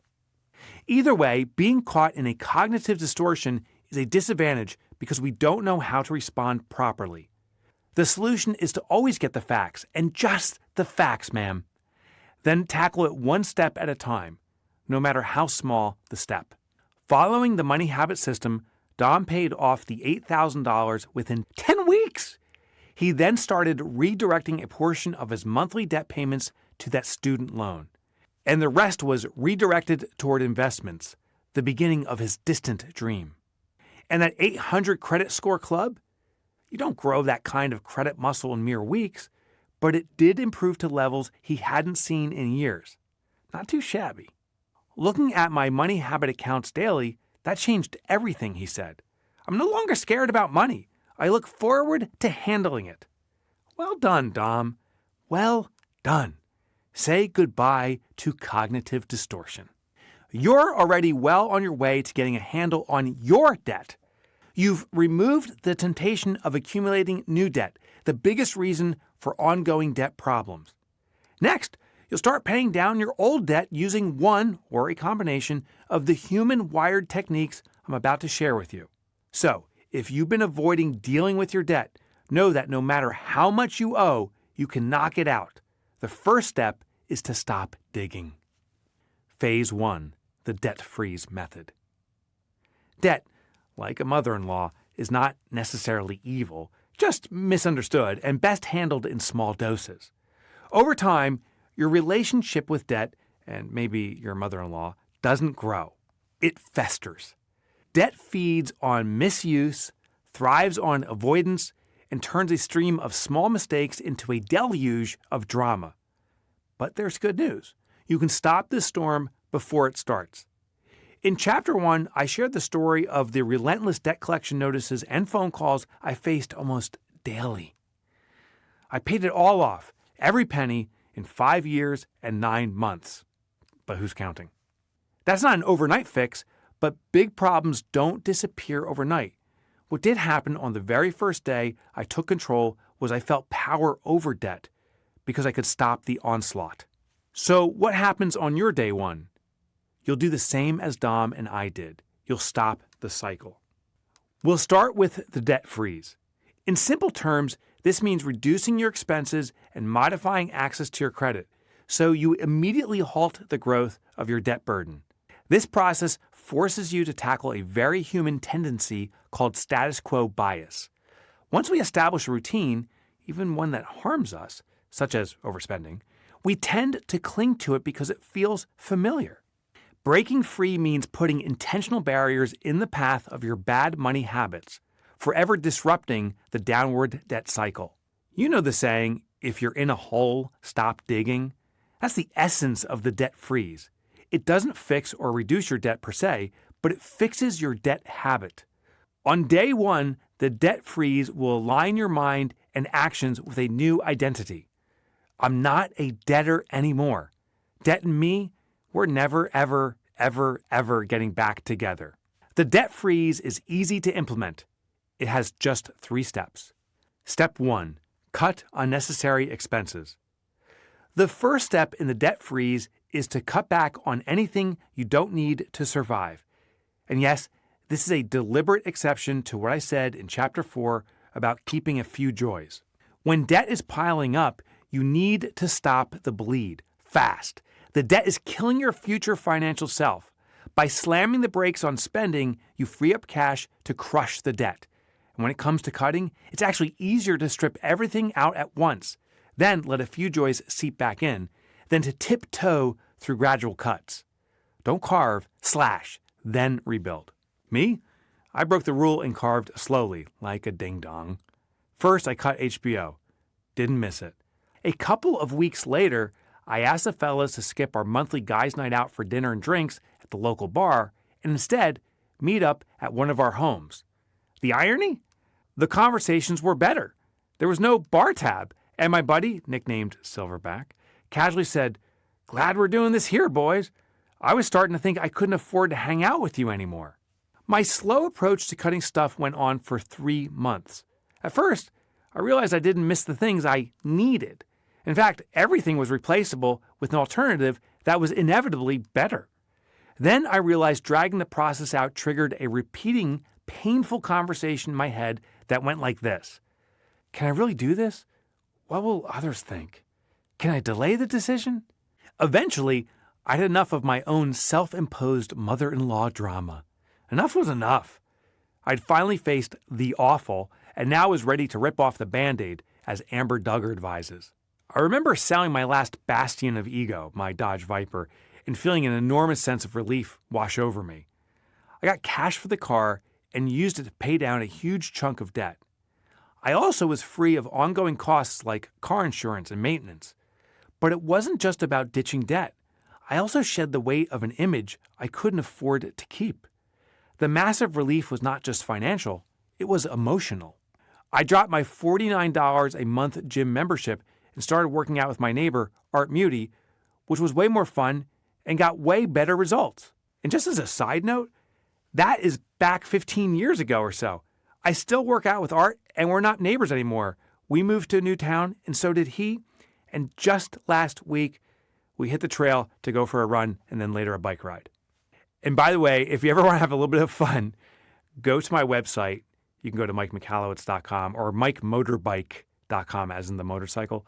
Go to MikeMotorbike.com and scroll down on the homepage. It should still be there. There's a section where I talk about celebrities.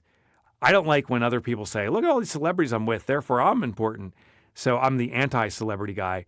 And you'll see a picture there of me holding up a framed photo of a dude from the 70s. That's Art. That's my old neighbor. I pretend to call him Bill Gates, and you'll see why when you visit the site. But that's Art with his 70s mustache and all. Take quick action. You listed expenses in Chapter 4. What things can you go without, even if it's just for a little while? What's redundant and begging to be consolidated? Which of these expenses do you vow to stop? Because nobody's going to stop you from financial independence. Got your list? Good. Do it now. Step 2, reduce credit card limits. I then put in place a commitment device, a technique designed to keep us on course with what we truly want, especially when we know we might resist. Using a commitment device is so human, you can even find it in ancient Greek mythology. To prevent himself and his crew from following the siren's call into dangerous rocky waters, Odysseus stuffed his crew's ears with beeswax and had his first mate tie him to a mast so he couldn't move. We still use the metaphor of a siren call today to reference something that seems awesome on the surface but is actually super destructive. See? We've been doing stuff that isn't good for us for thousands of years. You can use commitment devices to prevent yourself from giving into a bad habit or to help you stick to a good habit. For example, to ensure I work out, and remember, I told you about this earlier, I place my sneakers on the toilet seat, forcing me to grab them first thing in the morning when I go to the bathroom. Credit cards are a great tool. They offer convenience, rewards, protection from fraud, and even insurance for rentals. But I'm only human, and I know what I fall victim to if I don't protect myself from myself. Parkinson's law. If I have a credit card limit, I find a way to justify spending to that limit. Since I have a natural tendency to abuse credit cards, I invoke a simple commitment device. I call my credit card company and ask them to lower my credit limit. On one card, I had a $5,000 limit, which I had them reduce to $2,000. It was an unusual request, but they honored it. At the time, my debt was maxed out at $5,000, but the new limit forced me to pay it down to $2,000 before I could use the card again. This commitment device instilled discipline, helped me pay down debt without canceling the card, and set a lower ceiling to control future spending if I started to slip again. When I asked the credit card company to lower my limit from $5,000 to $2,000, the agent said, "Sir, no one does that. More credit is better for your credit score when you manage the ratio." The thing was, I knew I couldn't manage, so all that nonsense didn't apply to me, and it doesn't apply to you either, so don't fall for it. You could also hibernate a card without canceling it entirely. Some credit card companies allow you to temporarily deactivate your card for a set period. This serves as an effective temptation control while keeping the account open to preserve your credit history. To do this, call customer service and request a temporary deactivation. While your credit history won't be affected, the hibernation will cancel automatic payments linked to your card and prevent new purchases, and that could affect your credit score. You may be wondering why I don't advocate canceling all your credit cards. The goal here is not to be cardless. In modern society, most of us depend on credit cards to go about our daily lives, and there are key benefits beyond the points. We simply want to put up guardrails that work with our existing habits rather than try to become a person who never gets into trouble with their credit cards. If you don't, amazing. But most of us struggle with that, especially when life shows up with unexpected expenses like medical emergencies. Hence the massive credit card debt Americans carry, which at the time of this reading is over $1.16 trillion. Take quick action. Pick up the phone and call your credit card company or companies right now. Tell them to lower your credit limit or temporarily deactivate the card. Pick one or play varsity level and do both. And as a side note here, I haven't seen people have difficulties increase their credit limit at a future point when they were ready for that, or to reactivate their card prior to the automatic reactivation. So neither of these circumstances will put you in a situation where if you have a dire need, you can't adjust back. We good? Good. Step 2, done. Step 3, ask for lower credit card interest rates. While you're asking your credit card companies to reduce your limit, request a reduction in your annual interest rate too. Say something like, "Thanks for adjusting my limit and setting up the temporary hold. I really value being a customer and want to continue using my card, but I'm considering switching to another company offering a lower introductory rate. If you can reduce my interest rate, I'd prefer to stay with you since I've been a loyal member for so long." You may be met with resistance at first, but keep trying. Personally, I'm batting around 800, meaning about 80% of the time they move me to a lower rate and 20% of the time they won't. So I cancel my account and go with a new no-interest card or wait it out for a while with no new card at all. And I got a little bonus pro tip for you.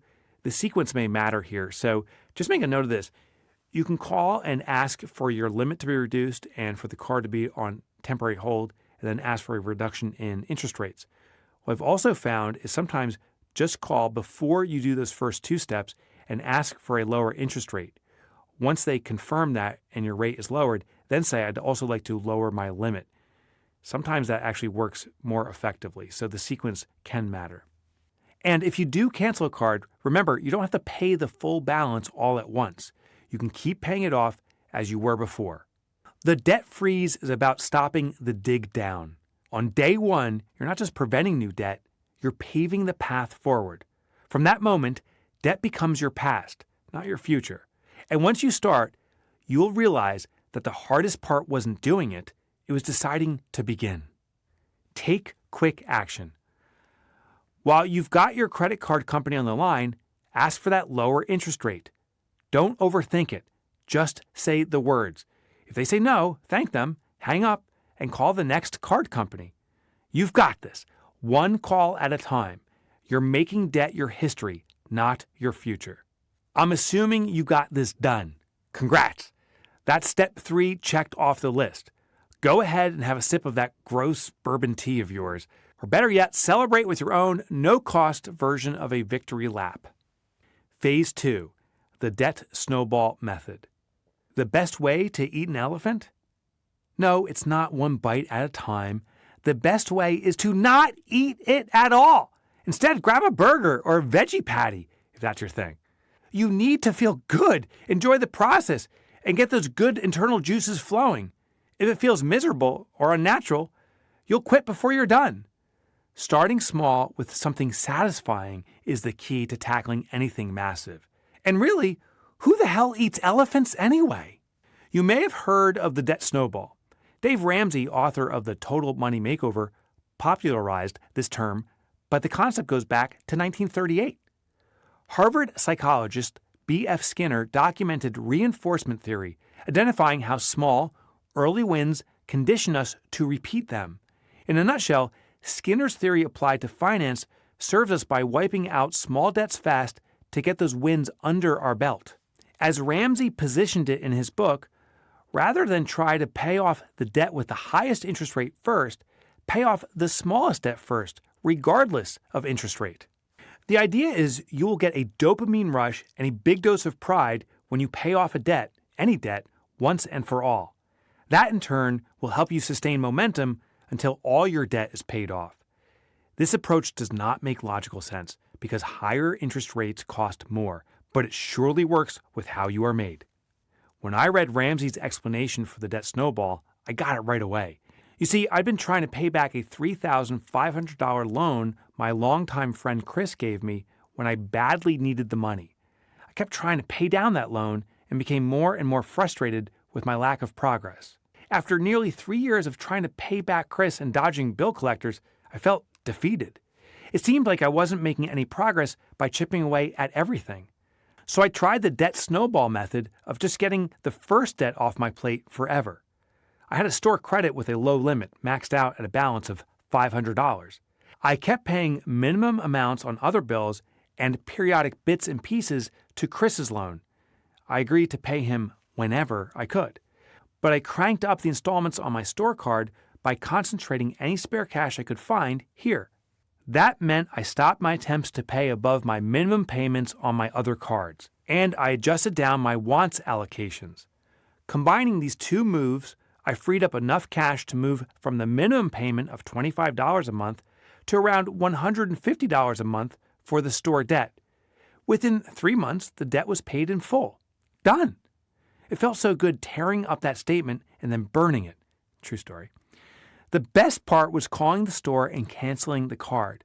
Then I cut it into as many small pieces as I could and tossed it into the recycle bin. Don't burn plastic, it's toxic. The debt snowball worked with the very first card. It seemed manageable and felt satisfying. I downed my first non-elephant burger and I was hooked. With the minimum installments I'd been making to pay off the store card, $25 a month, now freed up, I added them to the payments I was already making on the next debt with the smallest balance, an outstanding $1,500 medical bill. I again looked for extra cash I could spare to target this next debt. I quickly paid it off, and then did the same with the next. All the while, I kept paying minimums on everything else, shared my strategy with Chris, who supported it, and gave him updates to stay accountable. Over time, I realized the debt snowball technique is a really good place to start because of the behavioral necessity to feel a sense of accomplishment, particularly after a long time feeling badly about yourself. But staying with the same method exclusively is not fiscally smartest. I had a credit card with a $12,000 balance. I had convinced the credit card company to lower the rate from 25% to 22%. But even with that minor reduction, I would still pay a huge amount of interest because it would take a year or more before the credit card was up in my debt snowball lineup. The key is to align emotion, what feels good, with logic, what is good. So in your book is a graphic called the debt snowball method.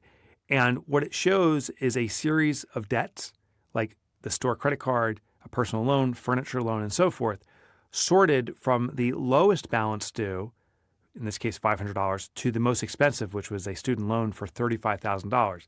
The interest rates are also associated with the loan, but they are not sorted out by rate. We are sorting by smallest balance to biggest balance.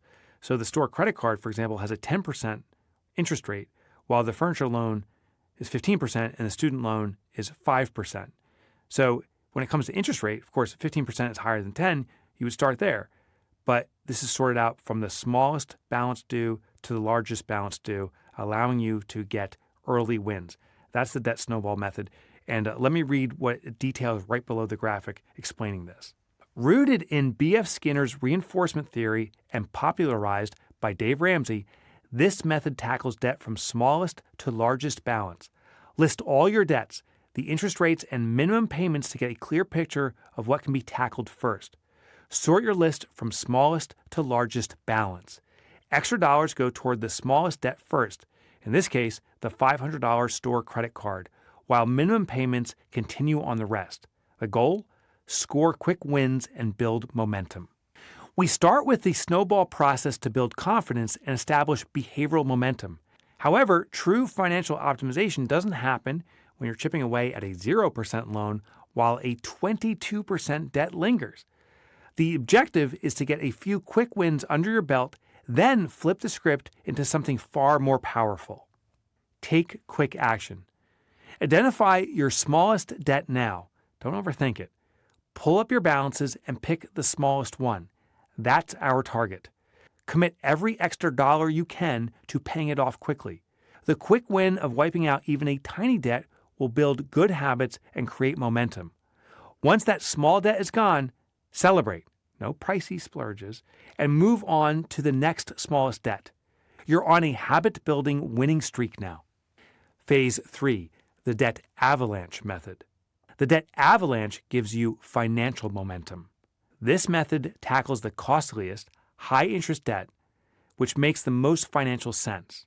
By now, you've experienced the satisfaction of clearing debts, so you're ready to optimize your efforts. When considering how to pay down debt, you should consider 3 logical factors. First, the amount of the debt. Second, the interest rate. Third, the consequence. What do I mean by consequence? Missing a credit card payment can lead to penalties or collections, adding to your debt. Failing to repay a personal loan, like the one I owed Chris, could damage a valuable relationship and my self-respect. While the amount and interest rate matter, the consequence often carries the most weight. Now, with all 3 forces aligned, amount, interest rate, and consequence, plus the behavioral momentum from early wins, the debt avalanche becomes the final tool we need in debt destruction. Step 1. Build on wins from the debt snowball. Continue paying minimums on all debts while now redirecting the focus to the highest interest debt, or the one with the most severe consequences. Direct as much as possible toward this priority debt. Step 2. Pay one priority debt and then another. Once the highest interest or highest consequent debt is gone, shift to the next. By this stage, you're tackling debts in order of financial impact, ensuring the least amount of money is lost to interest. Continue redirecting freed up funds to accelerate payments on remaining debts. Moving from the debt snowball, early wins, to now the debt avalanche, big wins, you optimize your money habits. This method balances the emotional payoff of early wins with the long-term financial benefits of reducing high-cost debt. The avalanche I got going meant splitting freed-up funds between high-interest credit cards and repaying Chris more aggressively. Small debts and big debts that were low interest were still being addressed with minimum payments. But my focus was now on crushing the costly, high-interest and high-consequence stuff. Along with the falling debt came the best part, falling stress. As I worked the debt avalanche method, I stayed in close communication with Chris about my strategy. The last part was the smartest thing I did because it maintained trust. I remember the day I sent Chris the final payment on the loan. I said, "Hey Chris, we agreed to interest. I owe you another $500. "Are you kidding?" he said. "You owe nothing more. Thanks for being true to your word." True to your word. That's the greatest moment of my debt-free journey. In the book is a graphic that now shows the debt avalanche method. And we have the debts that we already addressed crossed out. These were the ones using the snowball. Now we change to sorting not by balance, but by interest rate, addressing the highest interest rate debt first, which in this case was a credit card at 22%. We're now going to address debt in that sequence. And here's the note below the graphic. It says this: once you have a few small wins under your belt, shift to tackling debts that have the highest consequence for non-payment. Each crossed out debt builds confidence. And by eliminating the most damaging debts first, you reduce your debt load and emotional weight faster and more efficiently. That's why the personal loan, while interest-free, comes before the student loan. Because for me, risking a friendship costs more than 5% interest ever will. Just going back to that graphic, the 4 debts that remain are in this order: credit card at 22%, furniture loan at 15%, personal loan at 0%, but high consequence. There's a relationship at stake. And then the student loan at 5% comes last. With the debt avalanche, the focus shifts from the smallest debts to those with the highest interest rates while factoring in personal consequences. The store credit card and medical bill, already paid off using the debt snowball method, remain listed but are crossed off because they are done with. Nice.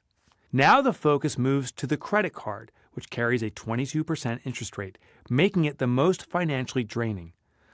All freed up funds from previous wins are directed toward the credit card while maintaining minimum payments on the remaining debts. The minimum payment for the personal loan, however, is active communication, a promise kept and a relationship maintained. Once the credit card is paid off, the next priority is the furniture loan at 15%, given its high interest.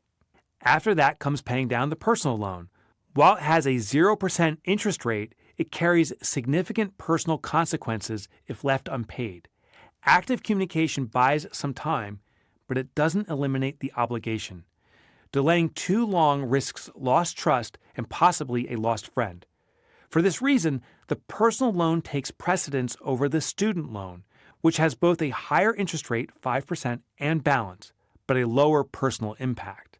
By tackling debts in this interest/consequence sequence, the debt avalanche has you now financially optimized. That is the ultimate money habit. Take quick action. Identify your highest interest debt now and shift your focus to crushing it. Keep making minimum payments on all others, but throw every extra dollar at that costly balance. Start your avalanche and feel the financial weight lift as the high interest debts fall. The power of negotiation. Humans are made for negotiation and compromise. That's how we thrive. Start with an intention and then go for the ask. Approach it with integrity and compassion for both the person you owe and for yourself. Debt isn't set in stone, it's written in sand. When I pressed Dom Anderson to tell me how he paid down $8,000 in debt in 10 weeks, I was surprised to learn he didn't pay that amount in full. A big chunk of that debt was $5,000 he and his wife Princess owed on their car. They had purchased it with a subprime lender, which meant they were paying outrageous interest on the car. They probably already paid for the value of the car a couple of times over. With the newfound confidence the money habit system gave him and a quick check of his Fix account, he was able to negotiate a lower payoff for the car loan, and the amount will surprise you. It sure surprised me. I called the finance company, Dom explained, and I said, look, we're paying this car off. We have the money. There's no point in continuing to make payments when we can just knock it off. But I'm not paying $5,000. What can we do here? The agent offered Dom a payoff of $4,700, a $300 reduction, but he wasn't having it. He said, that's too much. I want to speak to someone else. So she passed Dom off to another department. The next agent offered Dom a payoff of $1,500, a huge difference. But Dom still wasn't having it. And listen, my weak soul here, I'm like, oh my God, that's the deal of the century. I would totally do it. Dom, no way. He's pushing forward. Wow. I hope you do the same. Dom told them, nope, I still don't like that. We did subprime lending because my credit was horrible. I've already paid you the worth of this car 3 times over. You have already made a killing off of me. So why do you feel you need to kill me off? Let's get this knocked out. The agent offered him another payoff amount, $950, and Dom took the deal. The finance company had initially offered him $8,700, and he negotiated it down to $950. Well done. And I got to say this, everybody won. He was being fair to himself. He's being fair to them too. Next, Dom tackled his past due AT&T bill. He and Princess had switched phone service companies mid-billing cycle, and AT&T claimed he still owed $300. Dom learned this only after pulling his credit report. The amount was in collections. He called the collections company and offered them a deal. He would pay $150, half of the bill, and that was it. The collection agent said he had to talk to his manager, and then he came back and said they couldn't do it, and we'd have to pay the debt in full. Dom explained, I told him, have a good one. It was nice talking to you. The agent tried to keep Dom on the phone and said he would take his $150 as a monthly payment toward the $300 debt. Dom said, I told you this was my offer. I know you bought my debt from the company for less than I owe. Either I'll never pay this bill, or you take what I'm offering you now. Up to you. Dang, that's intense. When Dom told me this story, I wanted to go back in time and see the look on the debt collector's face, let alone my own face. The best part is, Dom didn't give up. You see, he did want to pay the debt. He wasn't trying to get out of it. He just didn't want to pay all the inflated fees associated with it. And he leveraged his knowledge of how collection agencies work to get the deals he wanted. Integrity happens when you know the truth of both your position and the collector's. Quick tip for you right now is if you're in debt and you have collections against you, go onto an AI system and tell the AI your situation. Ask them how much the collector spent on acquiring your debt. What they spent is their cost, and what you owe them is their gain. So if you're even $1 over their cost, it starts becoming a gain. And that puts you in a position to negotiate well. So just do your research first. Dom shared, the next day, I just called the collection agency back and tried again. I got a different person who was willing to make the deal, and we got it done. Dom called every single collection agency, some multiple times on different days, and negotiated deals. With every call, he was polite, told them he wanted to pay the debt, and asserted that he would not pay the full amount. This is where integrity and tenacity are the ultimate debt-destroying 1-2 punch. You don't have to play the collection agencies or lenders' games. You can negotiate big reductions that will help you pay off your debt faster. You just need to be poised, polite, and persistent. And looking at your fixed account will give you the poise and confidence you need to make these calls, as it tells you how much you are willing to lay out to pay off that debt. If you need inspiration to tackle negotiation, take it from Dom, who told me, who can stop me from doing this but myself? Take quick action. Check your fixed account to know how much you can offer. Call a creditor or collection agency and say, I want to pay this off, but I can't pay the full amount. What can we work out? Stay polite, be persistent, and don't settle on the first call if it doesn't work. Once you strike a deal, confirm it in writing, pay, and celebrate. That's it. Simple, direct, done. Don't sacrifice your wants and dreams. We've been taught to focus on needs before wants, on paying down debt before funding our dreams. It's the same in business. We are taught that profit is whatever we have left over after we pay all our expenses first. They say you make money only after everything else has been addressed. They say you need to be debt-free before you will have money for your vision. They are wrong. I mean, logically, it makes sense. You will have money left over only from what you haven't spent. But behaviorally, they are wrong. If we don't address the savings first, we never get around to it. Flipping the formula is the cornerstone of the profit-first system that has helped save more than 1 million businesses worldwide. Simply by taking their profit before they pay any expenses, even if it's only a tiny percentage, business owners ensure they will always be profitable. And man, that profit account sitting there at their bank changes something in them. Even if it only has $5 in it, that account makes them feel differently about the blood, sweat, and tears they're putting into running their business. The same principle works for anyone who earns an income. Think of your wants and dreams accounts like a business owner's profit account. You must pay yourself first, meaning You must give yourself some of that financial joy first.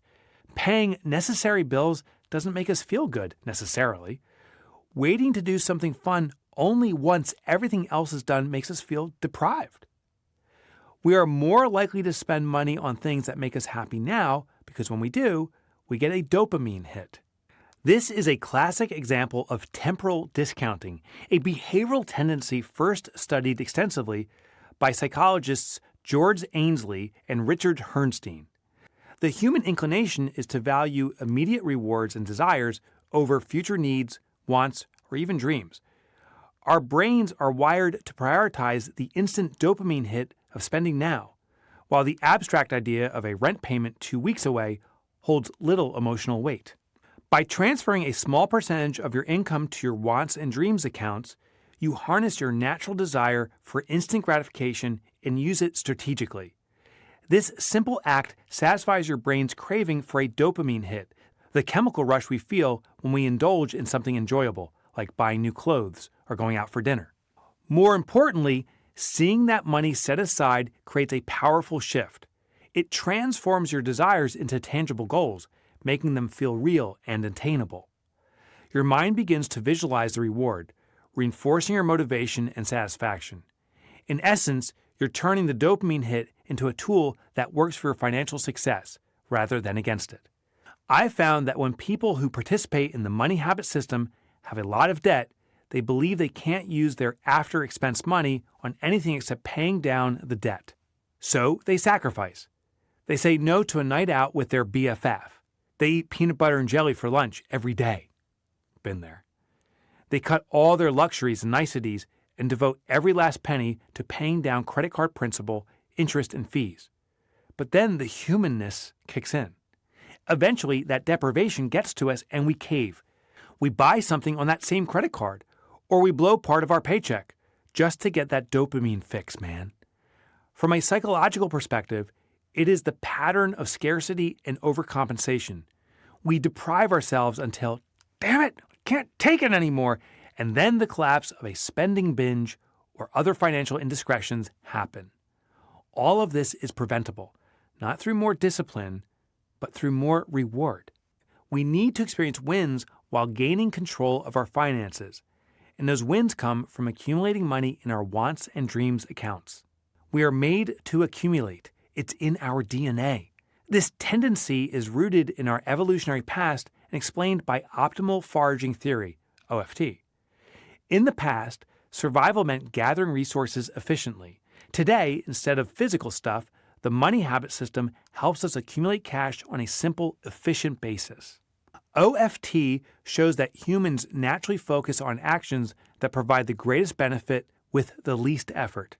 Early humans didn't just gather berries for one meal, they stockpiled enough to last for days. It wasn't, ugh, me get woolly mammoth steak for dinner tonight, but, ugh, I go on big hunt to feed family for a long time. Then, when they caught the woolly mammoth, they carved it up and would feed their families for weeks. That instinct to maximize results from their effort and stretch resources over time ensured survival. The same principle applies to modern humans, particularly around money. Income comes in bursts, a handful of berries, the paychecks, or big mammoths, which would be bonuses. While prehistoric humans were reminded constantly of their hunger, prompting them to ration, our modern life doesn't come with those relentless pangs. Instead, we experience rolling financial waves. Payday brings a false sense of abundance, making us feel flush with cash and eager to spend. Spending often too much, too fast, on too many things, but as the weeks pass, the money runs thin, and suddenly, payday can't come fast enough. Then the cycle repeats, overspending, followed by overstretching again and again. The money habit system channels this instinct by allocating money into wants and dreams accounts, making it easy to see what can be enjoyed now, a few berries, and what should be saved for later, the rest of the berries. Pro tip here with the money habit system, when you pick the day of the week where you're going to allocate money, when you do this manually, do it the same day your paycheck arrives. The longer that money lingers in your income account, the more tempting it becomes just to spend it. But once the money's allocated to its intended use, it starts putting containers and control around you. Now, ultimately, you're going to automate this process. And I encourage you to do the automated allocations also on the day the income arrives. You don't want that whole woolly mammoth sitting there. You want to carve it up fast. As these accounts grow, we get dopamine hits, not just from spending, but from anticipating future rewards. Seeing progress feels like a win. Dopamine is released, reinforcing the saving habit. And when we've saved enough to make a guilt-free purchase, we get another dopamine rush from rewarding ourselves. The beauty of this system? These aren't reckless splurges. They're planned, joyful indulgences that keep us on track with bills and obligations. And let's face it, dopamine, the brain's natural joyful juice, is the most powerful drug out there. When we use it to our advantage, it doesn't just flow, it fuels our financial success. Every year, my family goes on a trip. One year, it was a nice vacation rental and a trip to Mount Vernon to see George Washington's home. Another year, it was cave exploring. As I read this to you, we are planning the biggest of big Michalowicz family trips. We are heading to Ireland.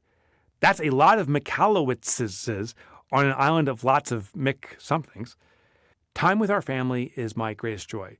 And so with each disbursement to our dreams account, I get a little buzz knowing that trip is rapidly approaching and will be guilt-free. My wife and I have no worries about the money we spend on the trip.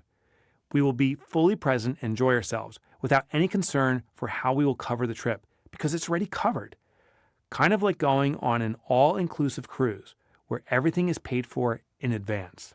Now, interesting little side note, at least interesting to me, Krista came to me and her best friend, Renee, that she grew up with, and their family wanted to get together on Catalina Island. I think this is in California. And so we are making a shift. Our plan to Ireland that we were just finalizing, we're going to have or actually, by the time you hear this, but we're about to have tonight a family call and say, hey, what about putting Ireland back a year or two and go to Catalina Island instead? We have a vacation budget for the family, and it's good enough to do one big trip, but 2 in a year, it's not within the money habit system, so one thing has to shift. Let self-punishment go. Talking to Dom, I remembered my own insecurity about facing debt collectors. The way I stalked my mail carrier daily to make sure my wife and neighbors didn't see the envelopes with red lettering in big, bold fonts that read, account delinquent, collection notice, and my favorite, as in bury my face in shame, least favorite, legal notice. I kept my monument of unopened bills stashed out of sight while I tried to come up with a way to win the lottery or the equivalent. And I tried to cloak the shame I felt because I'd gotten my family into so much debt. When you're scared about money and avoiding it, it can cause a lot of problems in your marriage, I said to Dom. Dom nodded. I used to be a horrible piece of crap. I started changing my ways and gaining my wife's trust with the finances and all that other good stuff, and that changed everything for us. Of course, Dom wasn't a horrible piece of crap, no more than I was, but it sure can feel that way when you struggle with debt over and over and one more unopened bill over again. You aren't horrible either. You're human. Yes, you may have regrets, and that's okay. But punishing yourself for your regrets is something else. You may think, easy for you to say, Mike. You don't know my mistakes. Fair enough. But here I'll tell you one of my biggest mistakes, a real doofus move that I deeply regret. I took out a $100,000 small business administration loan to help me grow my business, then started to siphon some of that money to cover up some of my living expenses. I put the rest of the expenses on a credit card. So I was draining the loan while watching my credit card balances climb higher and higher. You may think that was the doofus move, but really, it was when I had $10,000 left of the loan, and rather than invest it into my business, I played financial roulette and invested it in the stock market. I had this desperate idea that the best use of the last $10,000 was to gamble it on penny stocks. Of course, the stock I invested in tanked. Of course. Self-punishment is debilitating. It keeps you from taking action. As the bills pile up and the debt skyrockets, self-punishment keeps you down, digging your hole deeper and deeper. I had every reason to punish myself for that doofus decision, but I didn't. I paid back the loan and made it right. Though I will always regret that move, I won't rake myself over the coals for it, because that would keep me tied up in the cycle of shame. If you're in debt, that's not a sign that you're a bad person. It's not even a sign that you made bad decisions. Some credit card debt is just unavoidable. Stop berating yourself so you can start climbing out of the hole bit by bit. If Dom and I can do it, you can too. I'm sure of it. A final thought on debt and its emotional weight. The term mortgage originates from the Latin words mort, death, and gage, contract. A mortgage is quite literally a death contract. Ain't that something? Get her done summary. Stop digging, start climbing. 1. Get the facts. You can't fix what you won't face. Visit mymoneyhabit.com for tools to pull your credit report and repair any damage. Write down exactly what you owe, to whom, and at what interest rates. No guessing. 2. Implement the debt freeze today. Cut one unnecessary expense today. Then call your credit card companies and 1. Lower your credit limit. 2. Ask for a reduced interest rate. And 3. Request a temporary deactivation. Do 1, 2, or all 3. It's time to step off the debt treadmill. 3. Choose your first debt snowball target. Target your smallest balance and hit it with every extra dollar. Don't worry about the interest rate yet. This is about momentum, not math. Crush the first debt, feel the win, and roll that payment into the next one. 4. Trigger your debt avalanche. After a few wins, aim higher. Target your debt with the highest interest or biggest consequences. Keep minimum payments on the rest. Funnel every extra penny to this monster until it's gone. Then repeat. Logic now takes over where momentum started. Chapter 7. Build a better financial future now. You may think this chapter is about investing your money. You're not wrong. I do want you to start investing some of your income to help it grow. But there is a single investment that yields the most monetarily, has the fastest returns, and you'll likely enjoy. And yet this investment vehicle doesn't require a financial manager, a financial platform, a financial anything. If you haven't figured it out by now, the number one investment vehicle of all time is investing in yourself. By expanding your mind and abilities, you expand your wallet. I want you to invest in your future self, and I want you to start today. And this is exactly why your future account is so critical. This account isn't just a placeholder for your future retirement. It is also a fund dedicated to actively building your future self. It's there to help you acquire new skills, enroll in that course, attend that seminar, or make that career move without hesitation to build an even better future you. In his book, Be Your Future Self Now, Benjamin P. Hardy wrote, "As a species, we haven't evolved to plan 20 years into the future. As a rule, our decision-making is myopic, short-sighted, and lacks imagination. We're heavily incentivized to seek rewards in the present, which can greatly cost our long-term future selves." Hardy says we're wired to be distracted by the short term rather than make decisions for the long term. So this is why, when we're just trying to get by, it's nearly impossible to think about what we need to do today to have a better day tomorrow, let alone a better day 2 decades down the road. And these decisions we make to get by can be darn expensive. As Hardy says, prioritizing short-term wants will cost your future self greatly, putting them deeper in debt in all ways.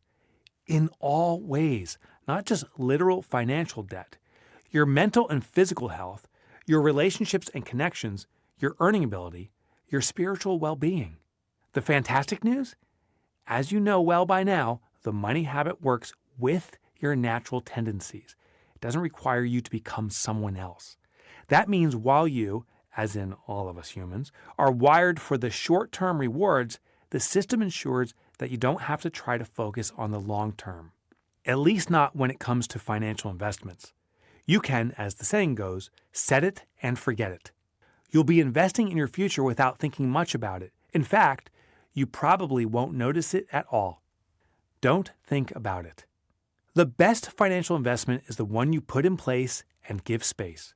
Some people have a compulsion to look at their investment accounts and tweak them, hoping to buy low and sell high, predicting stock market trends.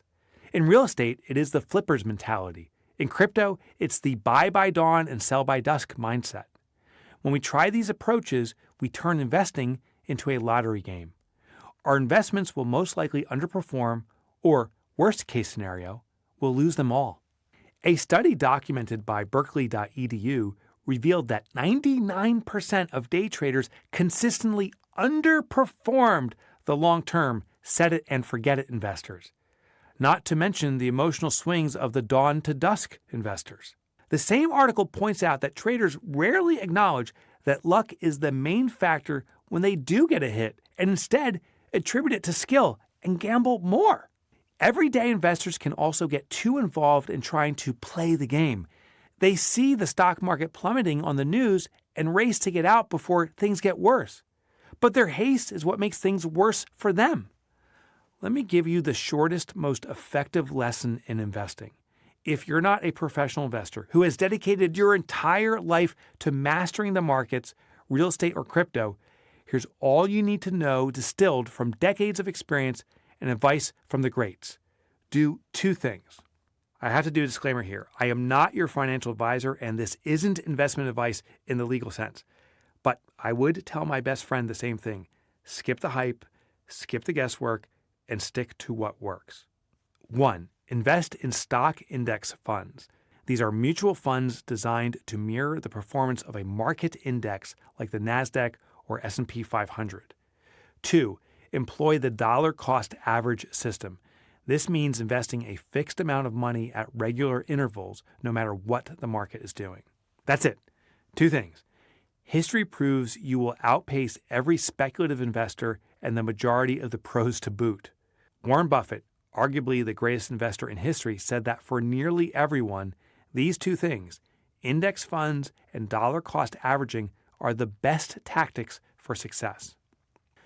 I majored in finance in college, worked with dozens of hedge fund clients, and studied the strategies of countless experts. And after all that, one guy and his 1 minute of advice could have saved me years of distractions, confusion, and misunderstanding, the unnecessary complexity I thought investing required. And the losses, of course. The countless missed financial gains because I stepped out when I should have stayed in. According to Investopedia, many investors fail to remain invested in stocks when a rebound occurs. In fact, they tend to jump back in only when most of the gains have already been achieved.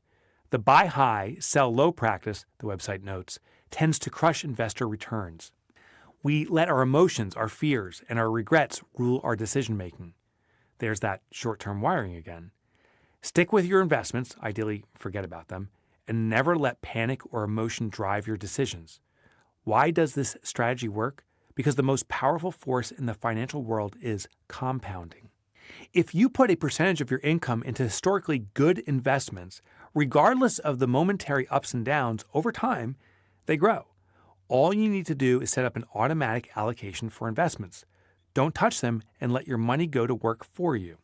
An easy way to do this is through your company's 401k program or similar, which automatically deducts a percentage of your paycheck. Another account you don't have to think about, just like your money habit bank accounts. The account is just there, and it does its job. Your employer may even offer a contribution matching benefit, where they put in an additional portion on top of yours. That's free money. But can putting away a small portion of your paycheck really make that much of a difference?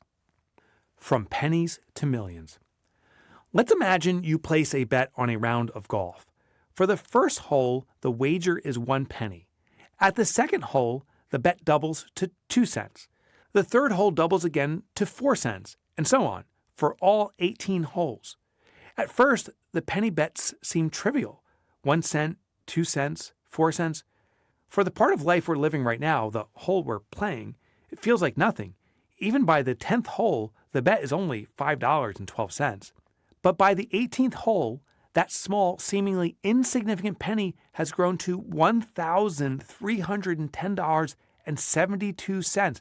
Yeah, you heard that right. 1 penny grew to $1,310.72 in a single round of golf, just by doubling the bet at each hole. This is the power of compounding. What seems tiny at the beginning, barely noticeable, becomes massive over time. And the earlier you start, the more impactful it becomes. The key is to play the long game and trust the process, even when the growth is invisible, and even when you, like all us mortals, get caught up in emotional, short-term thinking. Playing the long game is easy when you follow the money habit system because your investments are out of sight and therefore out of mind. A penny may seem disposable, valueless, and on its own it is. But a penny paired with time is profoundly valuable. So, what is your penny? What amount is small enough that you won't feel it in your day-to-day life? Can you store away 1 penny per day? What about a dime or a dollar? For most folks, $1 per day is disposable. So let's apply that no-brainer amount to compound interest. The average rate of return over time in the stock market, adjusted for inflation and using the S&P index, is 7%. Bonds yield about 2.5%, also adjusted for inflation. Stocks are considered riskier than bonds. If your investments included an equal mix of stocks and bonds, you would have a return of 4.75% after inflation. After 1 year of saving $1 a day with a 4.75% annual interest rate compounded daily, the balance would be approximately $373.83.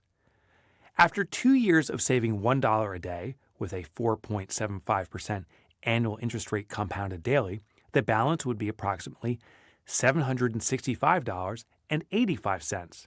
700-something bucks might seem like squat. I suspect with your current lifestyle, you could find a way to use up that money within seconds. As the years go by, that's when things get interesting. If you don't access your $1 a day account and keep the daily contributions going, here are your balances by the end of years 3, 4, and 5. Year 3 would be $1,176.93. Year 4 would be $1,608.01. Year 5 would be $2,060.06. What if you simply saved $1 a day in a cash stash spot in your house for 5 years? You'd have $1,825. In an investment account, the 4.75% compound interest gives you an additional $235.06 that you wouldn't have earned stuffing George Washingtons into a cookie jar. Maybe an extra $200 and change is not worth it to you. Remember, we're playing the long game here. So let's look at 10 years into the future.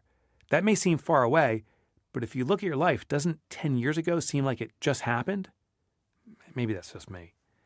After 10 years investing $1 a day, you would have $4,672.34. If you stuffed the money under your mattress, you'd have $3,650. That's more than $1,000 in money you didn't have to clock in to earn. Now we're getting somewhere. Let's leap ahead in 10 and 20-year increments. This is where I have a table in the book, and I'm going to just share the details with you. It has the number of years, which is 20, and the investment balance of $12,185.28. That's the interest-bearing account.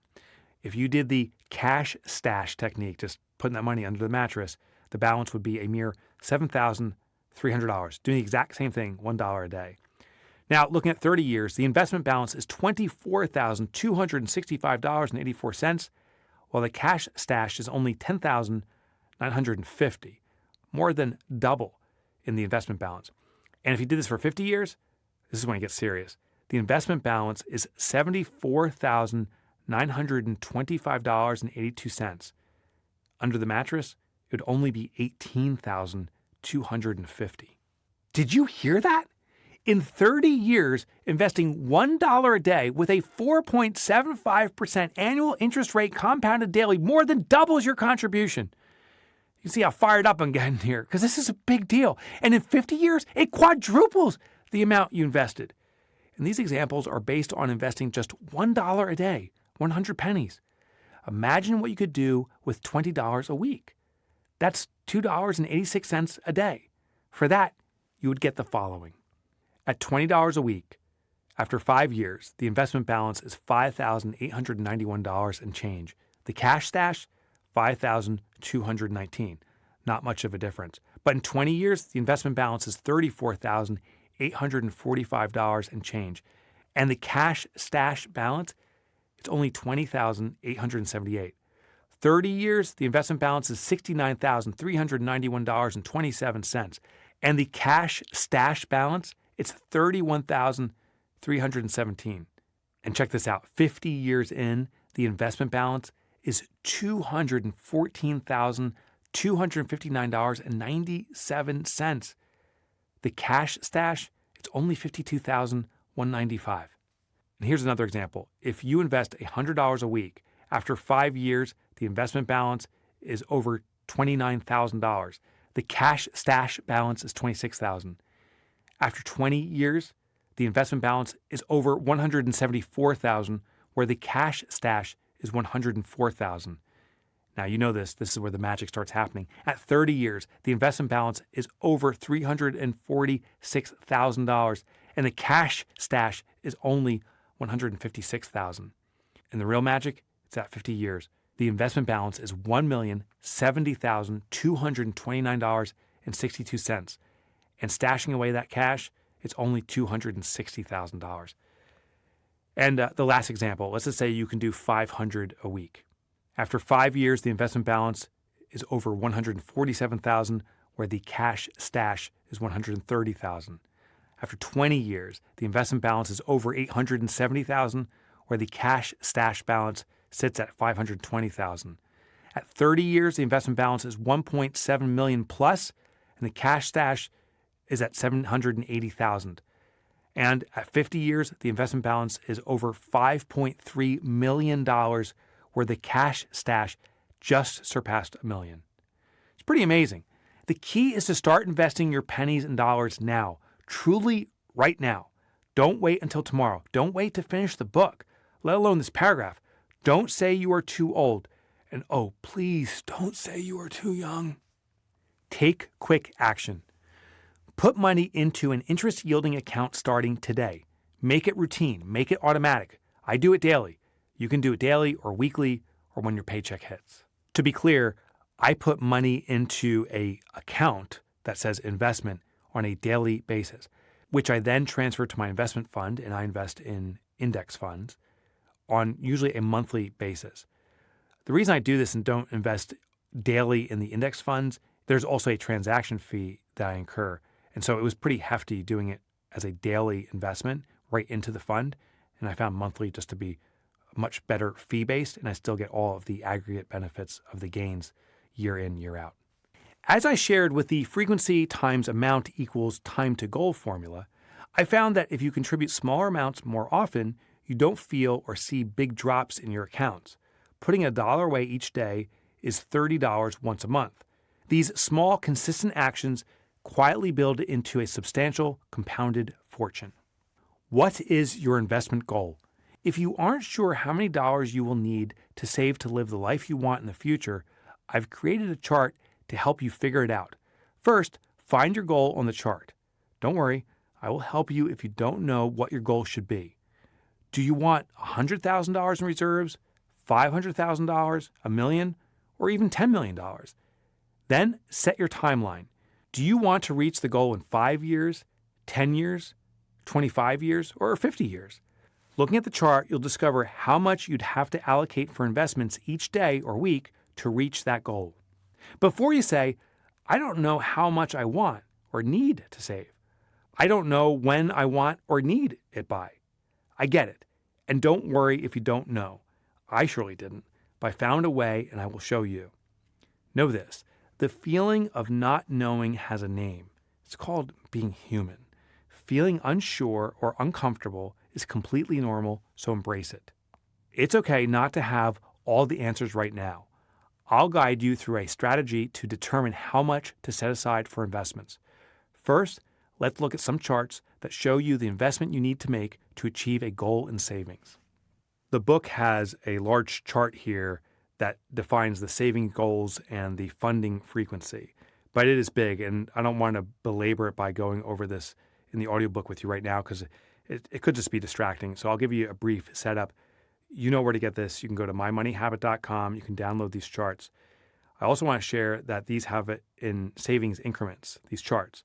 So it's 100,000 or 250, goes all the way up to 25 million. But you may have a different number you're targeting or a very specific one. And so there's tools also at the website to help you identify that.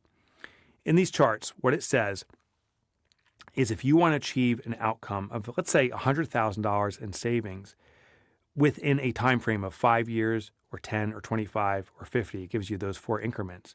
It tells you exactly what you need to save on a daily, weekly, or a monthly basis. So it's a very quick way to find what your number is.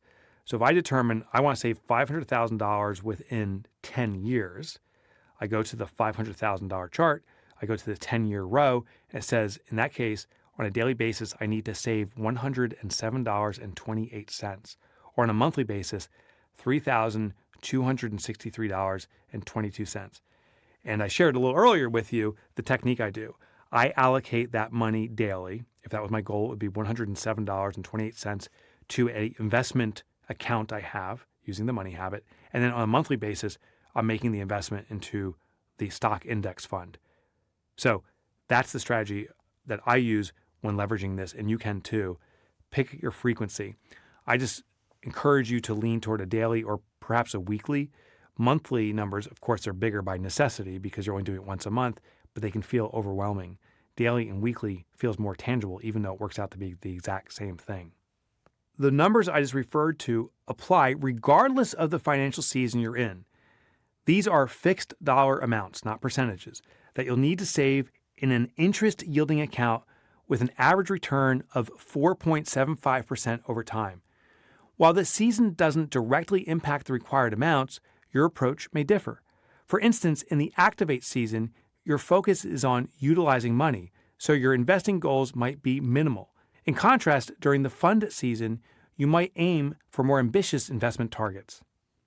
Oh, and that reminds me, I gotta say one more thing before we continue on, because there may be someone listening in right now saying, but Mike, if you save daily and but only invest monthly, and that daily savings is not yielding interest, you're off.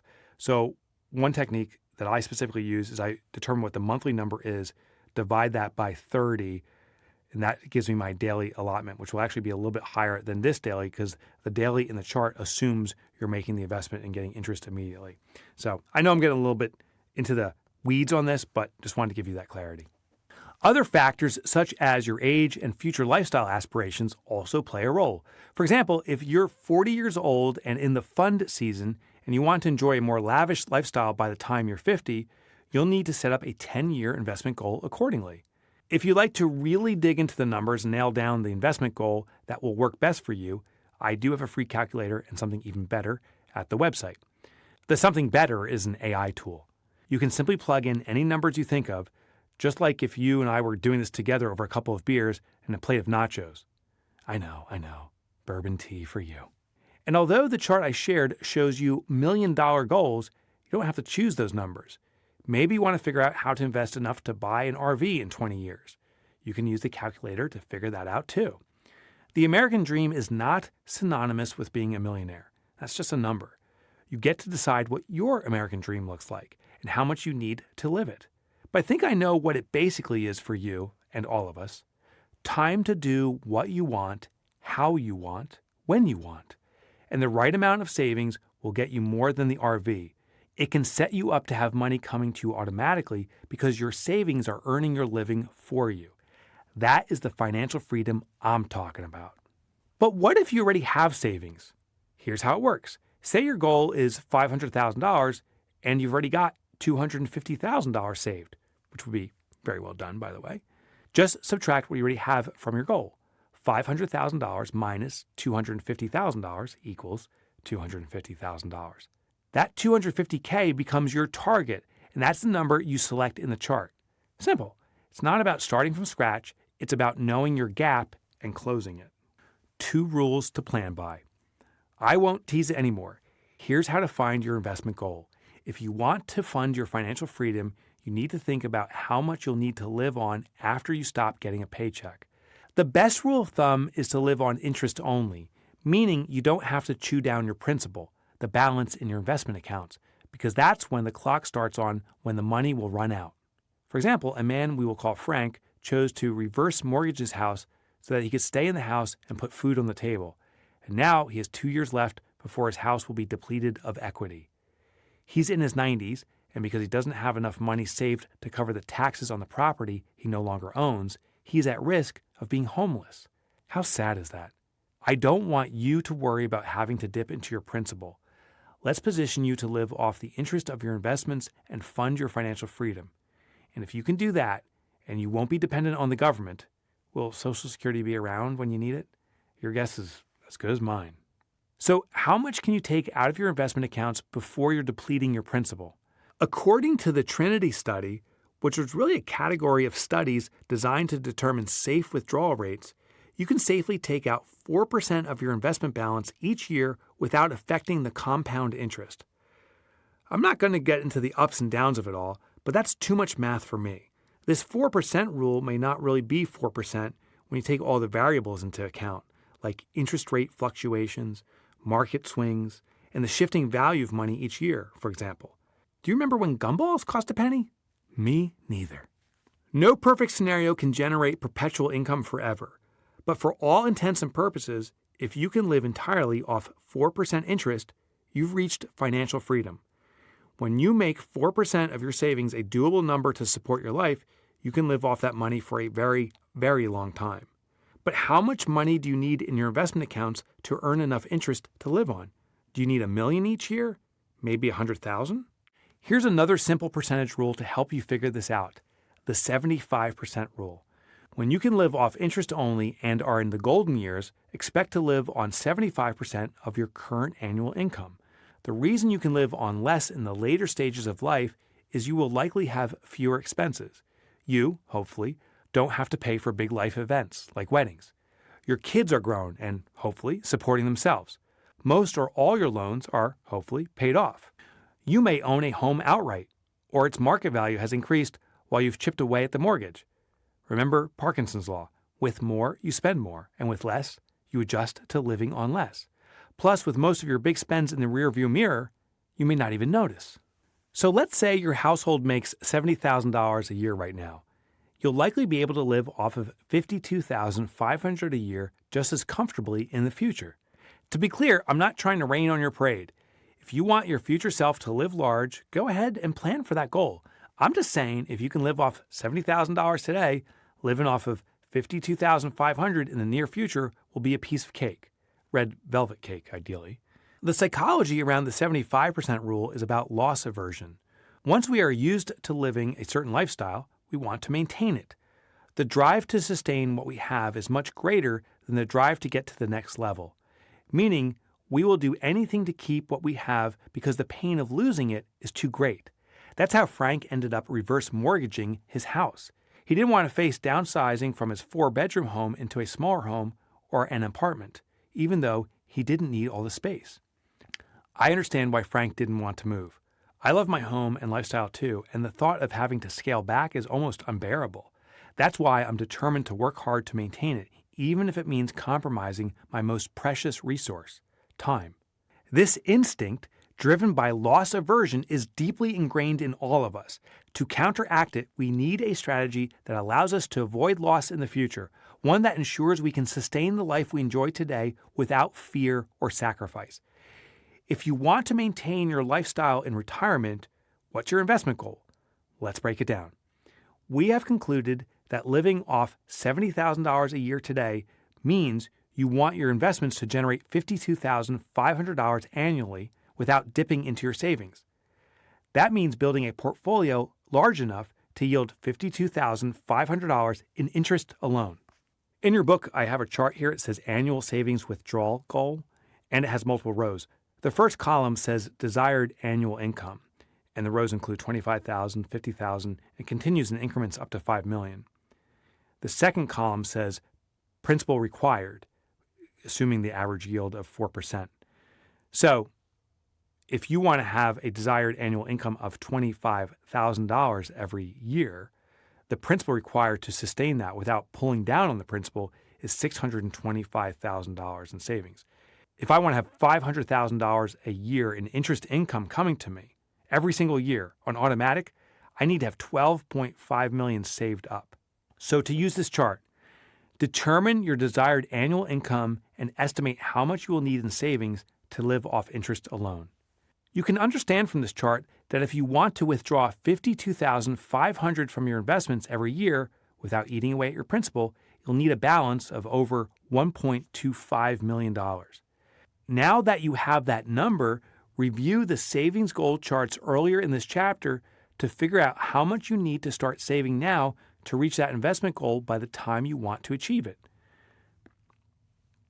Let's assume you need an investment balance of $1.25 million within 25 years if you want to live off interest alone. In the chart, you see that $1.25 million yields an annual income of $50,000. So to hit your target, you will need a slightly bigger chunk of savings. In the savings goals charts, we can estimate that to save $1 million in 25 years requires contributions of $402.19 every week.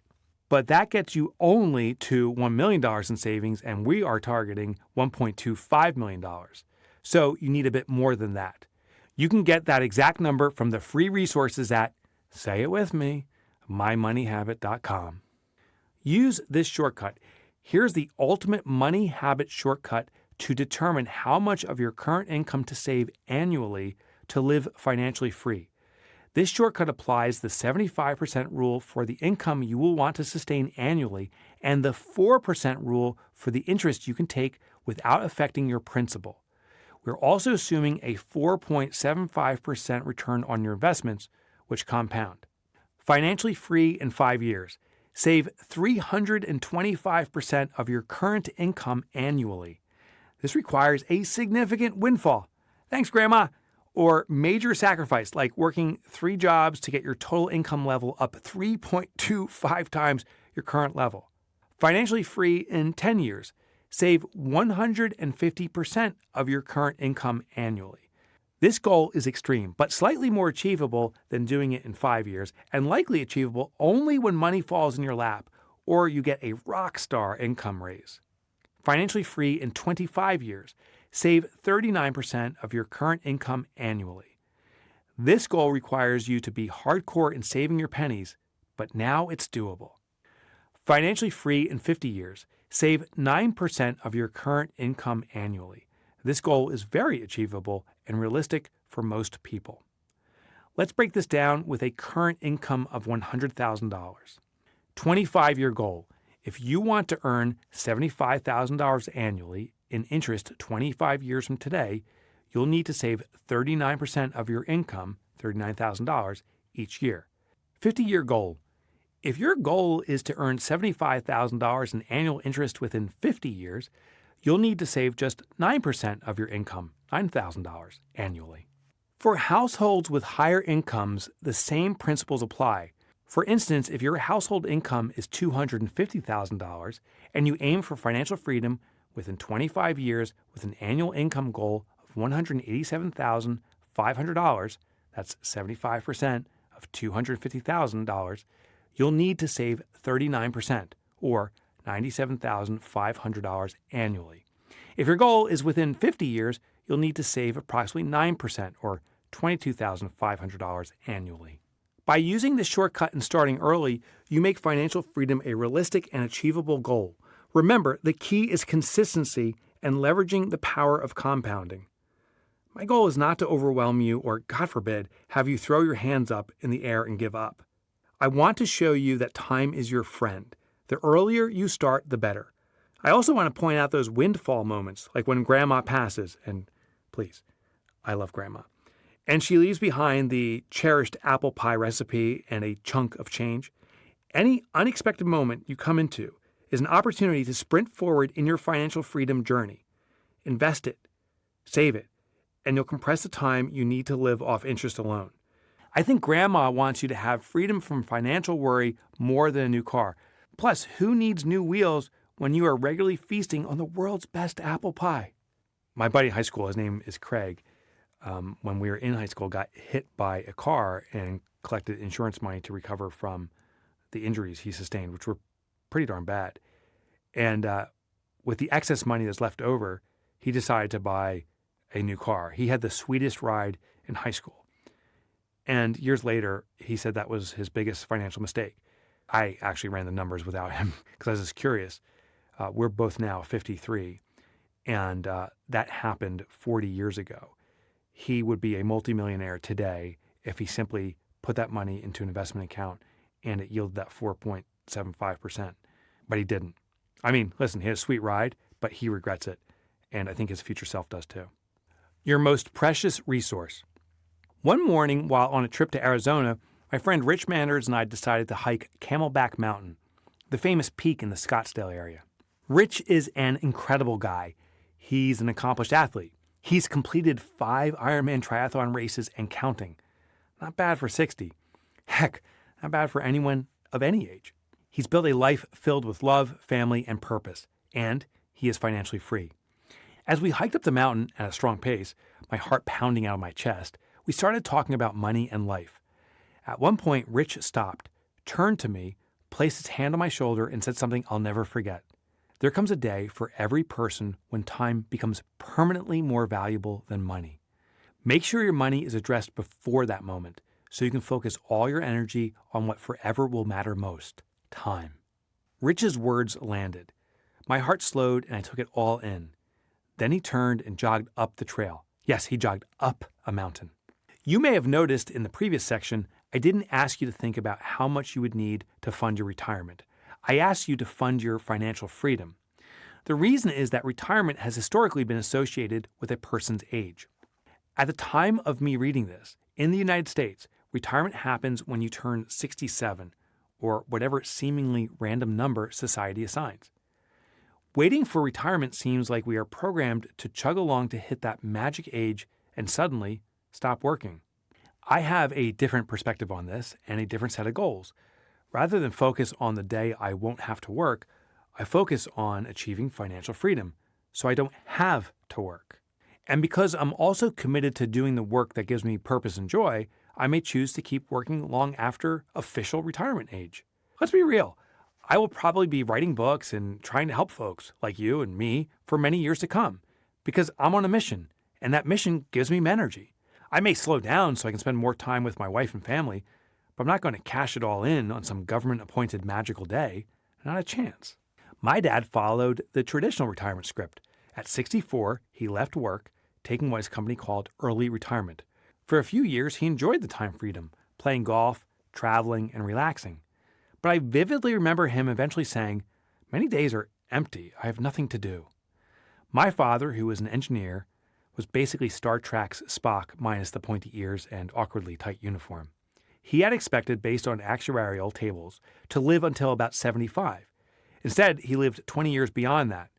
Financially, he was comfortable, living off the interest from his investments. Before he passed, he ensured my mom was provided for, and she has continued to live off that interest. As I read this, she is 91 years old, living comfortably in the house I was raised in. I saw her last night after I was reading this book and went for a quick visit, and she still has that shrine room there, and the green shag carpet is staying, she said. My dad made the time money inversion, which Bionic Rich told me about, very abruptly at age 64. Others do it more gradually. Some do it sooner, others later. But all of us will come to the moment where time is the most precious thing. And it is a shame if, when that happens, we don't get fulfillment from it. As William Penn, the founder of Pennsylvania, said, "Time is what we want most, but what, alas, we use worst." Don't let that be you. Your financial freedom empowers time freedom. And the best way to experience time freedom is through meaningful activity, something that brings you purpose and fulfillment. The ultimate win is making money while experiencing joy. And when your paychecks stop, let's make sure your finances are secure. Most importantly, may you always use your most precious resource, time, in the ways that matter most to you. Get her done summary. Invest in your future you. 1. Know where you are going. Visit mymoneyhabit.com and use the free calculator and AI tools to figure out how much you need to save to hit your financial freedom number. 2. Fund your future you account. Allocate money specifically for skill building, courses, certifications, or anything that makes future you stronger, smarter, or more valuable. 3. Set up an automatic investment. Choose a small, consistent amount you can invest regularly, daily, weekly, or when you get paid. Use index funds and dollar cost averaging. Let compounding do the work. Krista and I lived through this ourselves. Back then, our money conversations were, shall we say, lively. Krista would ask, Mike, do we have enough for groceries? My response, classic in its unhelpfulness, would be something like, how much do you plan to spend?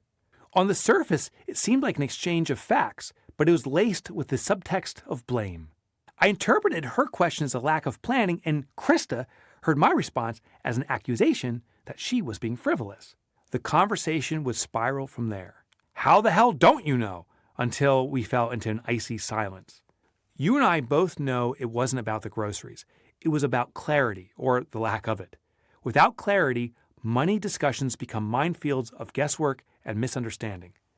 The money habit system changed everything for us. I still take the lead in managing allocations and paying bills, but Krista is fully engaged. Whenever she wants, she logs into the accounts and immediately sees what's available, what we have for groceries, a date night, or a splurge she's been considering. If a balance looks tight, she might say, Mike, it looks like we've got a situation in the N groceries account. Want to take a peek? No accusations, no drama, just clarity. Now, instead of playing the parent and child, we're partners. The system takes on the bad guy role when necessary, delivering the hard truths with cold, impartial numbers. Our conversations shift from, can we afford this, to, what should we prioritize? What used to end in icy silence now feels like a cozy, warm collaboration. Rachel Werner saw this transformation in the couples she coached in the money habit system. One husband, who had previously felt disconnected from financial decisions, shared, for the first time, I feel like I have authority over my hobbies. I don't have to ask permission anymore. Another couple described how their conversations went from finger pointing to focusing on shared goals. As Rachel explained, when the system provides clarity, it replaces emotional tension with progress and positivity. Kelly Ruda is my go-to expert for people struggling with the mindset around money. Kelly is no BS. Let's get results psychotherapist and behavior expert who dove into why this system works. At the root of many money conflicts, Kelly said, is a clash between control and autonomy. One partner feels they have to report to the other, or when financial decisions are made in a vacuum, it stokes defensiveness, resentment, and shame. But when both people have clarity and autonomy within a shared framework, those emotional triggers diminish. There's that rebel nature again, the stuff psychologist Howard Farkas discovered on why people cave into emotional eating habits, which we talked about in Chapter 1. Seems we can't help ourselves. We just gotta be free. Krista's journey with money has also evolved. Traditional budgeting used to amplify her fear of not having enough, but with the money habit system, she always knows exactly what's available without crunching through spreadsheets or financial systems. There's no guesswork, no need to ask for approval or avoid conversations out of anxiety. This clarity isn't just practical, it's transformative. Krista once told me, if something ever happened to you, Mike, I need to know how to handle everything. And now I feel I can. That conversation stuck with me. Financial transparency isn't just about the present. It's about equipping your partner to navigate the future with confidence. Money conversations don't have to be heavy or stressful. With a clear system in place, they can be simple check-ins, celebrations of progress, or collaborative planning sessions. If you've been avoiding money talks, start small. Sit down with your partner this week, log into your accounts together, and look at the balances. What do the numbers tell you? Are there areas to adjust or goals to celebrate? Take quick action. Schedule a money meeting. I love alliteration. With your partner. It doesn't have to be formal. Pour a couple of coffees, sit down at the kitchen table, and talk about what you see. Let the system guide your discussion. As you do this regularly, you'll notice that clarity replaces confusion and collaboration takes the place of conflict. A bonus discovery, when you can talk about money, you can talk about anything. When your partner doesn't want to participate. Sometimes one person in a relationship is ready to take control of their money and the other, well, isn't. Maybe they're skeptical, overwhelmed, or just tired of yet another system. Maybe they've had bad experiences in the past, or maybe they don't even realize how unsafe money conversations feel to them. Whatever the reason, a partner's resistance isn't a permanent roadblock. It's usually a sign they don't feel safe, empowered, or included in the process. That's where your leadership, not pressure, comes in. Maggie Reyes is a marriage coach and the host of the Marriage Life Coach podcast. When I interviewed her for this book, she said something that stuck with me. When couples struggle to communicate about money, almost every communication problem is really a safety problem. It's not as much about the numbers as it is about how the conversations happen. So start by creating emotional safety. That doesn't mean ambushing them for a budget beatdown. It means soft starts, transparency, asking for input, acknowledging frustrating finances, giving them room to consider. One client of Maggie's used this approach and was shocked when her ultra-practical husband responded not with frustration, but with his own spreadsheet, because she'd given him space to think, not react. If your partner still doesn't engage, that's okay. You start. You don't need a big announcement, and you don't need permission. Just begin managing your side of the finances with clarity and consistency. Set up your accounts, stick to your categories, and let the results speak for themselves. As Kelly Ruda put it, your motivation can't be getting a specific reaction. You're not doing this to change them. You're doing it because it's who you want to be. Often when one person leads with calm and clarity, the other follows, not always immediately, but eventually. And if they never want to participate, then the system still works. You can still gain peace, clarity, and control for yourself. And over time, you might get closer, or you might get clearer. But no matter what, you'll get stronger. Because the truth is, the money habit system isn't just about finances, it's about stepping into who you are and who you're becoming. You don't need to change your partner to change your financial life. You just need to start. When other people see you differently. The last time I heard from Carol Piper, she was drinking a tropical drink and smiling big for the camera with lush green mountains behind her. The email read, "In Costa Rica with sister for the next month. Gonna head back to my condo later tonight to do some remote work."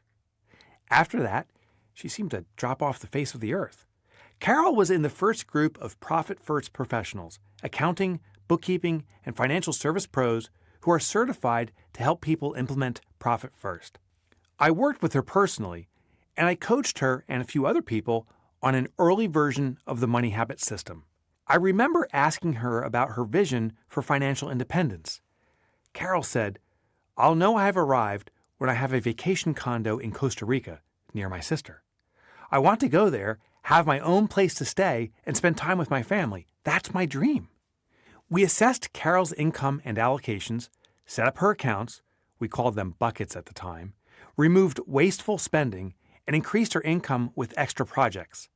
Within a few years of using the money habit system, Carol had saved enough money to buy her vacation home. About 4 months later, I started hearing from other people in the money habit group that she hadn't been around.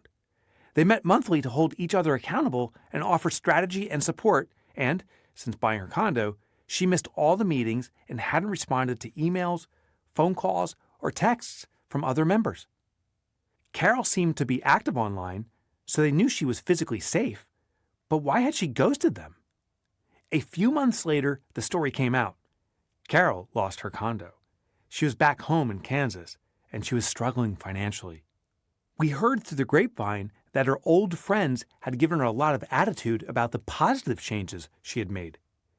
They'd been telling her, "Oh, so you're rich now? You think you're better than us?" They gave her a hard time about her new friends, the money habit group, and her new life.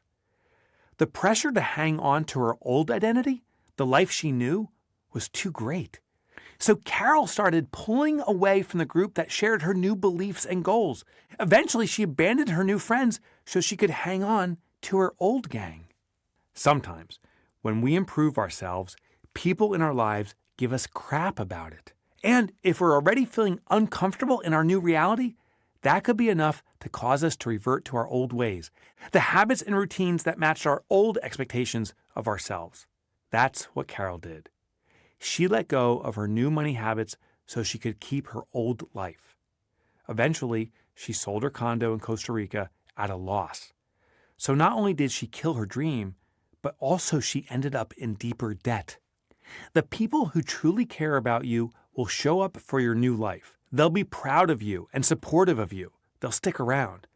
And the more financially free you become, the more people you'll find who share your values and goals. Besides, anyone with half a brain knows it's a good thing when your friends get a condo in Costa Rica. I mean, free vacation, right? Be aware of whom you surround yourself with.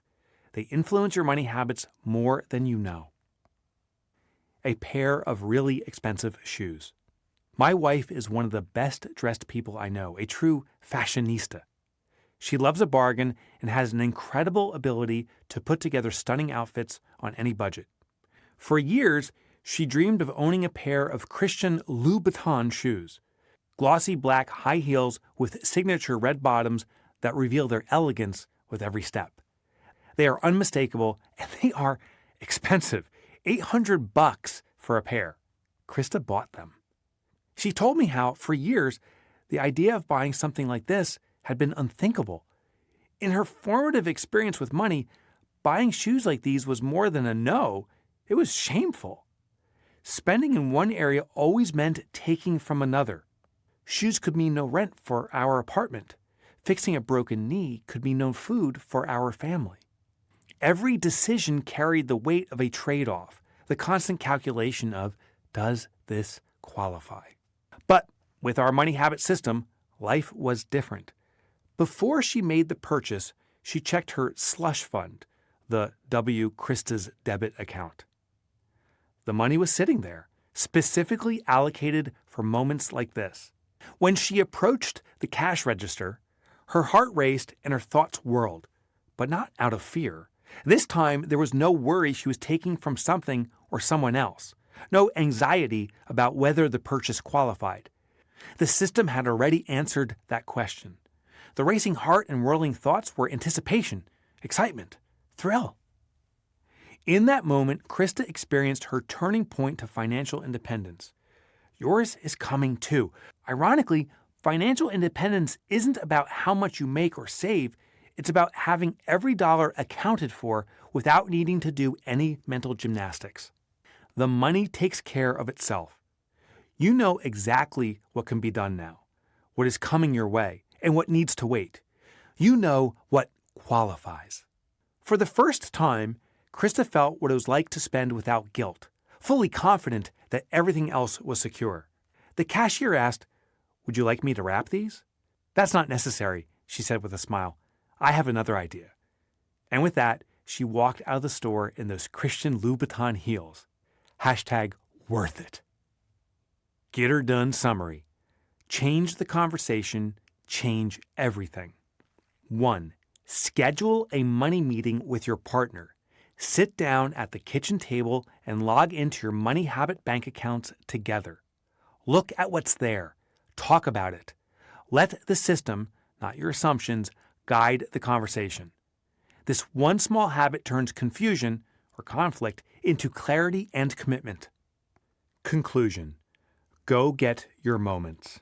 Imagine you wake up one morning and hear a ringing sound in your ear, like you went to a way too loud concert the night before.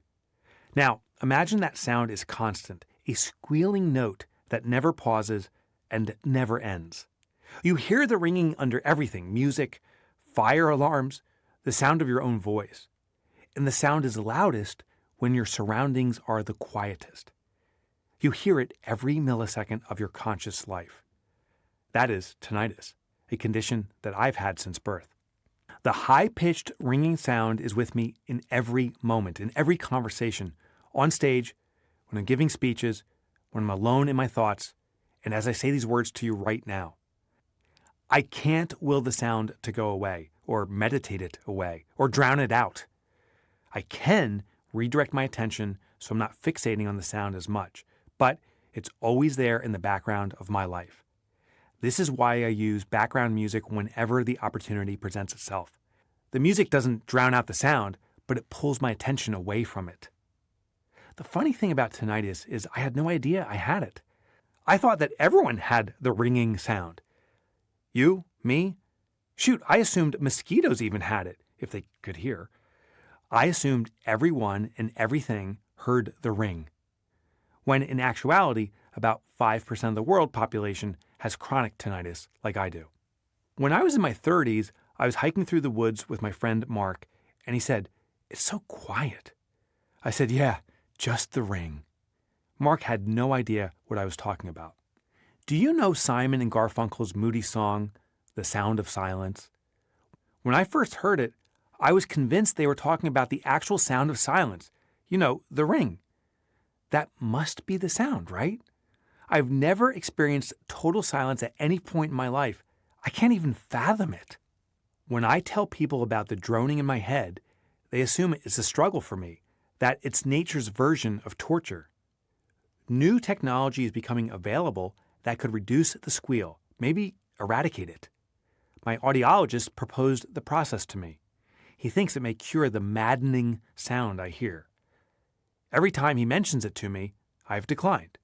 I don't know any other way. The droning is part of me. It's just who I am. In a way, the uncomfortable sound is comfortable. I've learned to live with it. I have accepted it, and that I will never really know what the hell Paul Simon and Art Garfunkel mean by the sound of silence. For most of us, money is an uncomfortable topic, and managing it is an uncomfortable task. But this discomfort feels normal. That financial struggle is like that droning, an ever-constant sound. It becomes so ingrained in us that it feels normal, almost comforting. You're used to it.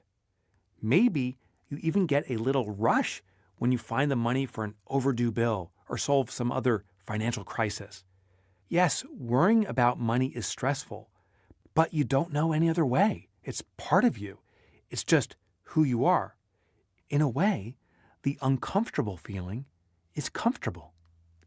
The financial struggle was like that for me too. I didn't grow up with that worry, but from the moment I went out on my own after college, I was in it. I had my own young and growing family, so the pressure was on, and it stayed on for decades. I can divert my attention from the ringing sound by using tricks to temporarily forget about it, but it's always there. I do it so often that it's subconscious. Music will always be playing in the background if I can access it. Tapping a table with my hand works a bit, but I found that annoys other people. Know what makes noise for me, but you can't hear? Clicking my teeth together. I am so good at it that I can do it without anyone noticing. It's not a distraction for anyone, but what a wonderful temporary reprieve from the squeal for me. We do the same thing with money too, right?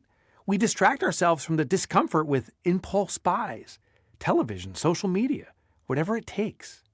You can use countless tricks to ignore it or dodge the money discomfort for a bit. You can go to the movies with your friends, focus on work throughout the day, go for an adventure with your kids. But that financial struggle is still the relentless undercurrent. A constant, annoying drone that makes you feel as though you are just months or weeks or even days away from a financial crisis, and the fear that the next crisis will be the one you won't be able to handle.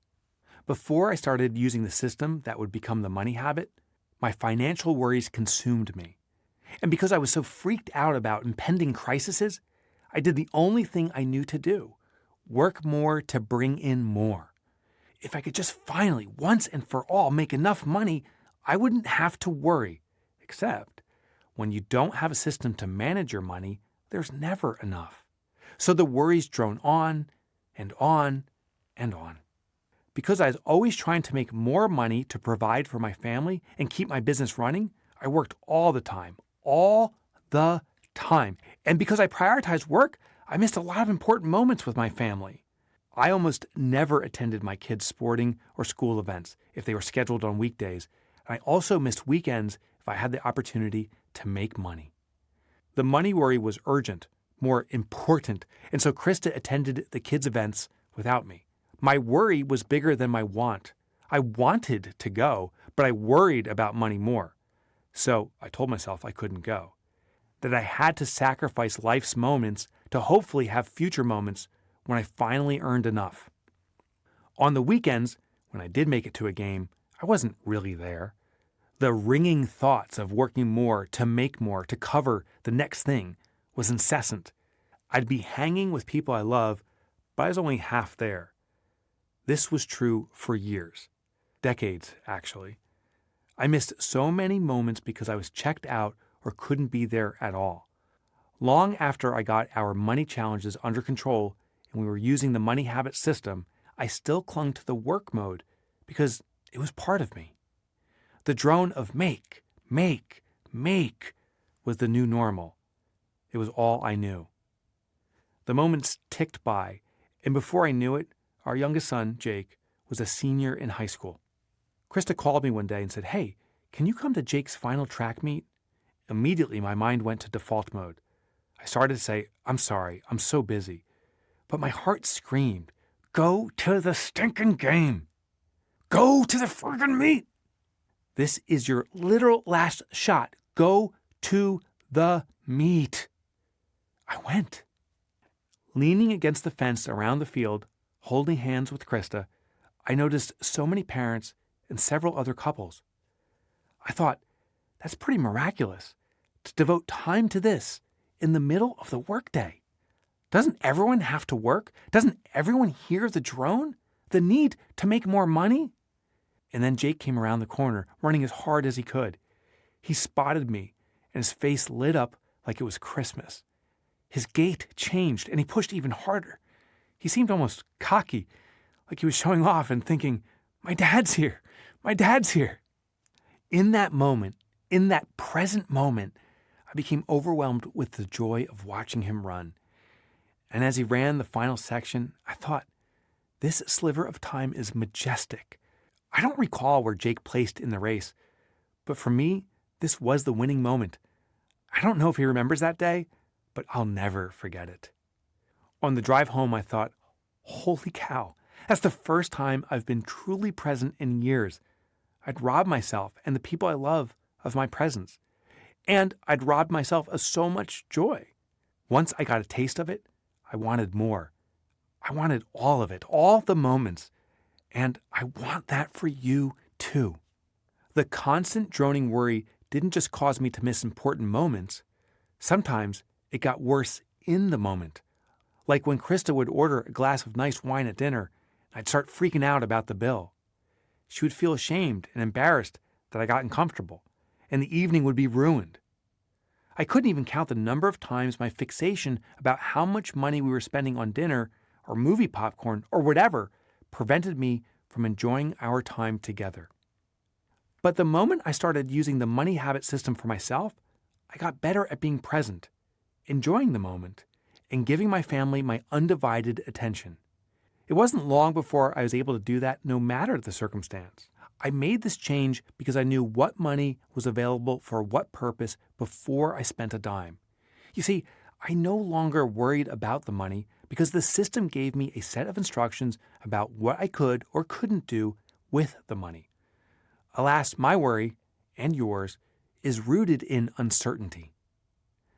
I mentioned this concept earlier in the book, but it's worth repeating. Not knowing is the greatest cause of anxiety and worry for humans. According to uncertainty theory, people often experience higher anxiety while waiting for results, such as during a breast biopsy, than they do after receiving a confirmed cancer diagnosis. In other words, people feel more comfort hearing you have cancer than you may have cancer. Experts suggest that once a diagnosis is known, even if it's serious, patients can begin to act and make informed decisions, which alleviates anxiety. And that is what the money habit did for me.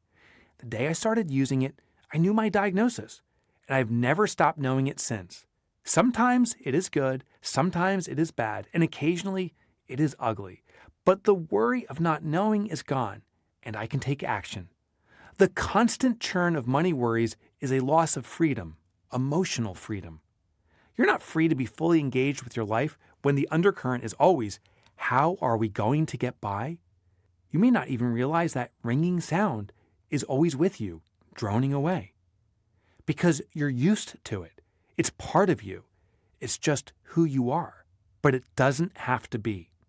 You can be free to live in the moment, to enjoy your life, to be fully engaged with the people you love and the things you love to do, to go out for dinner and not worry about the check, to take time off from work to celebrate your mom on her birthday, to have fun even if things go wrong because you're not worried about how much the wrong will cost, to spend an afternoon in nature or listening to your kids make up songs or exploring something you love without worrying that you should be doing something more productive, to live into who you were always meant to be. I don't want you to miss the moments anymore. I beg you not to miss the moments. I want you to have all the moments and to be emotionally present for all of them. And now you know how to do that. You have learned a proven system that will free you from the ever-present worry about money for the first time in your life. You know how to customize the money habit system to suit your life and goals. And you know how to adjust it when you shift into a new financial season. You've got tools and skills and clarity, and you've already started taking action. I titled this book The Money Habit because humanity is wired a certain way. We are built to accumulate, portion, and consume. Early humans foraged for food, stored it for later, and ate portions when hunger dictated so. That instinct to collect, divide, and distribute is hardwired into everyone. It is exactly how you are hardwired. And these same principles apply to your finances.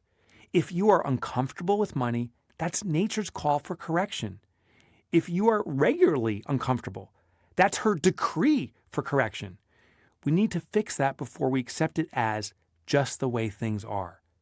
They aren't. Being at ease about money will feel odd at first. I get that. It's like having tinnitus. There's an invention that could be a cure for it, a haptic bracelet that eradicates the condition. Every time you notice the sound, it vibrates, and the vibration trains your brain to stop hearing the sound. I can't even imagine it. In fact, I'm nervous about it.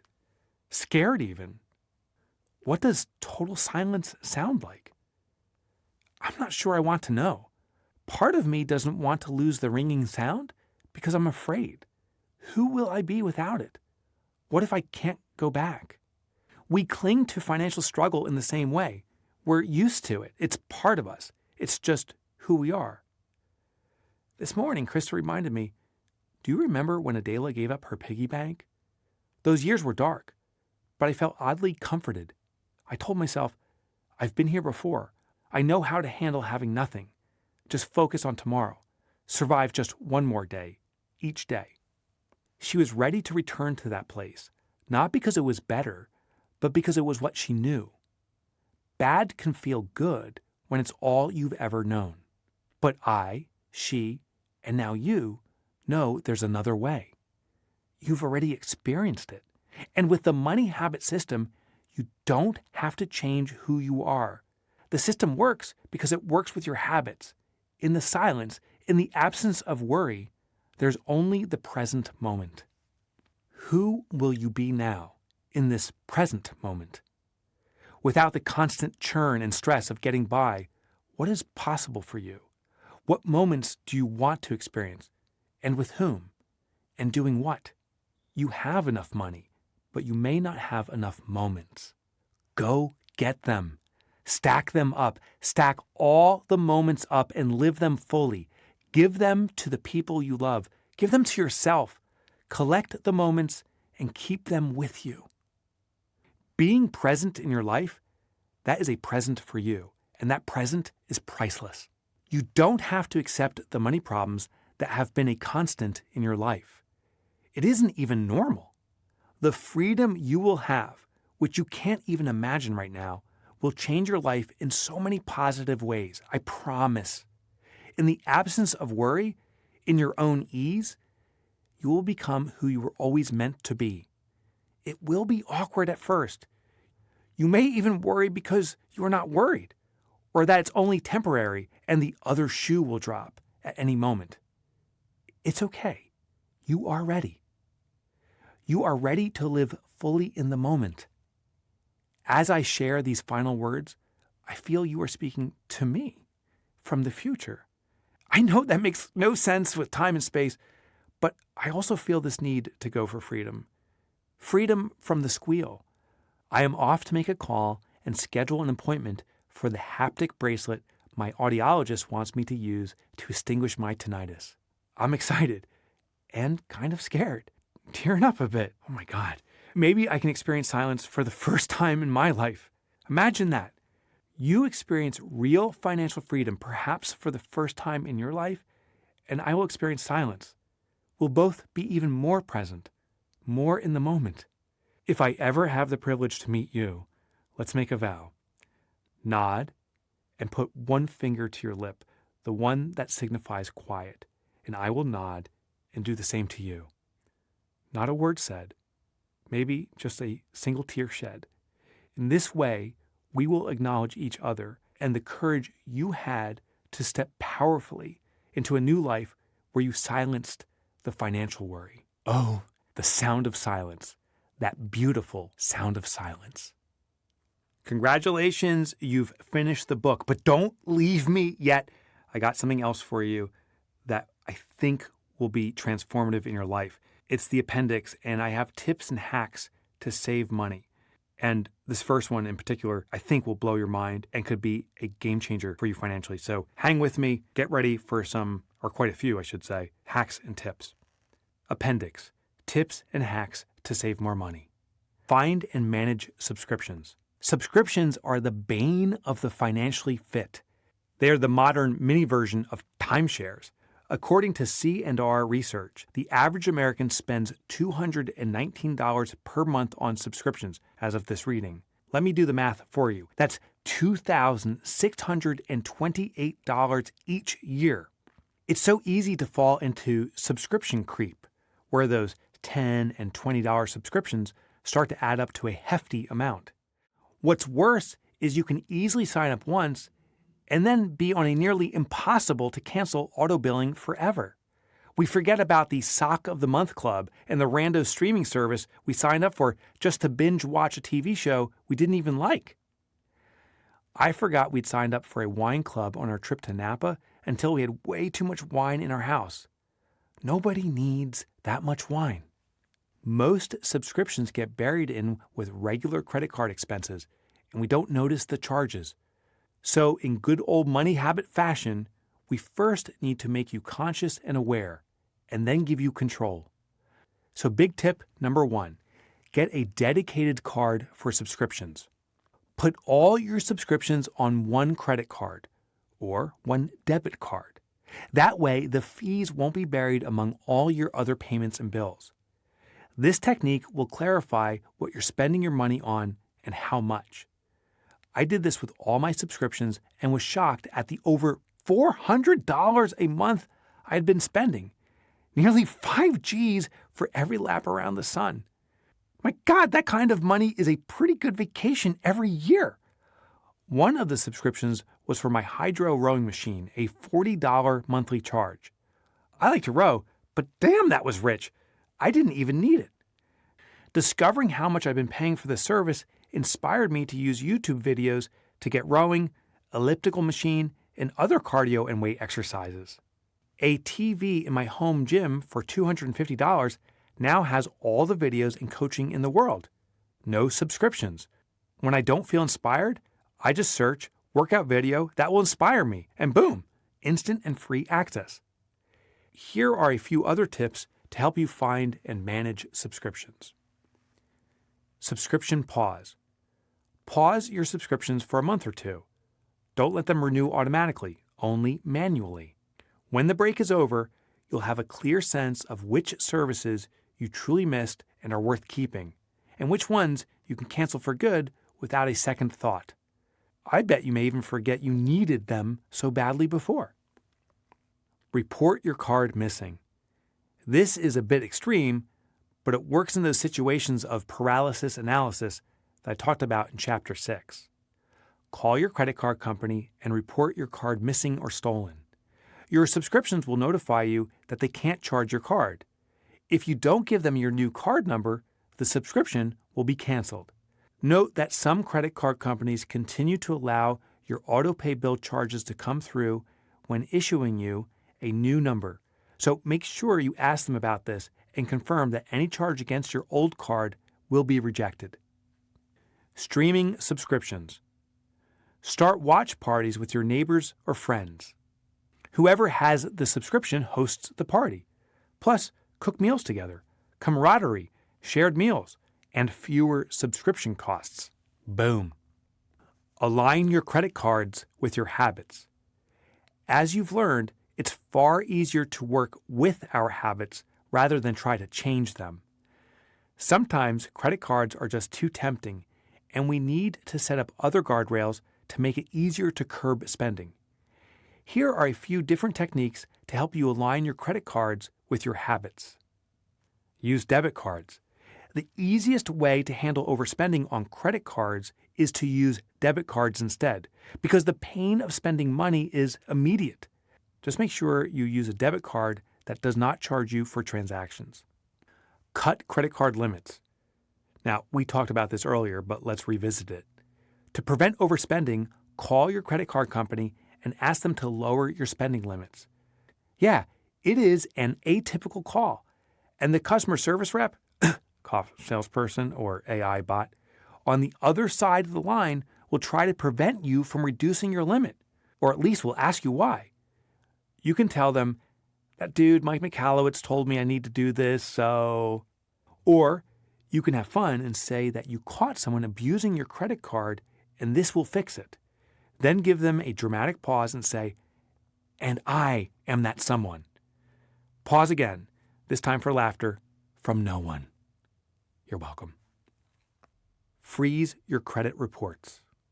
This is one of my personal favorites, since it both curbs spending and keeps you safer from identity thieves. Call each of the credit bureaus, currently they are Experian, Equifax, and TransUnion, and ask them to freeze your credit reports. Once this is done, no one, including you, can apply for credit in your name. You can unfreeze your credit reporting when you need to apply for a loan or a big purchase. Fair warning, freezing and unfreezing your credit can be a nuisance, but in honor of channeling your habits and preventing you from taking on new debt, that is a good thing. Hide your cards. Ask a trusted friend to hide your credit cards in your home. When you have a justified reason to use it, call your friend and explain the reason why you need it. Of course, if you are in panic mode, you could just tear apart your house. It's usually taped behind the TV or under the coffee table anyway. Before you open it to take out your card, you have to wait for the preset timer of 30 or 60 minutes. You can't access the card until the timer runs out. This gives you a much-needed delay and time to think about using the card. Do you really need it? If not, reset the lock before it unlocks. Unnecessary spend averted. Pay your minimum payment automatically. If you have a predictable minimum payment for your credit cards, set up an auto payment to cover that minimum amount plus a small additional amount. That way, you avoid paying late fees and the risk of an interest rate increase. For example, if you typically have $1,000 of credit card debt at the end of each month and the minimum payment is $50, set up an automatic payment for $25 each week for a total of $100. Now you've made the minimum payment and won't ever get spanked by a late fee and an additional $50 toward paying down debt. Beg, borrow, or deal. You might remember my friend Rich Manders. He's the one who taught me about the time-money inversion, which I shared with you in Chapter 7. Rich has a vacation home in Vermont. When we were still in our recover season, I wanted to give my family a nice vacation, but we didn't have enough in the Dreams account to cover more than a weekend at a motel. So I called up Rich. I'd like to ask you a favor. Please feel free to say there's a conflict, or I can't right now, or simply no, and you don't need to explain why. I want to give my family a vacation, and we don't have access to much money right now for that purpose. Is there ever an opportunity to use your vacation home for a handful of days? Rich was happy to offer up his beautiful place for a week when it was empty, and my family had an amazing time, thanks to him. Another friend did the same huge favor for me and my family with his house in Colorado, minutes away from South Park, the namesake for the TV show. We have unforgettable stories from both trips. You may have heard the phrase beg, borrow, or steal, which means you'll get it by any means necessary. I like the passion and determination behind that phrase, but I'd rather skip the jail time. So I swapped steal for deal. Here are a few creative ways to get what you want without spending any money. Beg. This strategy sounds negative because no one wants to beg, but really it's just asking for what you want. You could always ask someone you know or post your request in an online pay nothing or buy nothing group. Many people want to get rid of things they don't need or want anymore and are happy to give it to a good home. When asking, always give the person you are asking an easy out so as not to burden them. I often will start by saying, I have an ask, but please know I have no expectations, and a no is a-okay. Borrow. The day I bought my first pickup truck, my friend said, everyone is going to want to borrow it. Guess what? Almost no one asks. I borrowed Rich's Vermont vacation home way back when, and even though I can afford one of my own, I borrowed my workout buddy Art Muty's chainsaw to cut up some fallen trees. Actually, I borrowed Art too. He wanted to operate the chainsaw. I guess he saw me coming. We had a great afternoon cutting up dead trees together. If you don't plan to use something more than a few times, don't buy one of your own. Borrow one instead. Did you know your local library lends other stuff besides books? You can get museum passes, kitchen tools and equipment, and so much more. Deal. Do you have something of value and you can strike an exchange with someone to get what you want? An example of this is a house exchange. I wanted to have a place to stay when we traveled internationally, so we made a deal to swap houses with another family. The deal we agreed to was to stay at their home, and they would visit the United States at the same time and stay at ours. Not only did we have free lodging, we also got a free house sitter. Then COVID scratched that plan, but future house swaps are in the works. You'll find house exchange and barter communities online. Just be sure to do your homework before you commit. Gamify saving for big purchases. As I read this, I'm saving to buy a new 12-string guitar. I don't need it, I want it. And at around $1,000, it's not cheap, at least not to me. So I set up a bank account labeled D-Guitar.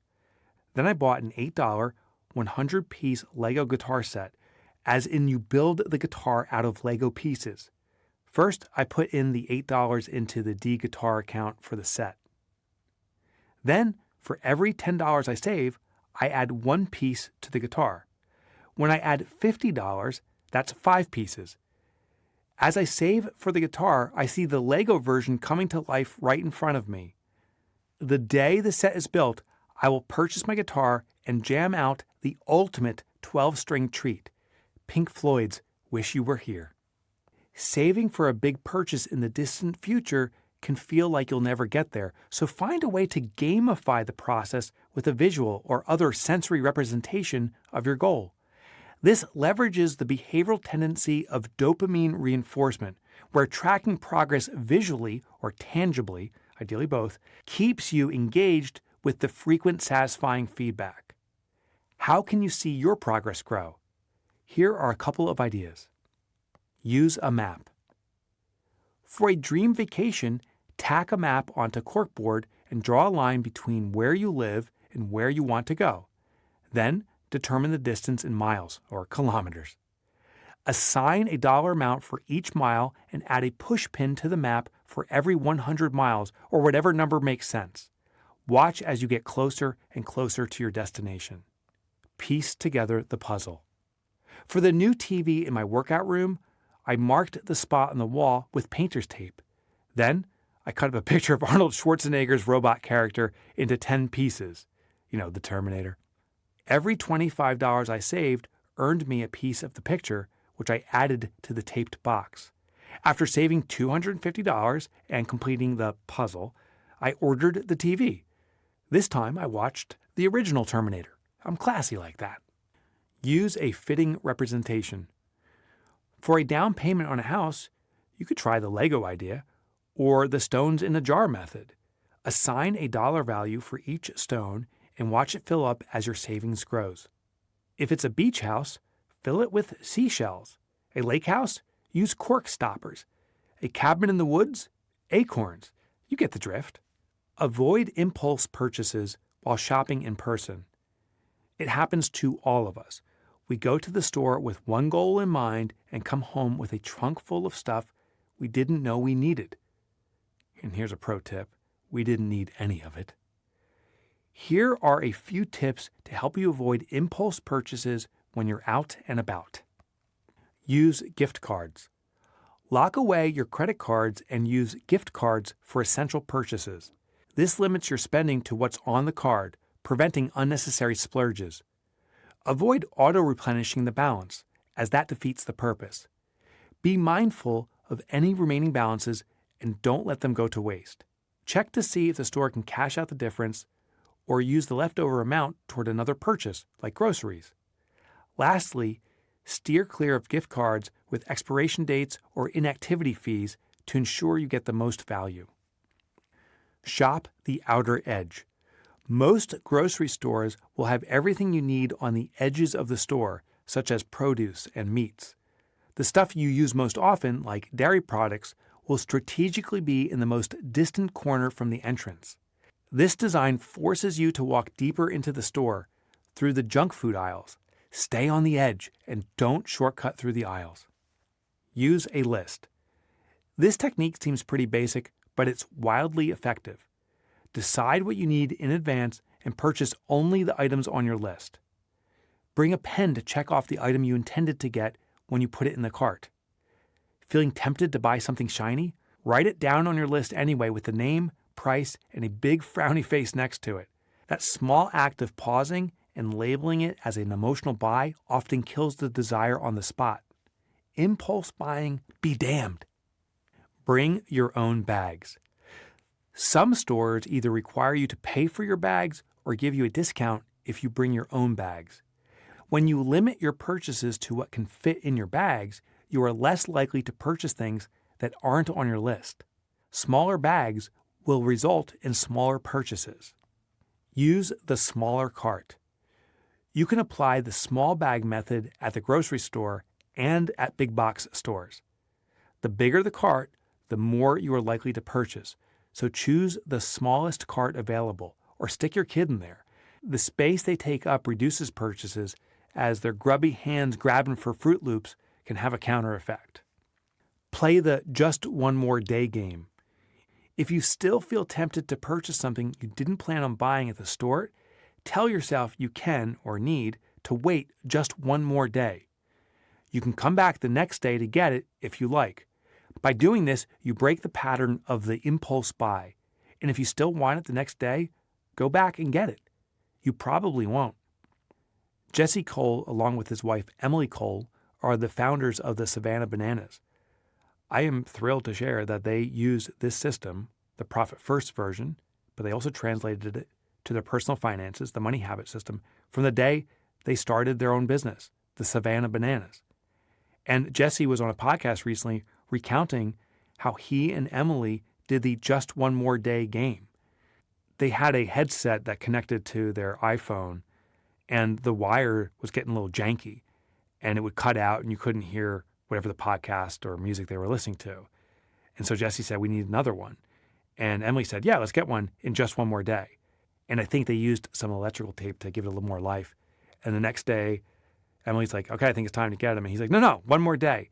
They did it for, I think it was like 2 months, saving that money. And while they ultimately made the purchase, that new purchase, when they bought it, was 60 days later. That means they had a longer window of time to use the new product, 60 more days. What a cool, fun way to sustain things. As a result, my wife bought me a shirt, it's a t-shirt that says, I am the warranty, because we live this too now. Jesse inspired me, in fact. So my pride now is in extending the life of things and and I think societally, at least, it's so easy to be in a throwaway economy. Just throw away a thing that's not perfect and get something new that's perfect. But there's this fun when you become the warranty. Pay for everything with a $20 bill. Cash isn't as popular as it once was, but it still works well in so many ways. I used to pay for everything with $20 bills. So when I bought something for $7, I'd break out a 20 from my wallet in my right pocket. The change would go in my left pocket. A $19 purchase would put $1 in my left pocket. A purchase of $33 would require two $20 bills to cover and would leave $7 for the left pocket. Then at the end of the day, when I was getting changed for bed, the left pocket funds would go into a fun account. I filled my wallet only with $100, 520s, a week. So I was cautious in spending it, and it forced more thoughtful spending. If I saw a York peppermint patty at a store, I would be less tempted to buy it because it would cost me a 20. And when I did go shopping, I would bundle shopping to be efficient. Adjust technology to make it harder to shop. Nicole Chiarola participated in the money habit training at A1 Garage Door Service and found a way to work with her online shopping habit rather than try to eliminate it. She would put items in her online shopping cart, just as she always did, but rather than check out that day, she waited more than just one day. She waited at least 2 weeks. Anything she still wanted at that time, she would purchase. Online window shopping gave her the same serotonin rush she got from checking out, and she didn't buy as much stuff. This helped Nicole save enough to pay an additional $700 per month on her mortgage. You can use technology to your advantage to work with your habits. Here are a few ideas. Turn off notifications. If you get notifications from retailers, turn them off. You don't need reminders to buy stuff. You can handle that on your own. Add friction. Make it harder to shop. Put your favorite shopping app in a hidden folder on your phone, or better yet, delete it entirely. It's easy enough to go to the retailer's website. Also, remove your payment information from retailer sites so you have to manually enter it every time. And when they ask you to save it, don't save it. And one more tip, when you sign in as a guest. Don't set up an account. Don't store passwords in your browser. If you don't want to keep your online shopping accounts to keep points or to get special deals, don't store your passwords in your browser. Make it harder to log in by storing your passwords in a hidden location or an external password system that won't autofill. Swap the cart for a wish list. Nicole likes the shopping cart method, but you can take it one step further and add your items to a wish list. Transferring wish list items to your cart adds another step, which gives you one more chance to decide if you really want it. And if someone wants to know what to get you for a gift, you can easily send them your wish list. Delay shipping. Choose delayed shipping time for online purchases so you have time to cancel the order before it ships. This gives you even more time to reconsider your purchase. Negotiate better deals and rates. Many people don't realize fees and rates are not fixed. Most companies will negotiate with you to keep you as a customer. Here are a few techniques to try. Cable television. Research alternative services in your area. Call your current provider and ask them to lower the price. Tell them you are prepared to switch to the other service. Cell phones. You will likely see offers or promotions for other phone plans that are cheaper than yours. Do a bit of research. Then call your current provider and ask if they can match or beat the competitor's offer. Mention you are considering switching carriers but would prefer to stay if they can provide a better deal. Providers often have retention offers they don't advertise. If they don't budge, consider switching, or, as we learned from Dom Anderson early on, revisit the negotiation in a week or in an hour. It might land you a better deal with a different customer representative. Mortgage. If the current interest rates are lower than your mortgage rate, you may want to refinance. But watch out for hidden costs. Sometimes the hidden costs are buried in your new mortgage payment, and you don't realize it because it's lower than your current payment. Except you'll be paying the mortgage for a longer period. Do the math. Are you truly paying less over time? If so, then refinancing is often worth doing. Sometimes it's easier to be tough in negotiations when it's not your account. Get a friend to swap calls with you. They handle your negotiations, and you handle theirs. Or if you're not great at conflict or at holding your ground, get one of your tougher friends to negotiate on your behalf and offer to help them in some other way. I had my friend Vito make a call for me once. He is a softie and sucks at negotiations. But when he said, "My name is Vito, I'm calling on behalf of my good palsy-wowsy Mike Michalowicz," he didn't need to say anything more. The deal was done. Work with your employer to save more. Here are some tips to help you save more with your employer's help. Payday every 2 weeks. If you get paid every 2 weeks, there will be 2 months in a year that you will get a third paycheck that month. Put all that money into your future account or to pay off fix. Or based on your season, put it into dreams or wants. The thing is, you have adjusted to live off 2 paychecks per month, so the 2 extras feel like a bonus and should be treated that way. Sign up for a retirement account. If your employer has a 401k or another form of retirement savings, participate in it. This is pre-tax savings. I strongly encourage you to go for the maximum contribution, typically 15% of your income, but you can start smaller and work your way up to it.